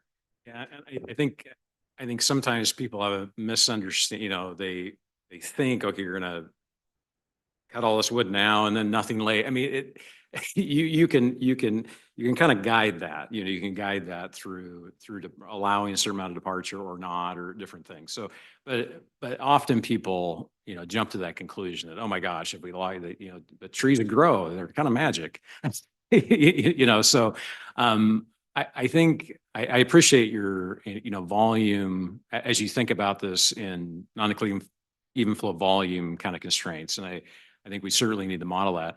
Although I do think we should model on ranges of departure, like 10, 20, 30% departure range, something like that, where we're seeing, and not only that, but really a bookend with net present value, which allows the model to freewheel with only basically your forest practices, regulatory issues. You can't let it just do, completely wide open, but there's regulatory issues that you have to, but to see that bookend is really powerful information, right?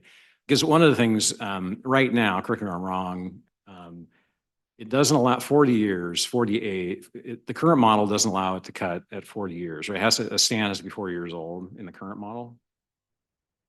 Understood?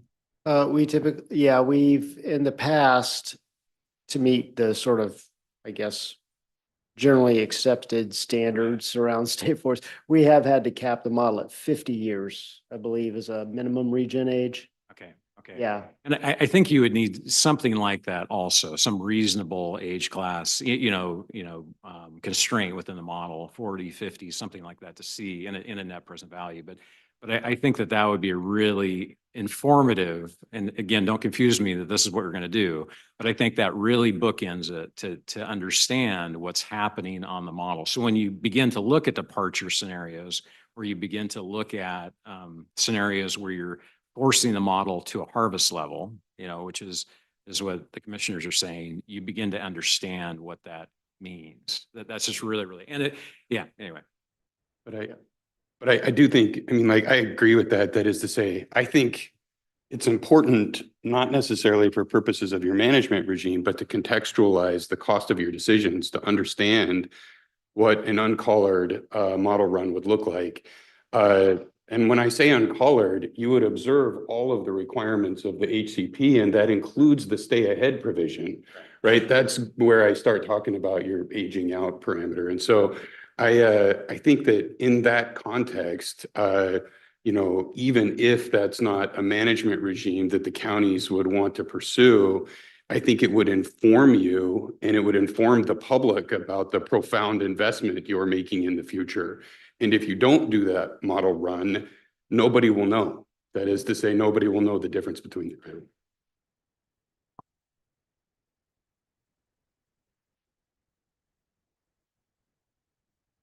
Thank you, Chair Kelly. For the record, Bob Van Dyke. A couple of things. First, I want to say I really appreciate Chair Sweet, particularly your comments this morning. today it's afternoon. The multi-value approach and the discussion about working together is very positive and helpful. And so I thank you for bringing that today. I think for me, it's helpful as I'm thinking about this conversation today to think that we're talking about a 10-year plan, really, because I mean, we can model these long things, 10, 20, 30, 40, and we can say, what would it be like if we thought we were going to get this much in 30 years, et cetera. But there'll be future boards and future people in these seats who are making decisions about these things.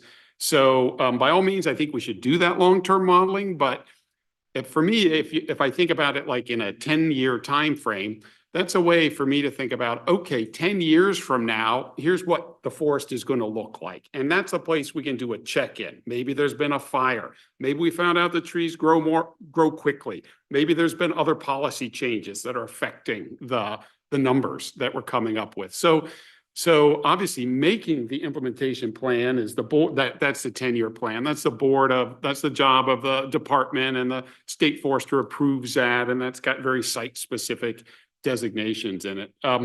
But for me, trying to come to a common 10-year vision, even as we're thinking long-term, is helpful because it lowers the stakes a little bit. It doesn't feel like this is forever. We're setting a course for a long time, but we're setting a bit shorter course. One other thing I see in terms of uncertainty, just as an example, is the HCA harvest. It's like it feels to me like there's a lot of uncertainty. Like how much are we going to be able to hit the estimates that were in the model? And they were just estimates. I think it may require quite a few sales that aren't financially viable in the current framework. And so there may be a need to either go to the legislature or work with counties to say, look, because you're making an investment and it's not otherwise viable, we'll work with you on how much we get out of the sale, et cetera. So I just feel like there's a lot of pieces of uncertainty. The last thing I've got is a question. I mean, your modeling scenarios, that all sounds fine to me. I guess I'm wondering like where we're hoping to end up today. Like how many scenarios do we want at the end of the day? Or are we just like giving you a whole bunch of stuff that you'll go work your magic on and come back with some things? And the reason I ask about that is I don't know, it may be easy to model 185, 195, 205, these different levels. And that's fine. You can do that. That's great. But if it's like hard to do that, then maybe we'll learn just as much from 185 and 205 and just drop the 195. And that will give us a 10-year sense of what's coming. So not to resist this, but I'm just thinking about how many scenarios we're going to have and how much work is involved. I just want to say, I mean, Bob, I think you're absolutely right to keep the focus on the 10 years. We have to model for a long time, but in fact, what we're talking about, right, you're darn right. And Brenda, we can get to you. I think that there's, I mean, I feel an urge that here to get to a planned facilitation process, and I don't want the board to just keep going on and on with questions. So Brenda, go ahead, and then I think we really should let them move ahead with the process that they plan for us. Sure, I'll be unpopular again. I think it's absolutely crazy to focus on 10 years. You've got to have that long-term perspective, especially when you have that age class distribution. You've got to have that long-term perspective. And then once you have that, then within that, you set the 10-year implementation plan. I mean, Okay. You misunderstood what I was saying. We're modeling for a very long period of time, but effectively, the decisions we're making here today have the most effect for the next 10 years. It will have an effect for the next 10 years, but that comes after you've done everything else. We are. No, there's no question about that approach on the modeling. I mean, if I can kind of strike the balance, there is, and certainly I think, one proposal that's already on the table, right, tells us about something that we want to do for an objective that you'd have for the first 30 years, right? And then after the HCA, what's left. So there is any number of sort of time-bound things that we could look at while still knowing the consequences of those at the end of the day. Or we can set a very long-term objective and look at the consequences across the board, including what's in the near term. So I think we can get to that with the discussion here. And yeah, so if we can just go ahead and start with that, that would be great. Let's just jump right in. So thank you, Chair Kelly and members of the board, State Forester Mukomoto, and members of the Forest Trust Land Advisory Committee. I think Lily Swikert is going to share her screen and show the mural board. So for the record, my name is Tessa Riley. I appreciate this opportunity to facilitate this discussion. And so we're going to be using a virtual collaboration whiteboard tool called Mural. Thank you, Lily. So this is just to capture this discussion for us on a board where everyone can see and everyone can see that all their thoughts are captured. And can you scroll in just a little bit for us? Thank you so much, Lily. All right. So, and as we move through this discussion, if you spot any mistakes or anything that you think needs to be updated that wasn't captured quite appropriately, please let us know. Just jump in and let us. So we're going to just begin this discussion to talk about your values, your top priorities with this modeling, and then we'll move through opportunities and constraints, and then we'll talk through current practices and an example scenario before brainstorming scenarios. And then finally, we'll pick the top 4 to 5 scenarios to discuss, and we'll talk about the goals that we are trying to look for each scenario. So let's just jump in with the first one. So what do you value most? What are your top priorities going into this modeling exercise? Who would like to go first? We have some up there just as, ones we've heard before. Yes, Ben. Guess I'll start. So first of all, I'm excited for this conversation. I've been looking forward to this conversation for a while, and I'm happy that you are here, and I really appreciated your comments today, and it resonated with me. And I'm really interested in trying to find that middle path that's going to really, I hope, I'm eternally an optimist that there is a middle path that will really meet a lot of different objectives for a lot of different folks in this room here. And we've talked about one of my thoughts already about exploring some departure scenarios to rebalance these age classes. I put my forester hat on and think there's a lot of things that are wrong with this forest right now that I'd like to try to fix.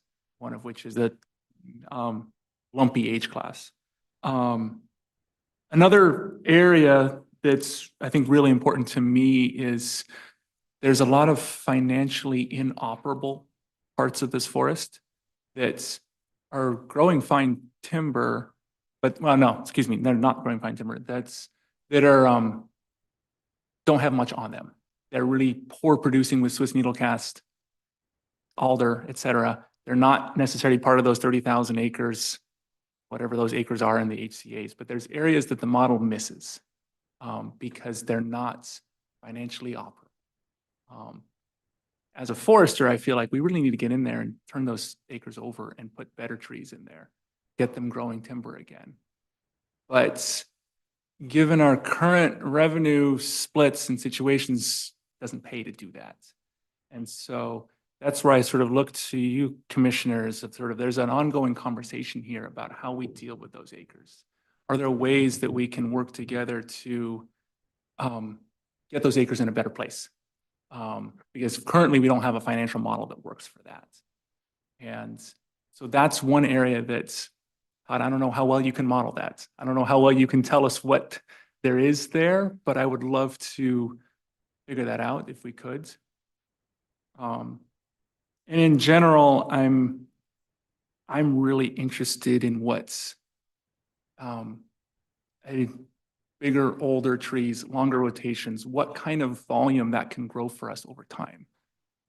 As an anecdote, we just in our forest cut down a tree. It was 150 years old, and it was growing faster than it's ever grown.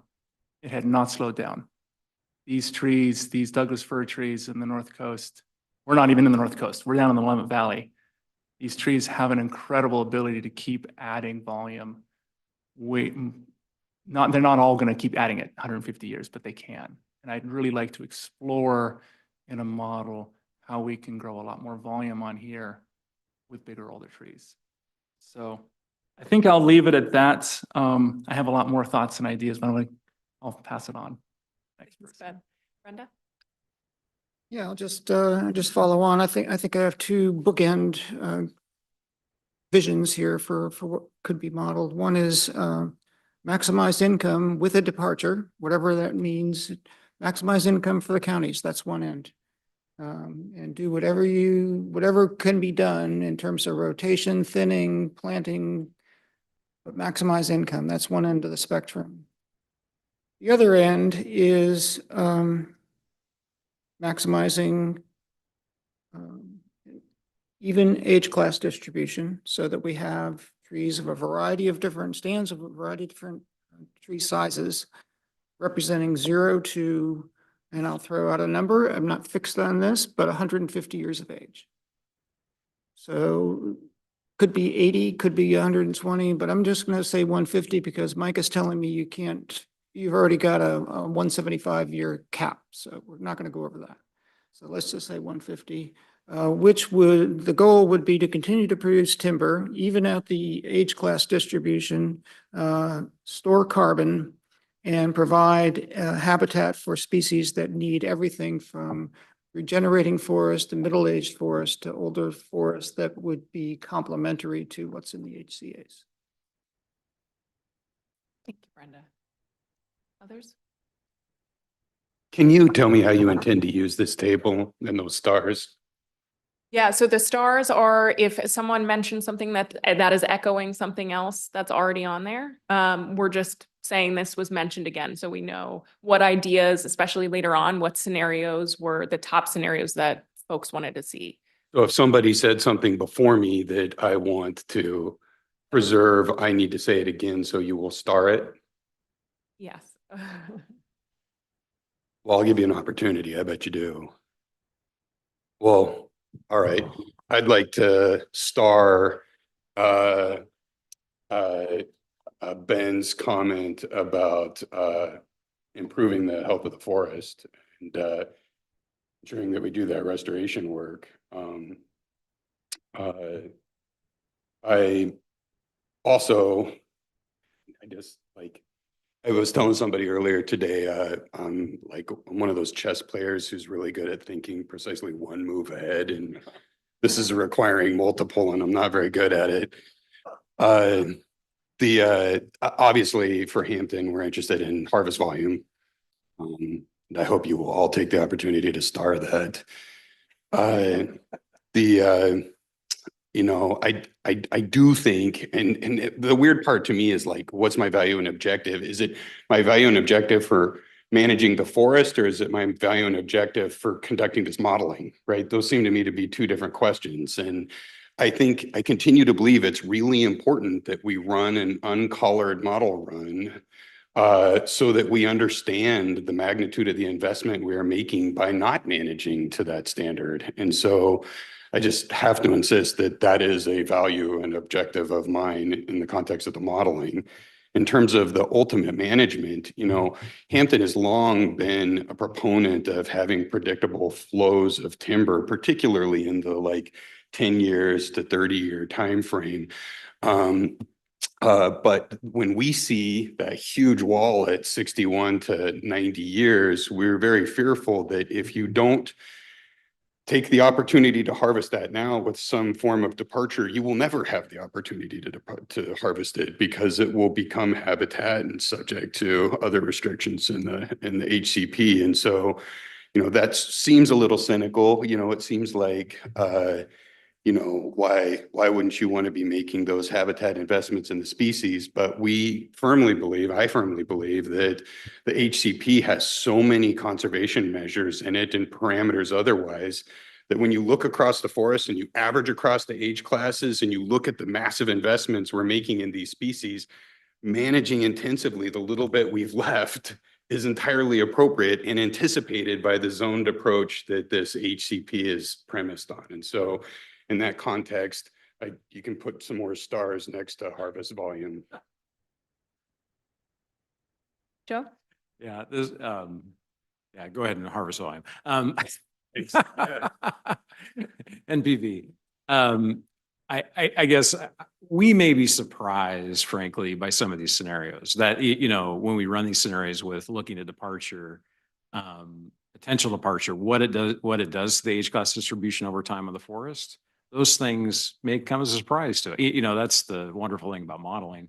And so I guess I more think about this just having a suite of alternatives, including what Brenda's saying, looking at that's a viable, you know, what if we wanted to have an equal distribution of a species, that might be difficult. I mean, that'll be interesting to model. But to bookend it like that, I mean, that really from really what I'd say, it's not an unconstrained model. You're still going to constrain a net present value model because you have to, but that bookend of trying to create that even, you know, kind of an even regulated forest, if you will, of even distributions from, you know, from 0 to 150, that really begins to bookend how you understand the cost of these decisions. So I just think it may surprise us as we look at departure scenarios, allow the models some freedom, what it may do. It may surprise us. You know, I think it'll definitely inform us. And then I think we can have a little bit more informed discussion about the, you know, the trade-offs. So anyway. Thank you, Joe. Any others?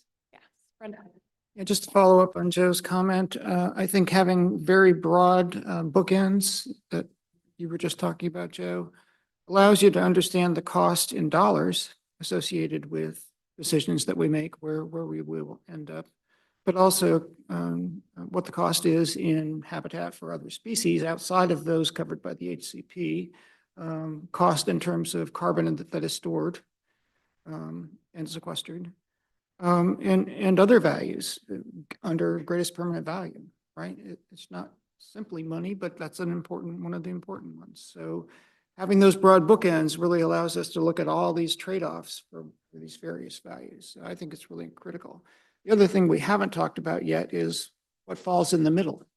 You know, so where do we come in the middle? And if we pick a way of balancing out the age classes with a 80-year rotation and a discount rate of whatever, 4%, where does that fall? How does that compare to the bookends? Because we need a point of reference, right? We need a point of reference on the bookends. We also need something in the middle to kind of guide us to where we want to end up.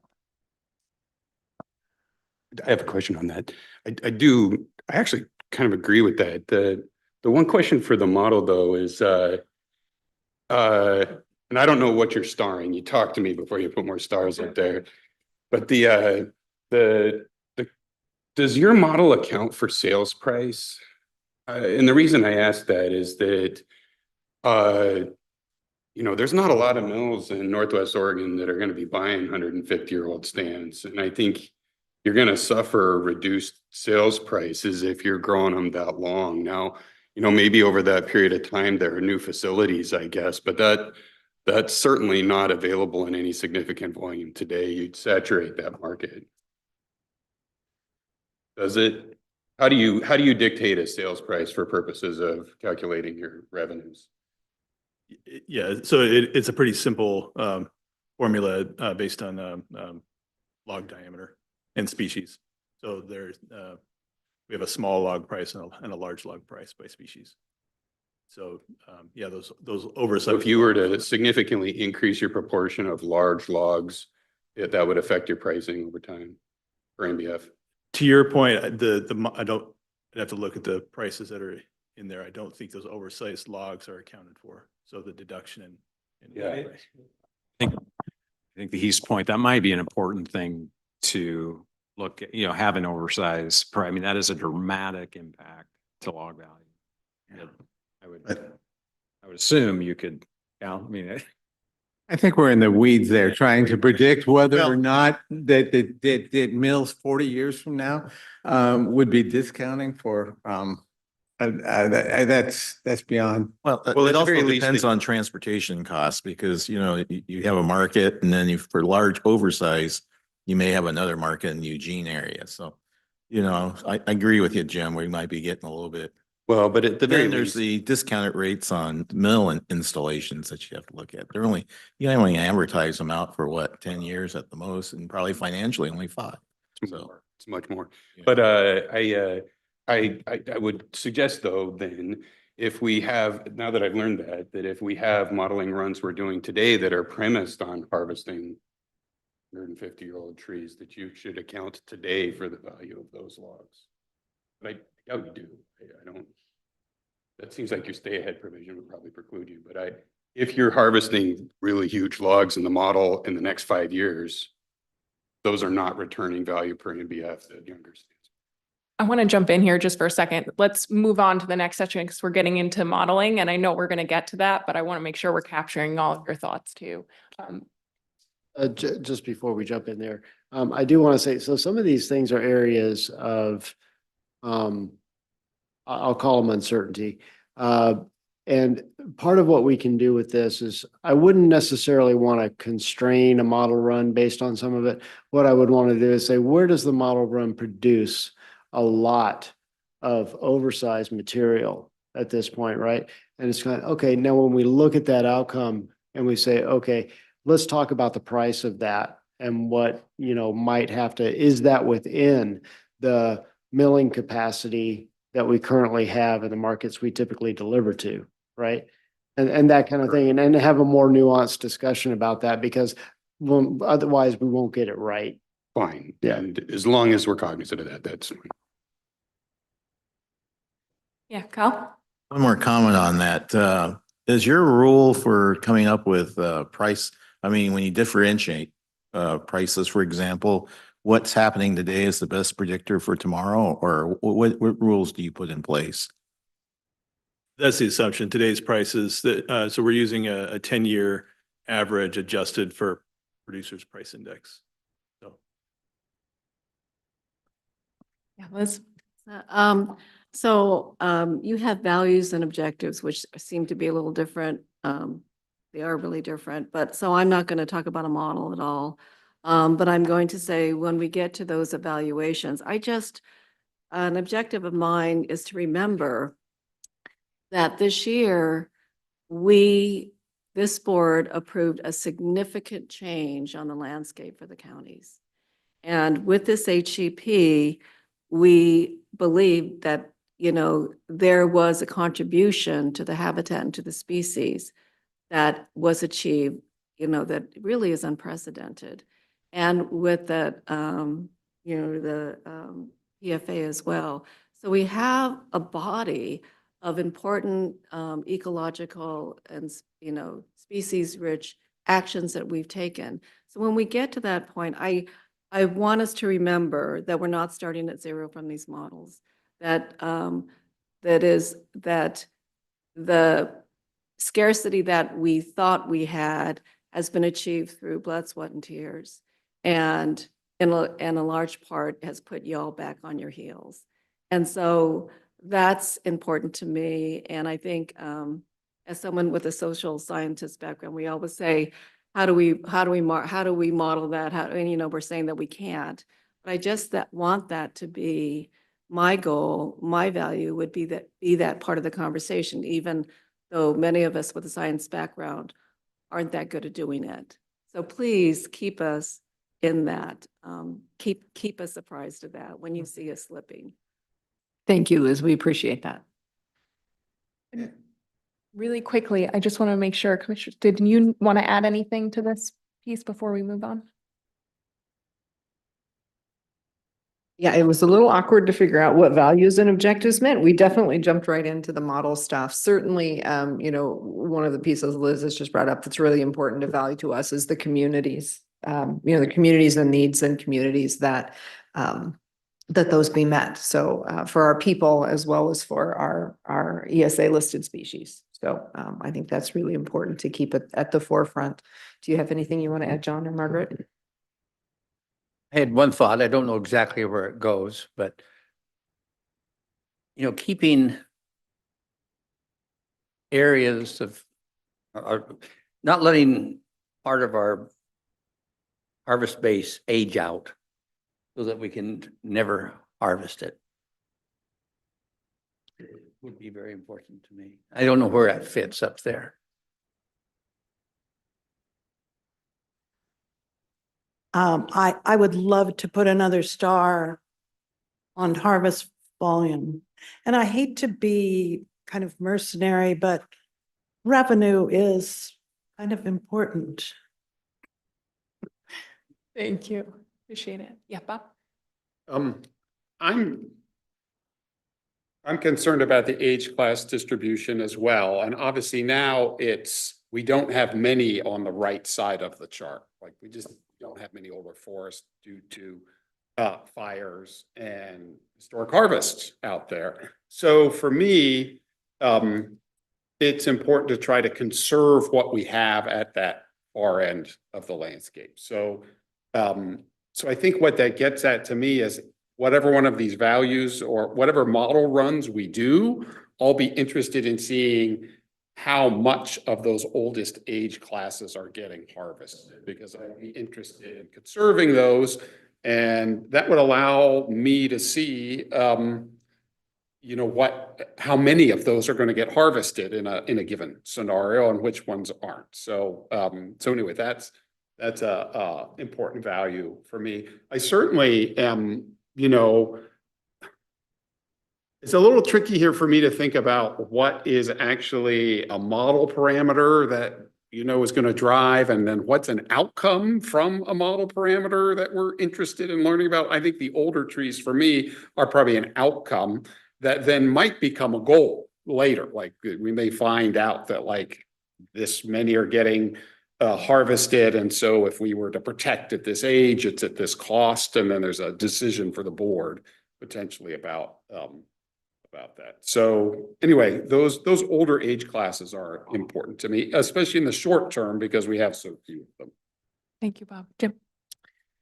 Yeah, speaking of values, one thing that I just want to say, I mean, it's essential to this conversation, but it's information. And so I have no problem with an uncolored analysis that gives us information. I have no problem if we do model for a higher harvest level, that will give us information and tell us whether there was some stuff wrong with the prior modeling that we saw when we passed the ACP. That's information. I suspect that, that will come up and probably reaffirm the prior modeling, but it's not a problem to do that.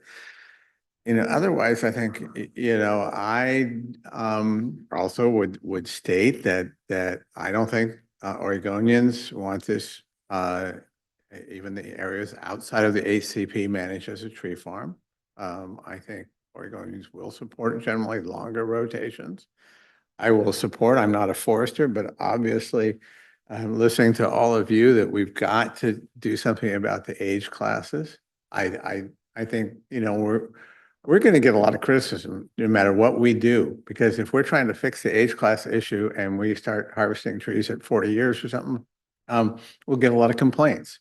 And Heath is right. We'll have a real difficulty harvesting trees that are older. So it's going to be difficult to find a path forward that will pass all of those social tests and all. The other thing, it's just really wonderful to hear from you guys, talking about sharing and all of that. I imagine that's something the legislature has to deal with if you were to, I don't know how all that works. But the other thing that we've kind of danced around before is, and the way I keep putting it, we have these parts of the working forest that are not growing. And that is going to take a sacrifice from you guys, because we're not going to go in there. We're not going to have the money to go in there, the department, and deal with Swiss needlecast or the ghost alder with the formula. So it would take, and it would be a movement on your part to say, hey, guys, and I understand why it hasn't happened before, because there was such a low level of trust.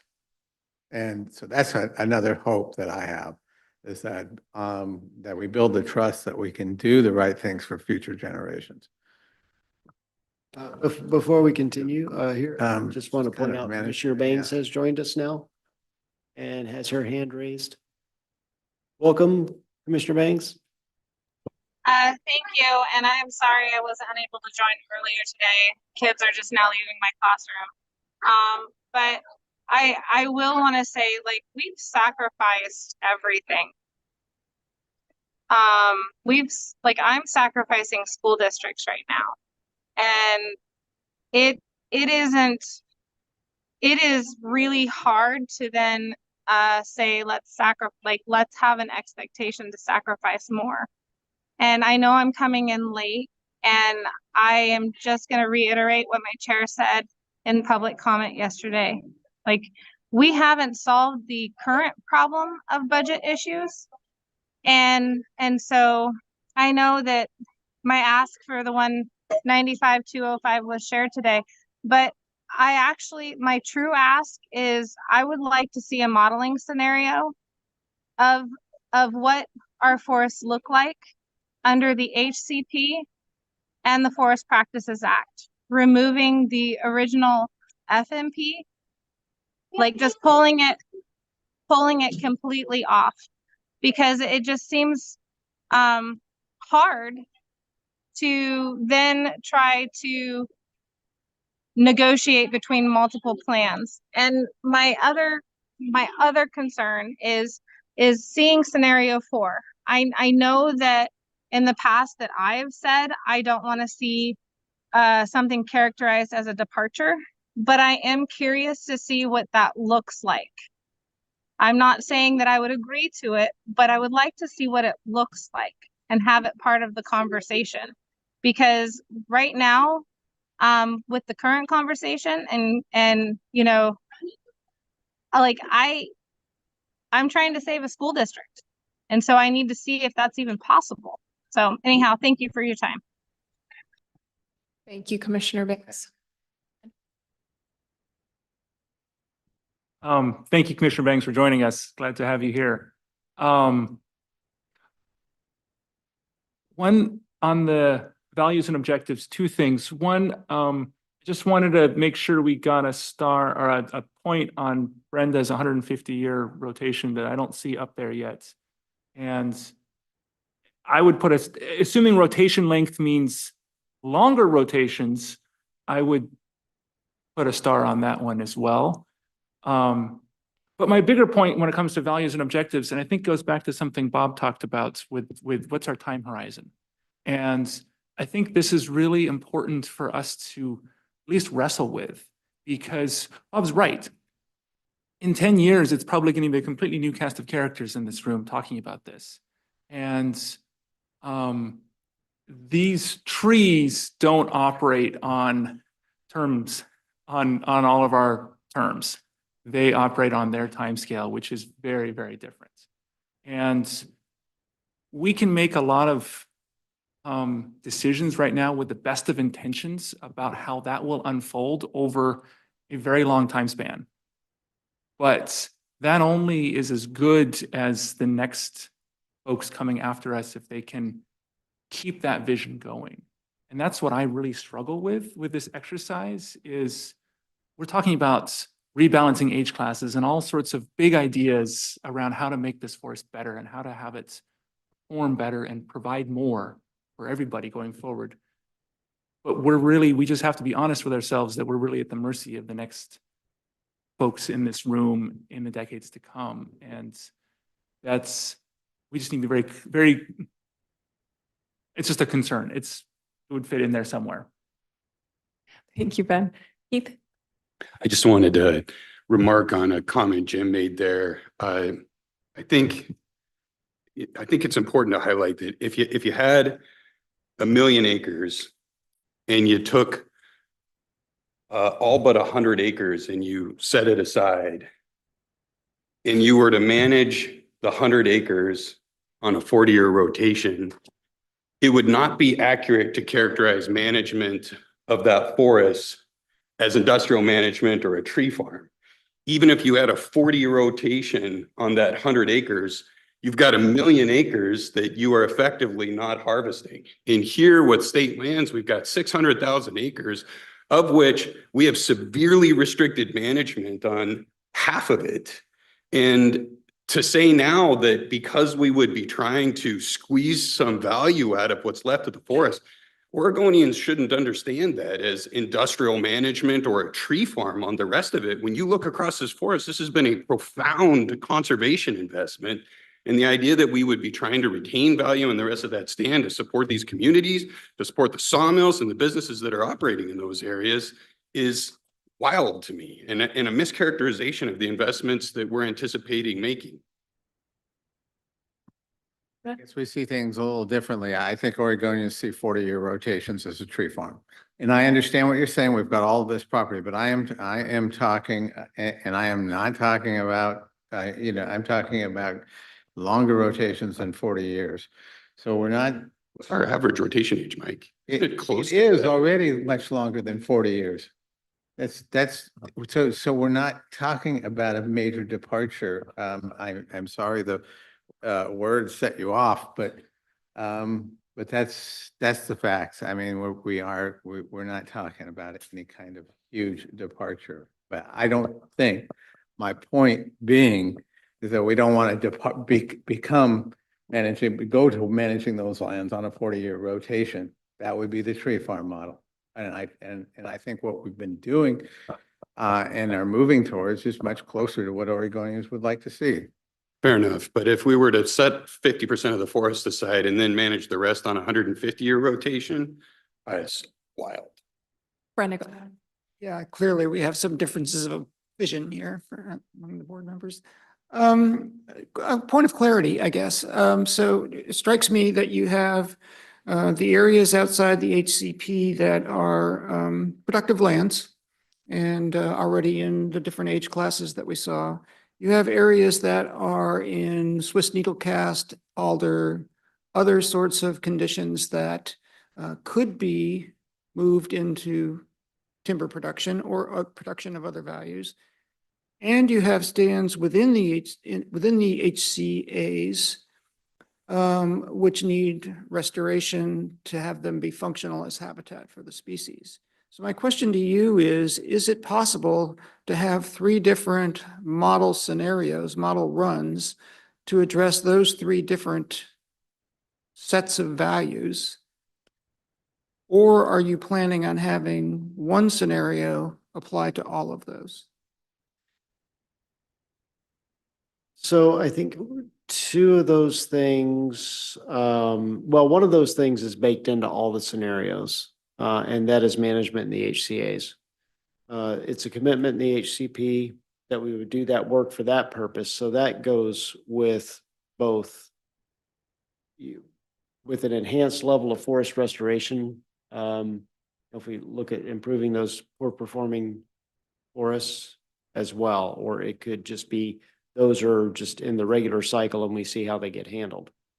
But the management that you would conduct in those stands that need to be, in your opinion, to be moved into productive forest, or the management that would be conducted within the HCAs as restoration would be very different, could be, probably should be, very different than what would be in the rest of the matrix outside of the HCAs. I mean, it has to be, because you're producing different habitat elements in the HCA than you would be out in the rest of the forest. Correct. Definitely different inside and outside of HCAs. And, outside of HCAs, those stands that we would be trying to restore would have more of a commercial focus. So there would be different outcomes, different financial outcomes, different costs associated with those. It seems like you have to have different model runs for those different land bases. Can I jump in a second, Mike? Please do, Joe. Aren't you going to have to force the model? Because ultimately, every one of these models is an MPV model. Aren't you going to have to force the model to do those restoration harvests? Aren't you going to have to basically tell it? You have to tell it in this 10-year period, you've got to do that. Aren't you? If we want to Because accelerate. it won't naturally, any model run. That was my point. You Yeah, have to separate that out Yeah, differently, because it's going to be a cost initially before it becomes an income. I don't want to speak for you guys, but I think you do that in all, right? Because it's a requirement of the HCP, right? I mean, any scenario you would have to force it because it's required of the Habitat Conservation Plan. Right, right. That part's easy. That part is in all of them. Yes. But I think when we talk about outside of the HCA's, if we wanted to make sure the model treated those as soon as possible, then we could put a focus on that. And I want to keep in mind, I think right now, in just identifying the values piece of it, we've identified that as a pretty important value. And so as we move on into the actual scenarios and some of the things we'd like to see, that could be baked into all of it, right? That could be part of every model scenario. That is a priority to deal with. And I don't think I'm sensing a lot of resistance to that idea around the table, probably. I think we all feel like we need to do something about that, right? Yeah, and I think if we move over to the constraints too, Lily, I think HCP is listed in there as well. Yeah, Bob?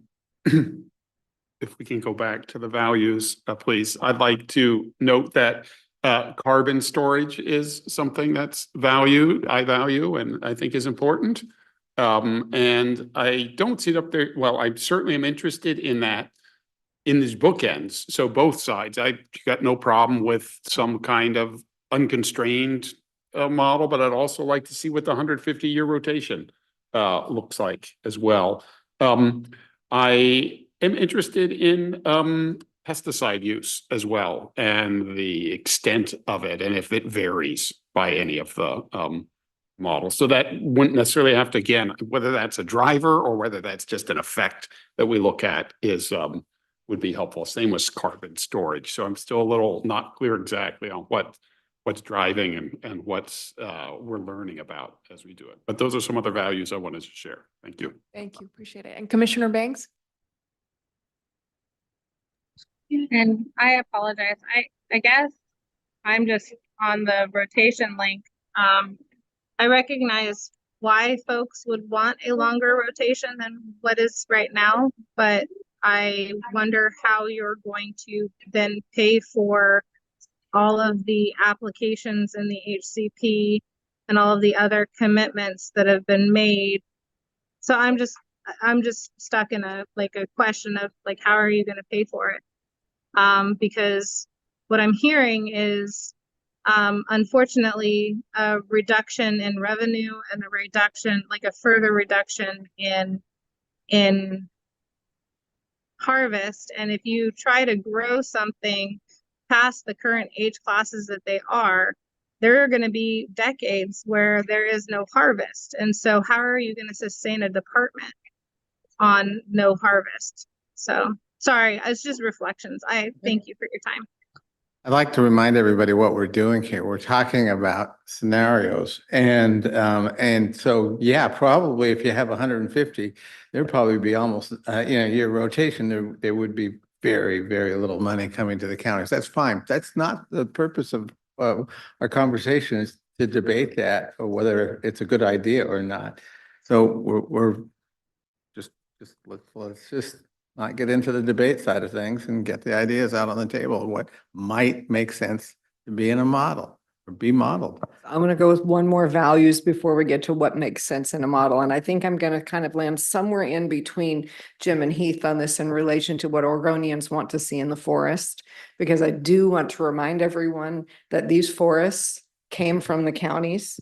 I do want to remind everyone that Oregonians currently don't pay for these forests, that the revenue that is generated by them pays for these forests. So when we start looking at, are we running it as an industrial forest? Are we doing what Oregonians want, which is to conserve as much as possible? We need to remember the genesis of where this came from. And we need to remember that there is a middle ground.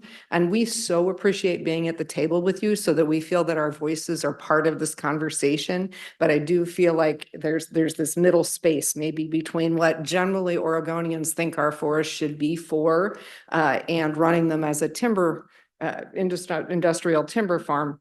But there is a middle ground, but that middle ground does have to remember where they came from.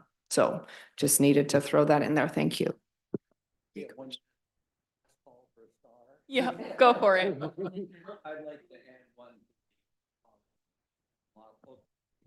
I'd like to add a star to the uncollared model run. We need to know what we have given up in order to meet some of the criteria other than harvest and revenue. And without that, we don't know that. And I'm afraid we'll be criticized for not doing enough not because we haven't done a lot, but because people don't know how much harvest base has already been given up. Yeah, Joe? I have a question. It's a question about the stay-ahead provision in the HCP. What levers will you use for the stay-ahead provision outside of the HCAs? How will you model that provision? What levers? How are you going to do that? Yeah, so I guess just really simply, the model tracks the habitat suitability indices that are embodied in the yield tables. And so we're just quantifying the acres in every time period that meet the requirements for that component of habitat. If I can pile onto that at first. There's a few of the things that are up here, and that's actually one of them, right? That I would say, rather than piling that on as a modeling constraint, that we look at some of these other things and see where it lands. So for instance, we may find that some run leaves us extraordinarily cash strapped and the county's cash strapped and it wouldn't work. Same thing, I think, is, like if we're playing with the discount rate, say the uncollared run is the one that will pull this out, right? Where do we bump up against that stay ahead provision or that dispersal habitat requirement and say, okay, we've got a framework here. We know this one we can't do at this level, right? And so we can go back and kind of address that in actual.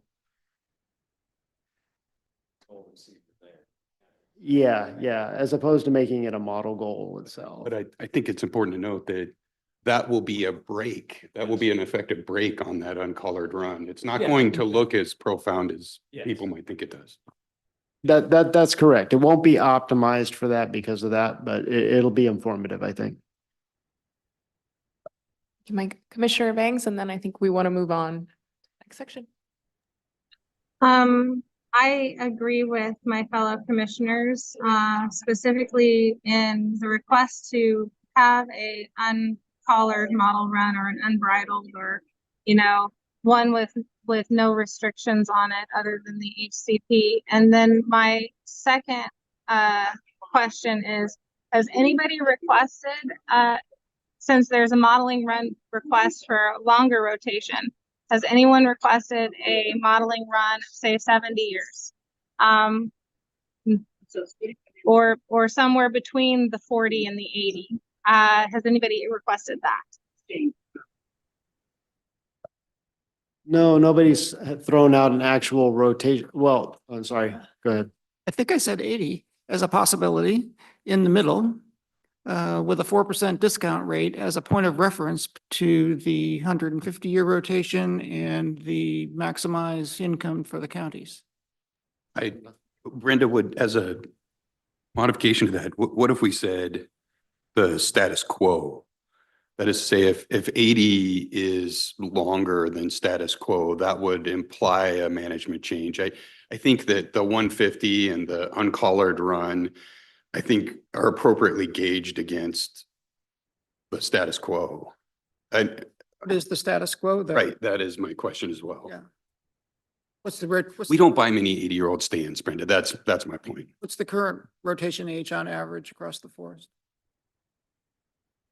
It's somewhere in the neighborhood is between 70 and 80, I would assume on average. We've got some stuff that comes in the 60s, but we still have some older stands as well, yeah. But the status quo. Yeah. It's fair. Harvest. That's right. Is that what that is? Harvest age, the average harvest age. Let's just move right into the scenario brainstorming since this conversation is flowing. If you wouldn't mind. Thank you, Lily.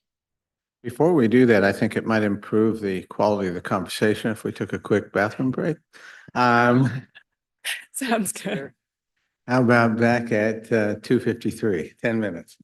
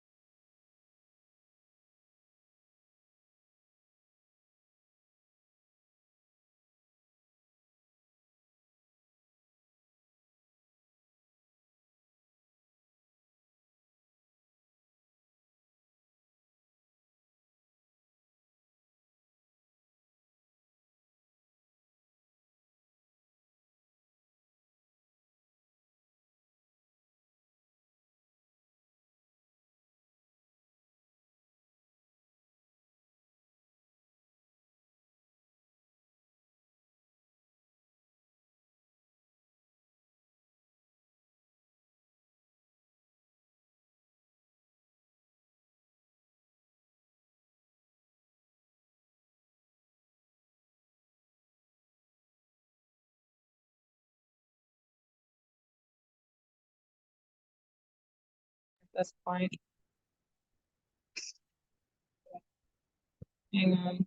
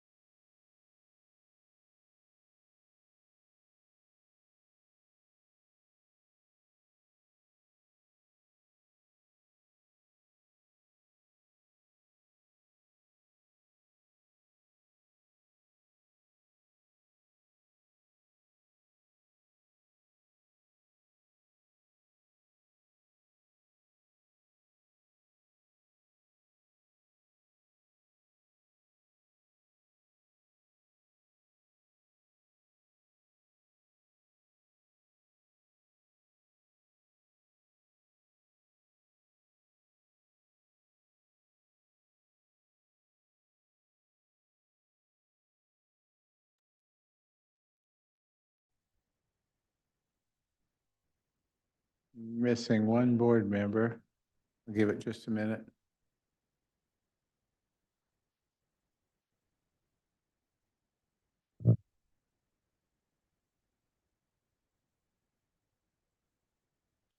Why don't we just go ahead? I'm sure he'll be back quick. Okay, perfect. Lily, if you would please share your screen. So before we jump into the scenario brainstorming, I just wanted to quickly show this example scenario where we're optimizing sustainable volume.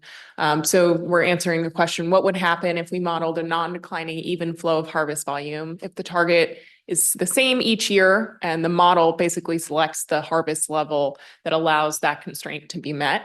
And so the goals of this would be non-declining even flow of harvest volume, maximized annual volume for each district given the even flow constraint, the set number of annual acres available in HCAs for treatments during the first 30 years, and non-declining inventory on managed general acres beyond 100 years.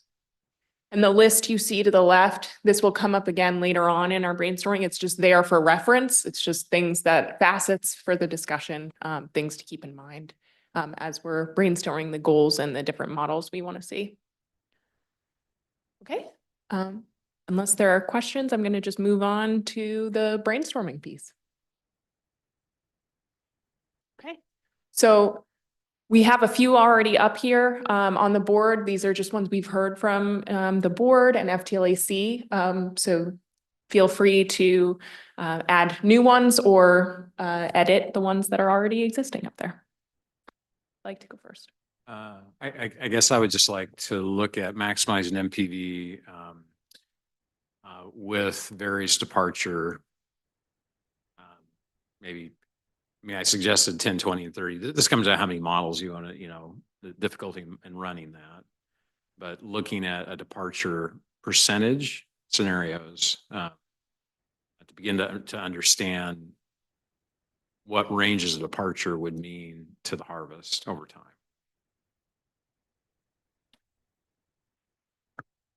Okay, Brenda? I think we need to define what long is. And we kicked around 150. Again, I'm not wedded to that, but I think given the constraints that you face, that's a possibility. The other one is the one I mentioned 3 times now, I think. The current management practices, 80-year rotation with 4% discount rate. And if you could add 150 to the long rotation with multiple entries. We can talk about that at some point too, but that's just a placeholder at this point. Perfect. Thank you. Yeah, Ben. I guess I kind of following on Joe's point a little bit, I'd kind of like to see a combination of some of these.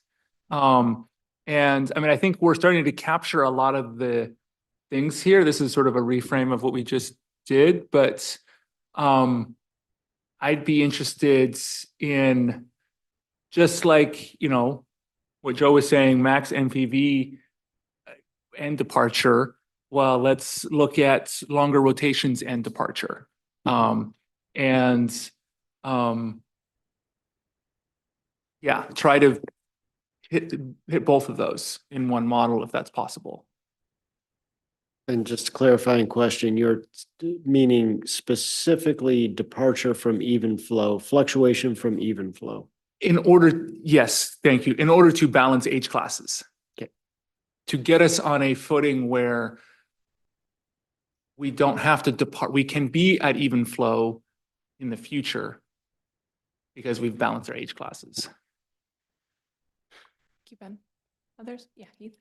Just like to ask you guys, like, you know, to what degree do you think we're going to be constrained at the end? And I mean this practically speaking of like picking from one of these model scenarios versus kind of like crafting our own at the end. The reason I ask is because here, like, I'm mostly interested in being able to see the power of the lever, right? So that I can kind of gauge, you know, what is a meaningful tool. I think it would be a mistake. Well, I don't even know if it'd be a mistake. If practically speaking, we're going to have to pick from among one of these for purposes of giving our instruction to ODF, then that puts a lot of pressure on us to craft something very likely to be correct now. But if in fact it's more along the lines of just giving us the power of the lever, then we can kind of like pick things out and see how much does this move it.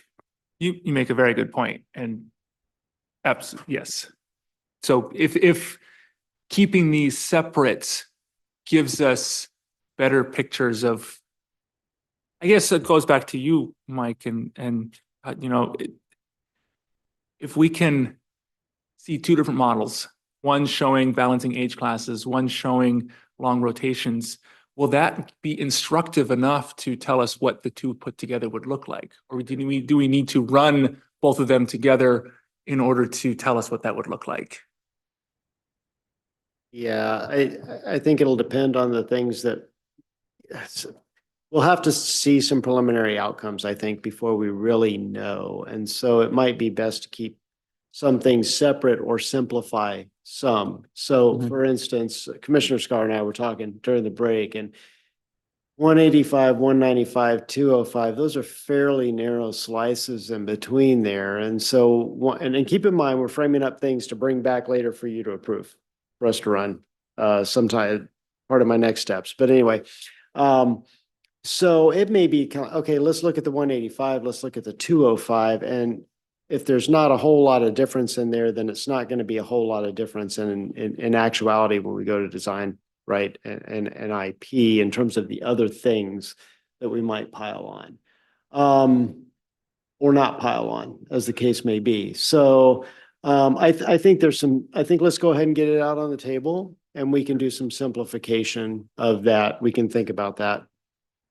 Mike, when making it a goal to get to even flow, do we have to ask the model how long that would take to get to even flow? Or, I mean, is that likely to be like 30 years or something before that would be achieved? Given Do you mean like what we have today, where we were actually not having to be in a departure scenario, but that we'd achieved it? Putting that as a goal, putting even flow as a goal, how long would it take to get to that point? So that's easy enough to, that's our current practice. Now, an even age class distribution, Or somebody, oh, now that's a more complex conversation or problem for the model to work on. Todd can correct me if I'm wrong, but it's just a bit more difficult to bend, because what you're asking the model to do is set up these bends that it's trying to achieve right at the end of it. It's just a little bit more complex. I actually have a question for Brenda. Like, I have been to presentations from, you know, like, what was it, Foresight or Frontline or whatever, they were making presentations on extending rotations. And it seemed like there was a lot of consensus around extending to something close to the culmination, that was kind of the most volume you could produce annually per year, and it would increase volume in the stands. Is there some advantage in your view to extending rotation beyond the culmination? Is it just terrestrial carbon, or what's your objective? Storing carbon would be one of them. But think about what culmination means in a Douglas fir stand under current climate conditions. And that is that when you reach culmination, which can be 80, 90 years, what does that line do over time from that point on? Does it drop dramatically? Well, it depends on if it's your annual increment or not. It doesn't in most cases. It's just a very, very slow decline. Oh, I see what you're saying. So your loss in realized economic value is very small out over a long period of time. And if you continue to thin that stand, you get these bumps in annual increment. And in fact, I don't know if you want to share your anecdote, Ben, but these big trees can put on a lot of growth if they're given a little bit more room to grow, even at old age. So I'm just saying two reasons. One is store carbon. The other is you've got age classes that are represented from 0 to whatever we pick, 150, 120. And then there are species. There are about 420 other species of animals, vertebrates, that can occur in this region that could find habitat in those different age classes. So there's some biodiversity. Let me try real quick, Ben. I think it's definitionally true that your periodic annual increment falls off before the culmination. And so to the degree that that's true, then your tree is growing less every year than it did before, the year before, prior to meeting the culmination of mean annual increment. And so I appreciate that they continue to put volume on. That is true. It's just they continue to put volume on each year less than they did the year before. And the back for my old resource econ days, which are long gone, the spike off of the PAI on a Doug fir stand was very sharp. It fell off pretty fast. And then your culmination peaked maybe 30 years later and then started to taper off, like you said, but that was averaging. And so I think we deserve a conversation at some point about, you know, what is, even under that circumstance, the optimum for purposes of carbon sequestration, particularly given, you know. Sequestration, storage. Fair. And those are two different things. If it were storage were our overriding concern, I think you would never harvest at all. Except that we need to make money for these folks. Yes. And so if that's true, then I think discount rates are appropriate to talk about and accelerating harvest. But I think this is good enough for Mike. Brenda, was there anything else you wanted to add? Sorry. Okay, Ben?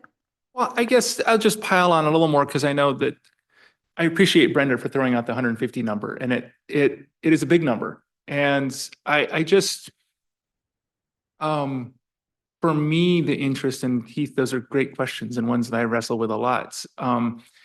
It's really about seeing what this forest is capable of. Because I feel like this forest has really been handcuffed in many ways for a lot of years. And I don't know exactly what the model is going to show, but I'm really curious. And I think, like Joe's saying with some of the other models, I think they're going to surprise us in all sorts of ways of what this forest might be capable of on a lot of levels, but harvest and revenue being one of them. Yeah, Brenna? Remembered. So my question is for Mike. I'm assuming this is an iterative process and we're just beginning and we're laying out some ideas here and you're going to come back with some things that we'll take a look at and then we'll have another go round at this and fine tune it some more. But we're not going to be picking from whatever results from this, correct? I hope. That is correct. We want to have enough today to come back and frame up what we're hearing from you. And we'll bring him back in the November timeframe. We'll need to have a special meeting for it to get your approval to run, here are the scenarios. Yeah, that'll be it.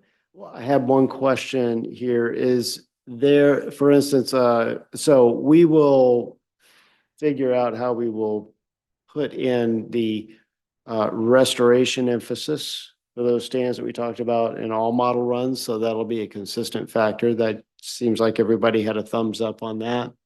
And I'm curious if the balancing age classes, is there a desire to see balanced age classes outside of the long rotation run and vice versa? Are those, is it a long rotation with, we also want balanced age classes, or is it long rotation for the sake of long rotation? We may end up with a bumpy at the, okay.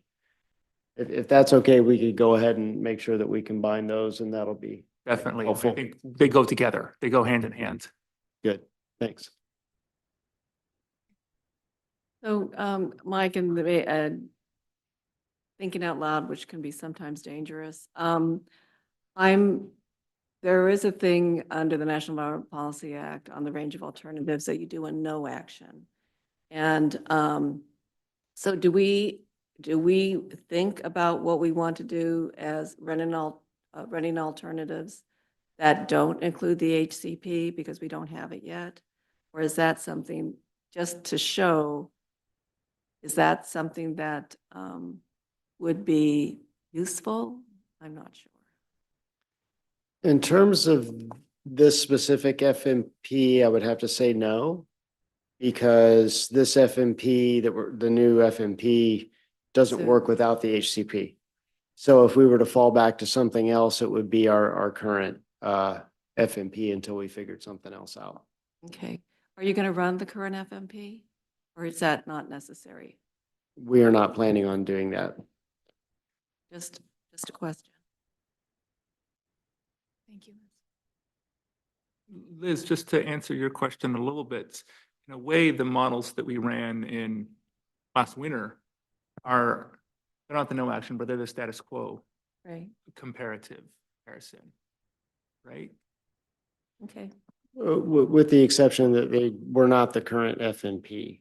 So not the status quo in that sense, but they were status quo with an HCP overlay for the most part. Yeah. Yeah. Heath? I'm betting, just in the interest of efficiency, I'm betting the middle top two are the same thing.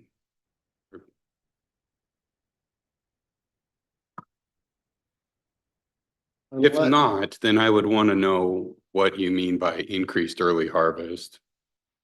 You are correct, I think. Unless there is a desire to see some other form of deliberate increased early harvest followed by max even flow, then I think the more specific proposal from the counties is, yeah, I think it's that bill. They're fine by me. So just one more question, and this is going a little further out, which might not be fair, but so we'll have these scenarios. We'll come back in November. In our sort of decision-making process, if we find that, oh, the combination of this and that, and then I think this is where you're going, is that let's recombine some things to get what we want. That's totally in the realm of reality for y'all to do in modeling, right? That we just won't be, this is it, these are the models, you pick, 1, 2, 3, 4, that's it. So we will be able to, massage some of those models and with these different scenarios and come up with something that is going to address maybe a multitude of opportunities and concerns. Is that in the process?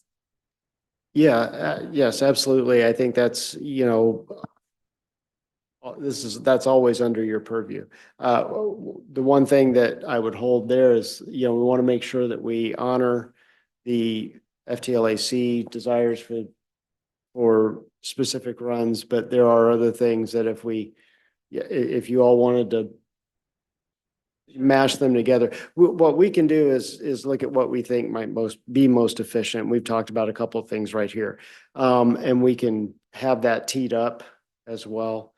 So we will be bringing you back the proposed things. And if we'll be able to speak to, if you wanted to add this and this together, if that would create a conflict that would be kind of like, well, you're going to get some really wacky results, or these things are just diametrically opposed or something like that. But yes, absolutely, we could talk about that. And so just my overall objective is I don't want the models to work us. I want the models to work for us. Absolutely.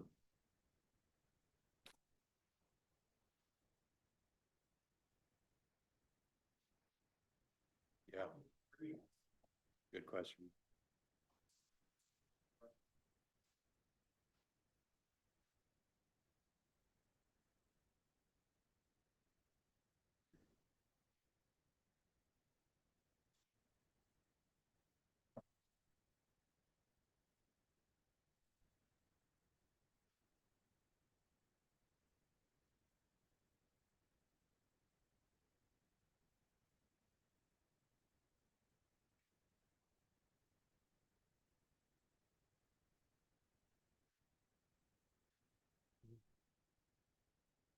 Sure, but all of those things are one of the things that's great about a harvest scheduler is it's just that, and we can tell you how much we're cutting of any given age class or how much is on the landscape at any given model period.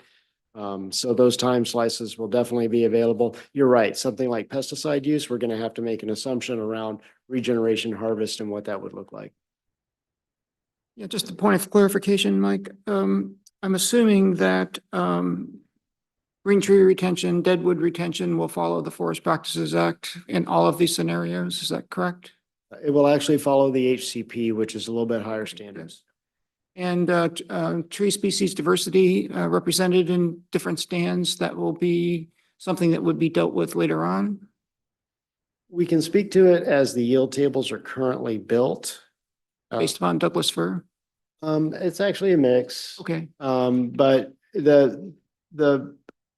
one of the things we don't have time for in this process is to rebuild like those stand tables, like from the get-go, and look at a lot of possibilities like that. Yeah. I think where that could lie is actually in future development as we look towards, dealing with climate resilience, and what does that species mix look like over time is more specific and nuanced modeling. Yeah. Yeah, I think so.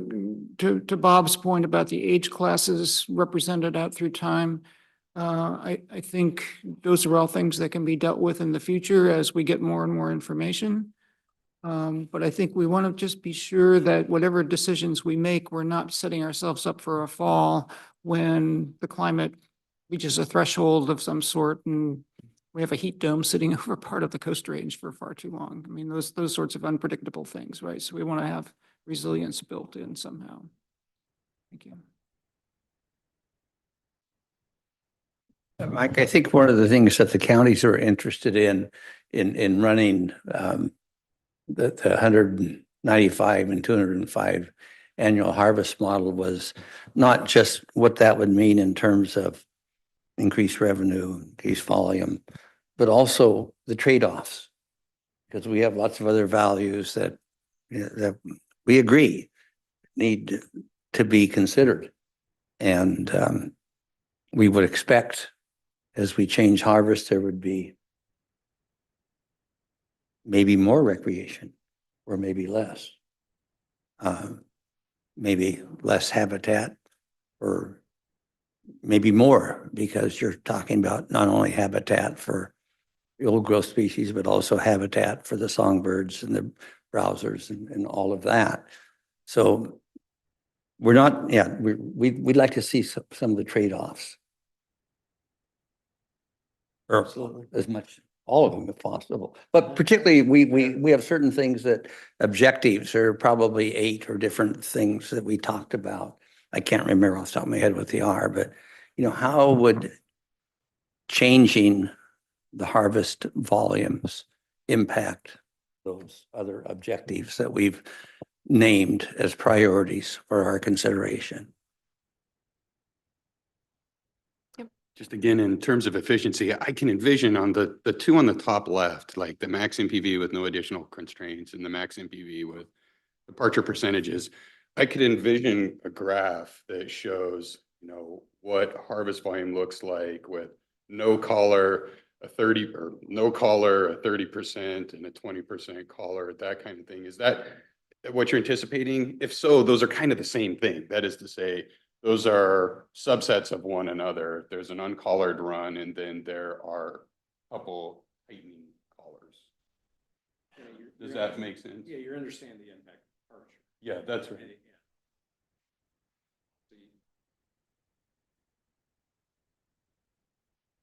Yeah, with departure percentages, but like one of those being uncollared. Thank you. Mike, I have another question then. Oh, excuse me, I'm interrupting someone. We have certain parts of the forest that aren't contributing anything and only will get worse unless we rehabilitate them.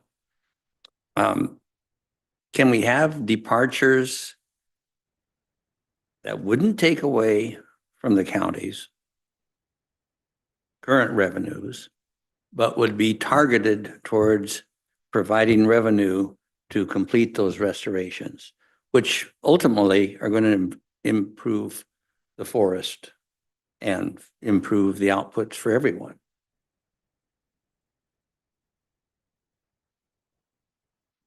That is a possibility. I think the way to get there is to put the emphasis in each of those runs. And we get a couple of things at a per unit level from the modeling and, well, many things, but at the end of the day, there's revenue and there's the costs associated with doing that.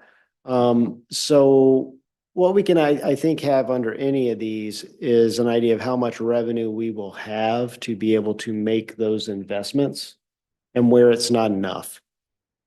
And then I think when we get down to actually getting a more focused plan, a real plan on treating those areas, I think there's a more discrete question about what does it cost to actually do these areas in detail and what kind of revenue do we need to do that and how do we get that funding if it's not going to be able just to be, because that's kind of what we do now, right? You know, our timber sales are a mix of stuff that doesn't pay that well and stuff that does pay well, and that's how we pay for the whole thing. Yeah, I think it's just that same question on a larger scale.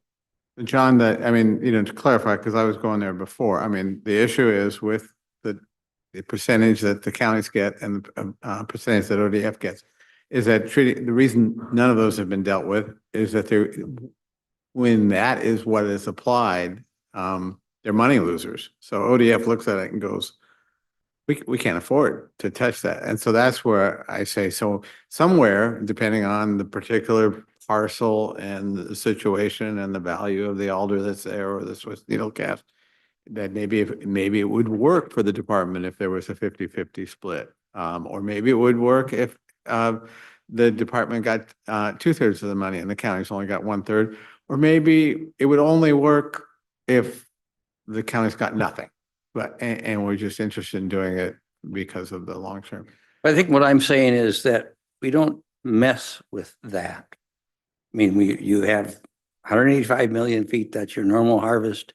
It's divided up amongst the different beneficiaries as this so much goes here and that much goes there. But taking additional harvest, and if we say it's 185 as the bait, we take additional harvest, but there's no expectation, the county's know well ahead of time, you're not going to get part of this. Instead, we're going to take those monies and we're going to improve the forest so that 30 years from now, 40 years from now, 100 years from now, it's going to be a better forest. And what stops us from doing it is the current agreement and the split. And so that would have to be some sort of hammered out. That's what I mean. Piece by piece. And, I think would be hugely in the interest of future generations for us to do that work. I'd like us to talk about that. That's what I was going to say. I think that's probably a county by county conversation because each county is so different in what's on our landscape and what needs to happen. So at least what I'm told is I'm the one that has the most problematic areas. So probably we should sit down and talk about that because most people just point at Tillamook and say, we don't want to share revenue because yours is terrible. You are the problem. I am the problem. So with that being the case, let's sit down and talk. If I can just jump in there, there is, just so everybody knows, there is precedent for that. We did have an MOU with Tillamook County at one point to treat Swiss needle casting. There were some provisions in there, and I'm sorry, I don't remember all the details of it, but I believe it was if the project work exceeded 80% of the sale value, there was a trigger in there where the county was helping pay for the operation. I don't know that markets penciled out. I think they penciled out favorably, and we did a lot of it without ever having to invoke it. But there's precedent there for working on an agreement on a county by county basis. I think that's probably too complex to throw into this modeling scenario, but it's a conversation worth having. Bob, go ahead.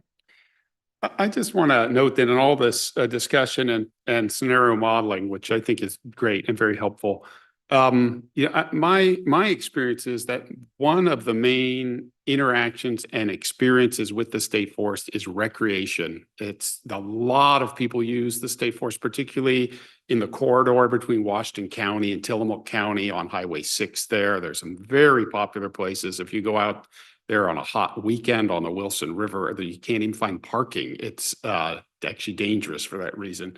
Obviously, a lot of people use it for different reasons. Very popular with hunters, off-road vehicle users, mountain bikers. There's hiking trails. I mean, it's great.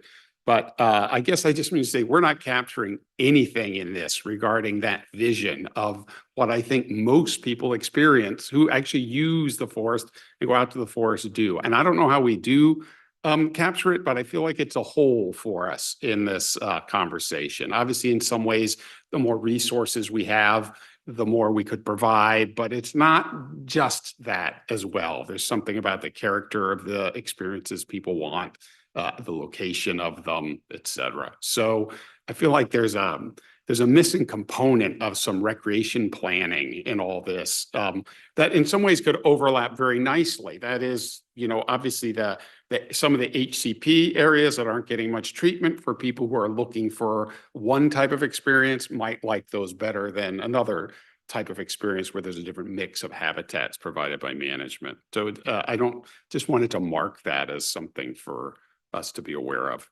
Yeah, I would pile on to that and I've mentioned this before, but I'll repeat it, which is the department has asked repeatedly the legislature through POPs for money for recreation. And of course, as Bob was saying, the demands on recreation are just huge compared to what they used to be.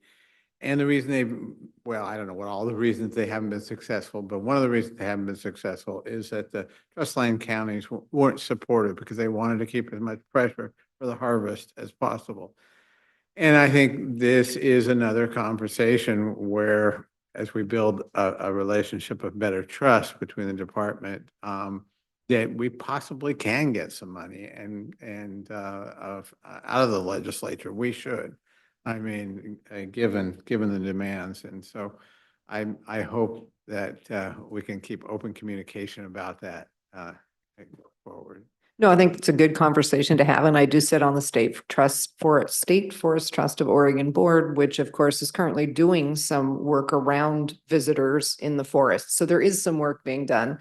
The REI department is engaged at that level. So it's not that there isn't any being done. To your point, that it's certainly not captured at the level that it's utilized. And I think that a huge percentage of that is in Tillamook County. So it's again, another conversation we should have. But again, not part of the modeling. Liz, go ahead. That was what Aaron said is what I was getting at. Thanks. Perfect. Yeah, Heath. So I had some modeling questions more. You know, I'm not sure I understand. There's a legal distinction, but are we going to be modeling these on a georegion basis or a district basis? And help me understand. I'm of the impression that the reason that the georegion doesn't work is because you would require like this, there would be impacts to the counties or something, but why, just help me refresh my memory on why the district is more likely, notwithstanding the better outcome under a georegion approach. So there's one is the county, issue, and one of the things that we Is can that do. legal or just their preference? You know what I'm saying? Well, I mean, yeah, so there's no legal requirement to plan a certain amount of our activity by county. Okay. But there is that balance, right? And some counties could end up with nothing or very little for a period of time and then have a windfall. So it does create that problem with the revenue. The other problem is for us, just administering the lands and planning all the things, right?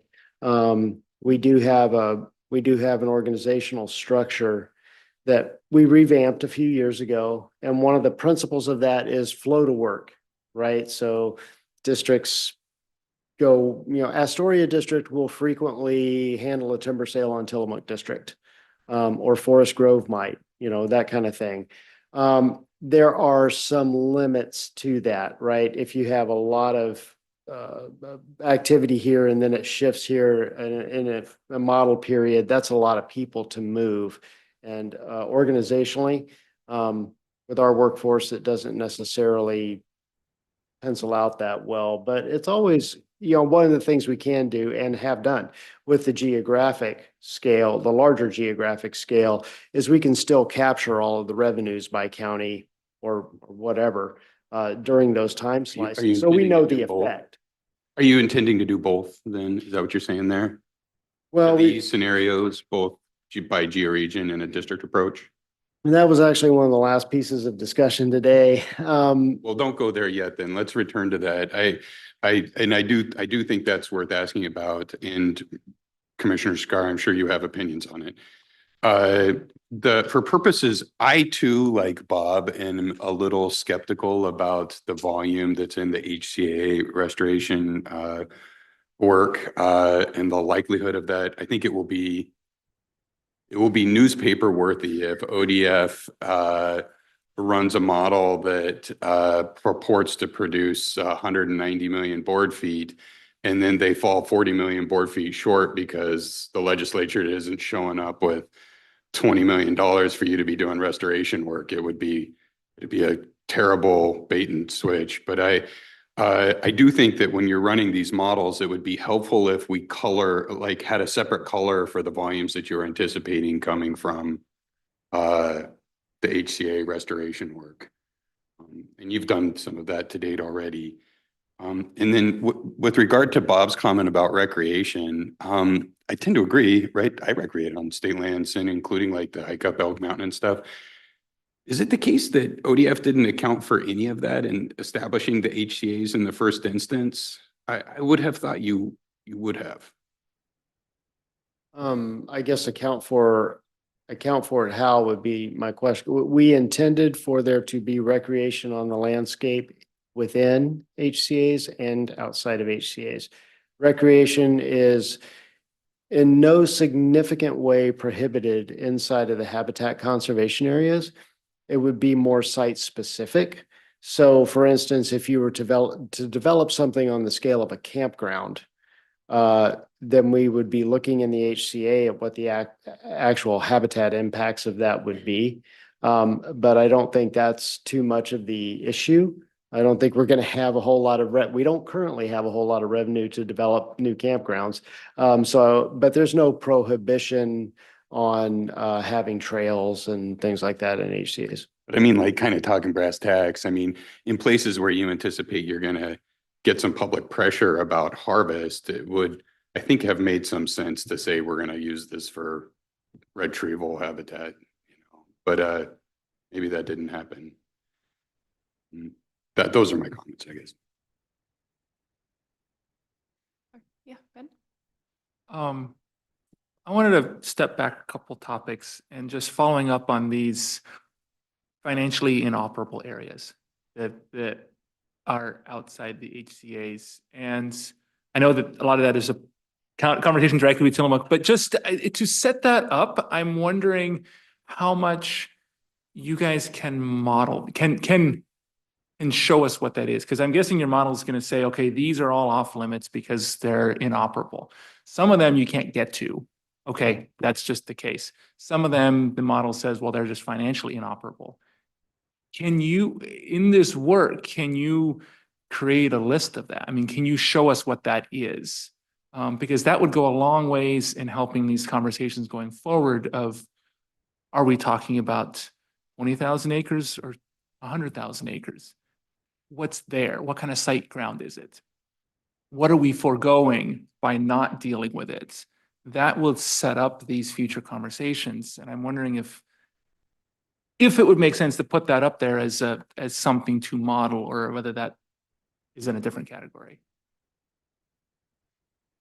I don't think it requires a separate model. I think we just put it in there, right, with all the model, put that emphasis in there, and then we can pull that information out and sum it up based on the units themselves, based on the costs associated with them. Todd can correct me if there's some detail missing that would make that infeasible. Yeah, I think if I can understand correctly, currently within the model, there's outside of the areas that are marked inoperable for various reasons. The model eventually harvests most places. It might be 100 years out. So it would be, so this exercise would be targeted at looking at what stands were delayed and what was the cost associated with getting to those, and why was there a delay? I just like to follow up on that question, because if you just throw it into the model and it is, say, an alder stand, and it's simply financially not viable to go in to harvest that, so it's just going to get put off and put off and put off. So what's the opportunity cost associated with not doing something now? It's going to cost you something, but 50 years from now, then you have something that you can split between you and the counties. To me, it doesn't make sense. And that's why I asked earlier why you wouldn't model separately your timber production lands that you already have, and these financially inoperable, the Swiss needle cast alder, other things, stands, so that you can prioritize those and get those moved into whatever it is that you want for the future more quickly, because otherwise, I think you're right. I think it's just going to continue to push them out, and it's just postponing that value that you would have received.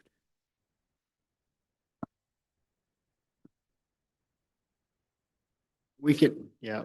Let's noodle on that a little bit about the way that we would put that in there. I think that we might emphasize it in the same way that we're hardwiring the treatments in the HCA's and prioritizing that piece. Because at that point, for instance, for this 185, 195, 205 run, it's kind of a two-stage thing, right? We set there's a volume target that's driving it. And then we take the model at the end of that period, and then you run it out even flow. And so it's just another prioritization to put into that first period. If we put it in the first 30 years, that would be helpful. And we could probably put that, anything less than that, we could squeeze it in even on a faster time scale.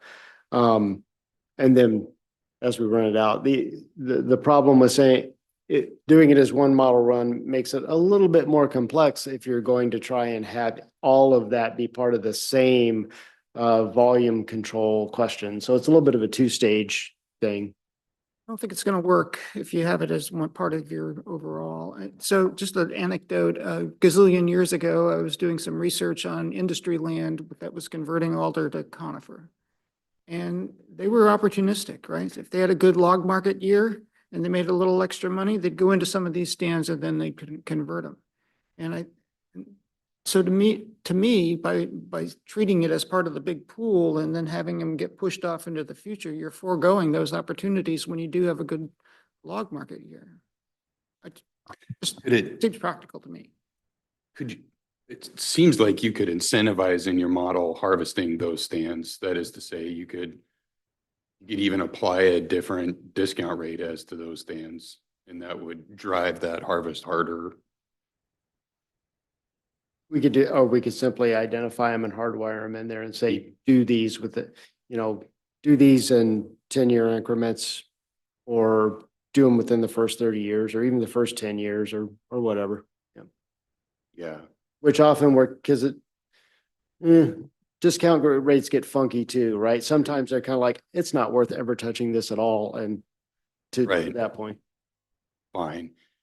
I guess if only I knew in advance how much money that was going to require. And I agree with you on the opportunistic. They should be where they have the resources. I'm so worried that the volumes that we're going to see output under this model are going to be premised on like imaginary volumes that won't materialize. I'm really concerned about that. There is that risk. What we can do though is we can sum up the revenues and the costs from all those different operations. And so it's kind of like, okay, that's going to take a lot of money and we don't know if we're even going to have a log market for it. And that seems unachievable. That's a good way to be able to say, well, we did this work and turns out we need this much money. And it'd be great if, maybe the legislature would help fund some of that, or we could go seek grants to do some of that, or we could do some cost sharing to get some of that done so that we can go ahead and get something started there that's better for the future. I think we can still get at the problem. Okay. Are there any other scenarios you want to put up here before we choose our top scenario? Just one that's impossible, but I'll throw it out there anyhow, and that's a climate change scenario. What would you predict in terms of growth of these tree species out over the next 30 years? Just a portion of your total HCP period. If it's going to decline growth by a certain amount, what's that going to mean for all of these values? And because Bob's point earlier and Heath's point a minute ago, there's these numbers that you're going to be generating are going to have error bars around them that are going to be pretty big. And frankly, 10 years out, they're going to be even bigger.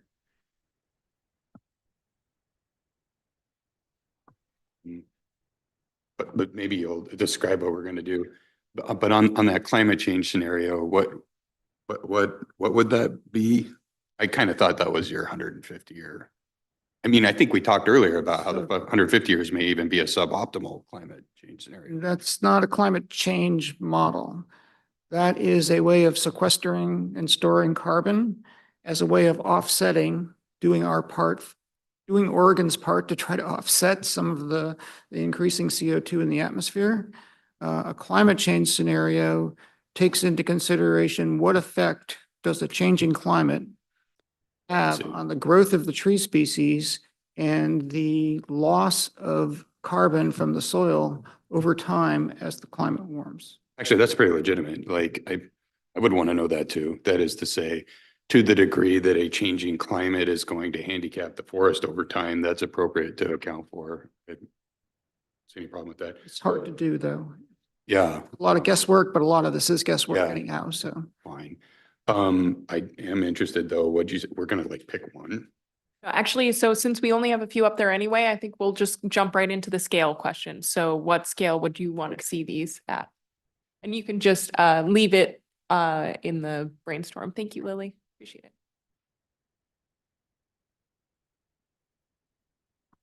It's kind of a question for the counties. I mean, like, again. Yeah, so you're talking scale, you mean district or georegion? Correct. It's yeah, so I think that we're willing to look at both. I think the complexities are that at this point in time, there is no revenue sharing mechanism among the counties. And while we have started that conversation, it is not a popular conversation. Anyone would have been at the table with us, I don't know, 2 weeks ago when we started it, there's a lot of impassioned feelings among the counties related to that.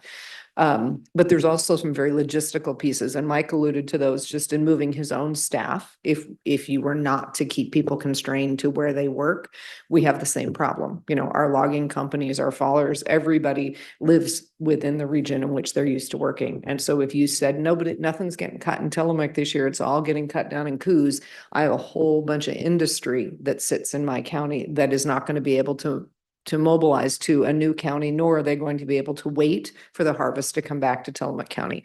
So there's some logistical issues that are very real when we start talking about anything outside of a district, therefore really outside of a county. Now, if in fact it turns out that you could double the harvest and double the revenue off the forest, I think we would probably work with all of our industry and otherwise to figure that out, right? To incentivize them to go where the harvest is. So I think somebody said, I think it was maybe Mike said, or Jim said, this is data, right? We're getting data, we're finding out what we can do. So I think looking at a larger scale, it doesn't hurt us to look. But I think realistically, we have to know that for counties, there are some pieces of this that are absolutely currently unresolved and not something we can see how we could just say, sure, harvest where it's you know, best for the forest. Mike, don't you have an indication of this of the last scenarios you ran back in the winter time? You ran that, didn't you? Look at GeoReason. So you have a general idea of the effect of that, correct? 5 or 10% or something, wasn't it? That 5 or 10%, I want to say. yeah. Not even that. Yeah. Yeah, it was really small. I would, yeah, I mean, I think, what was it? The difference between. It's like 185 versus 187.5. Yeah. Like 2.5 million board feet's not nothing. But nevertheless, I actually take it as a given, Commissioner. I'm not gonna die on this hill. Like, I think you raise important points about resources, and the agency has resources, et cetera. I would suggest you talk to Manulife about managing large acreages with few people, but I am sympathetic to those concerns. I think you pick one of them and you run that, maybe your current management, you pick one, you run that for looking at georegion and districts. That would be my suggestion, much like just one, to understand what that lever is, Yeah, as I look at it, and maybe it's best if we bring some stuff back on that. Because I don't want to, I think what we actually have right here is, if we could take the scale off, and the recreation value is not really a particular model run, so if we can take that one off.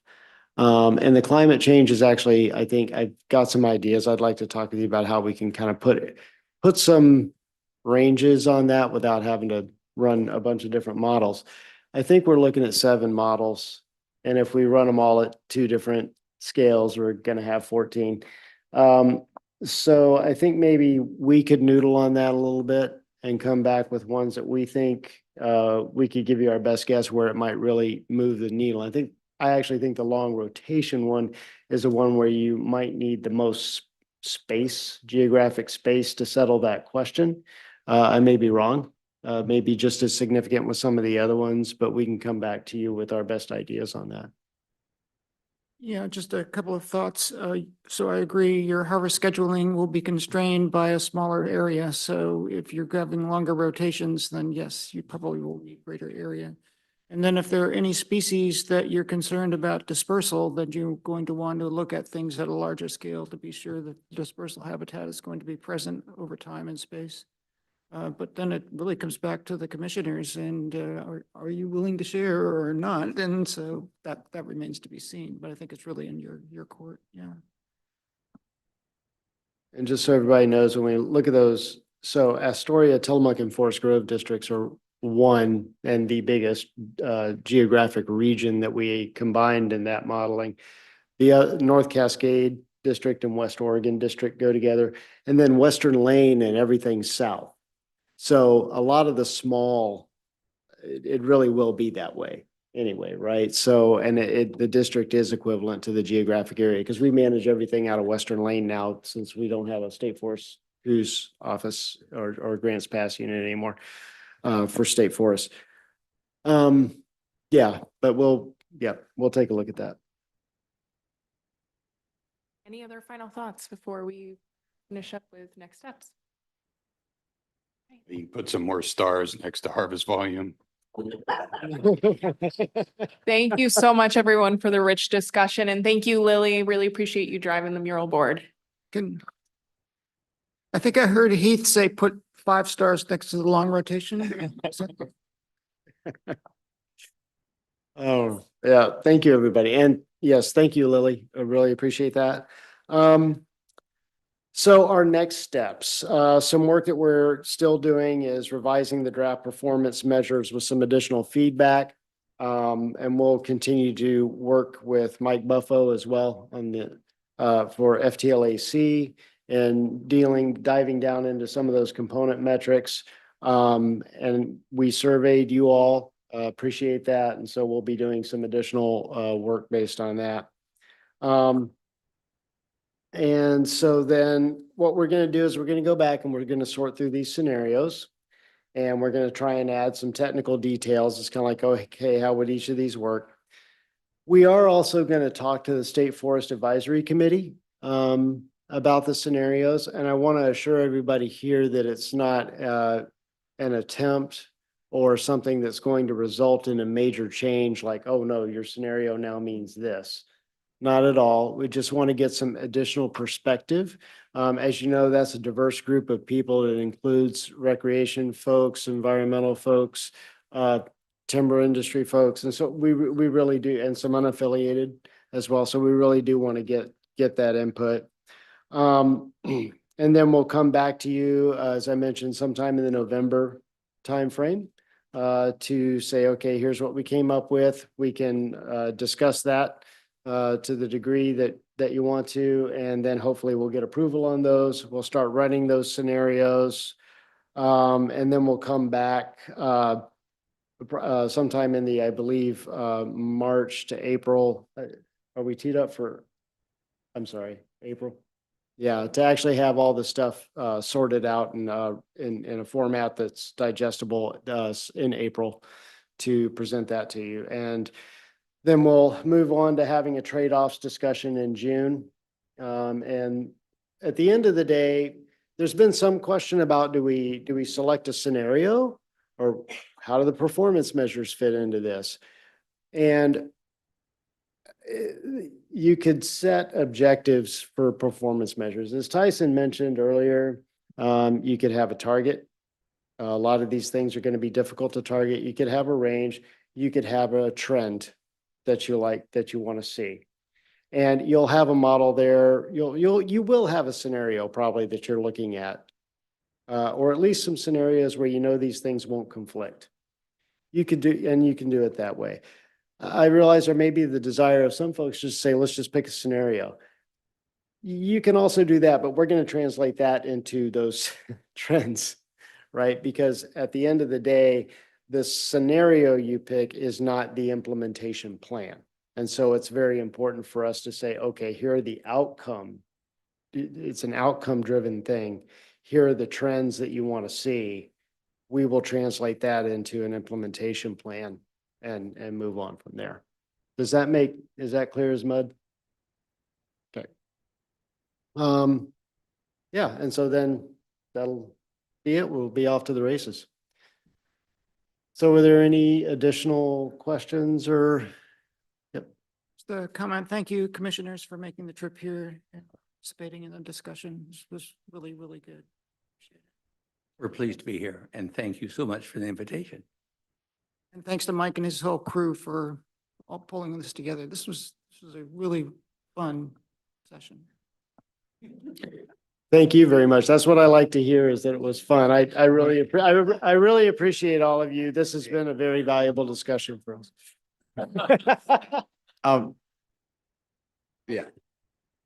I do want to thank both staff, and it's just so great to have you guys here working with us from the Trustland counties in this way. So we should all give ourselves a pat on the back for having gotten to this place.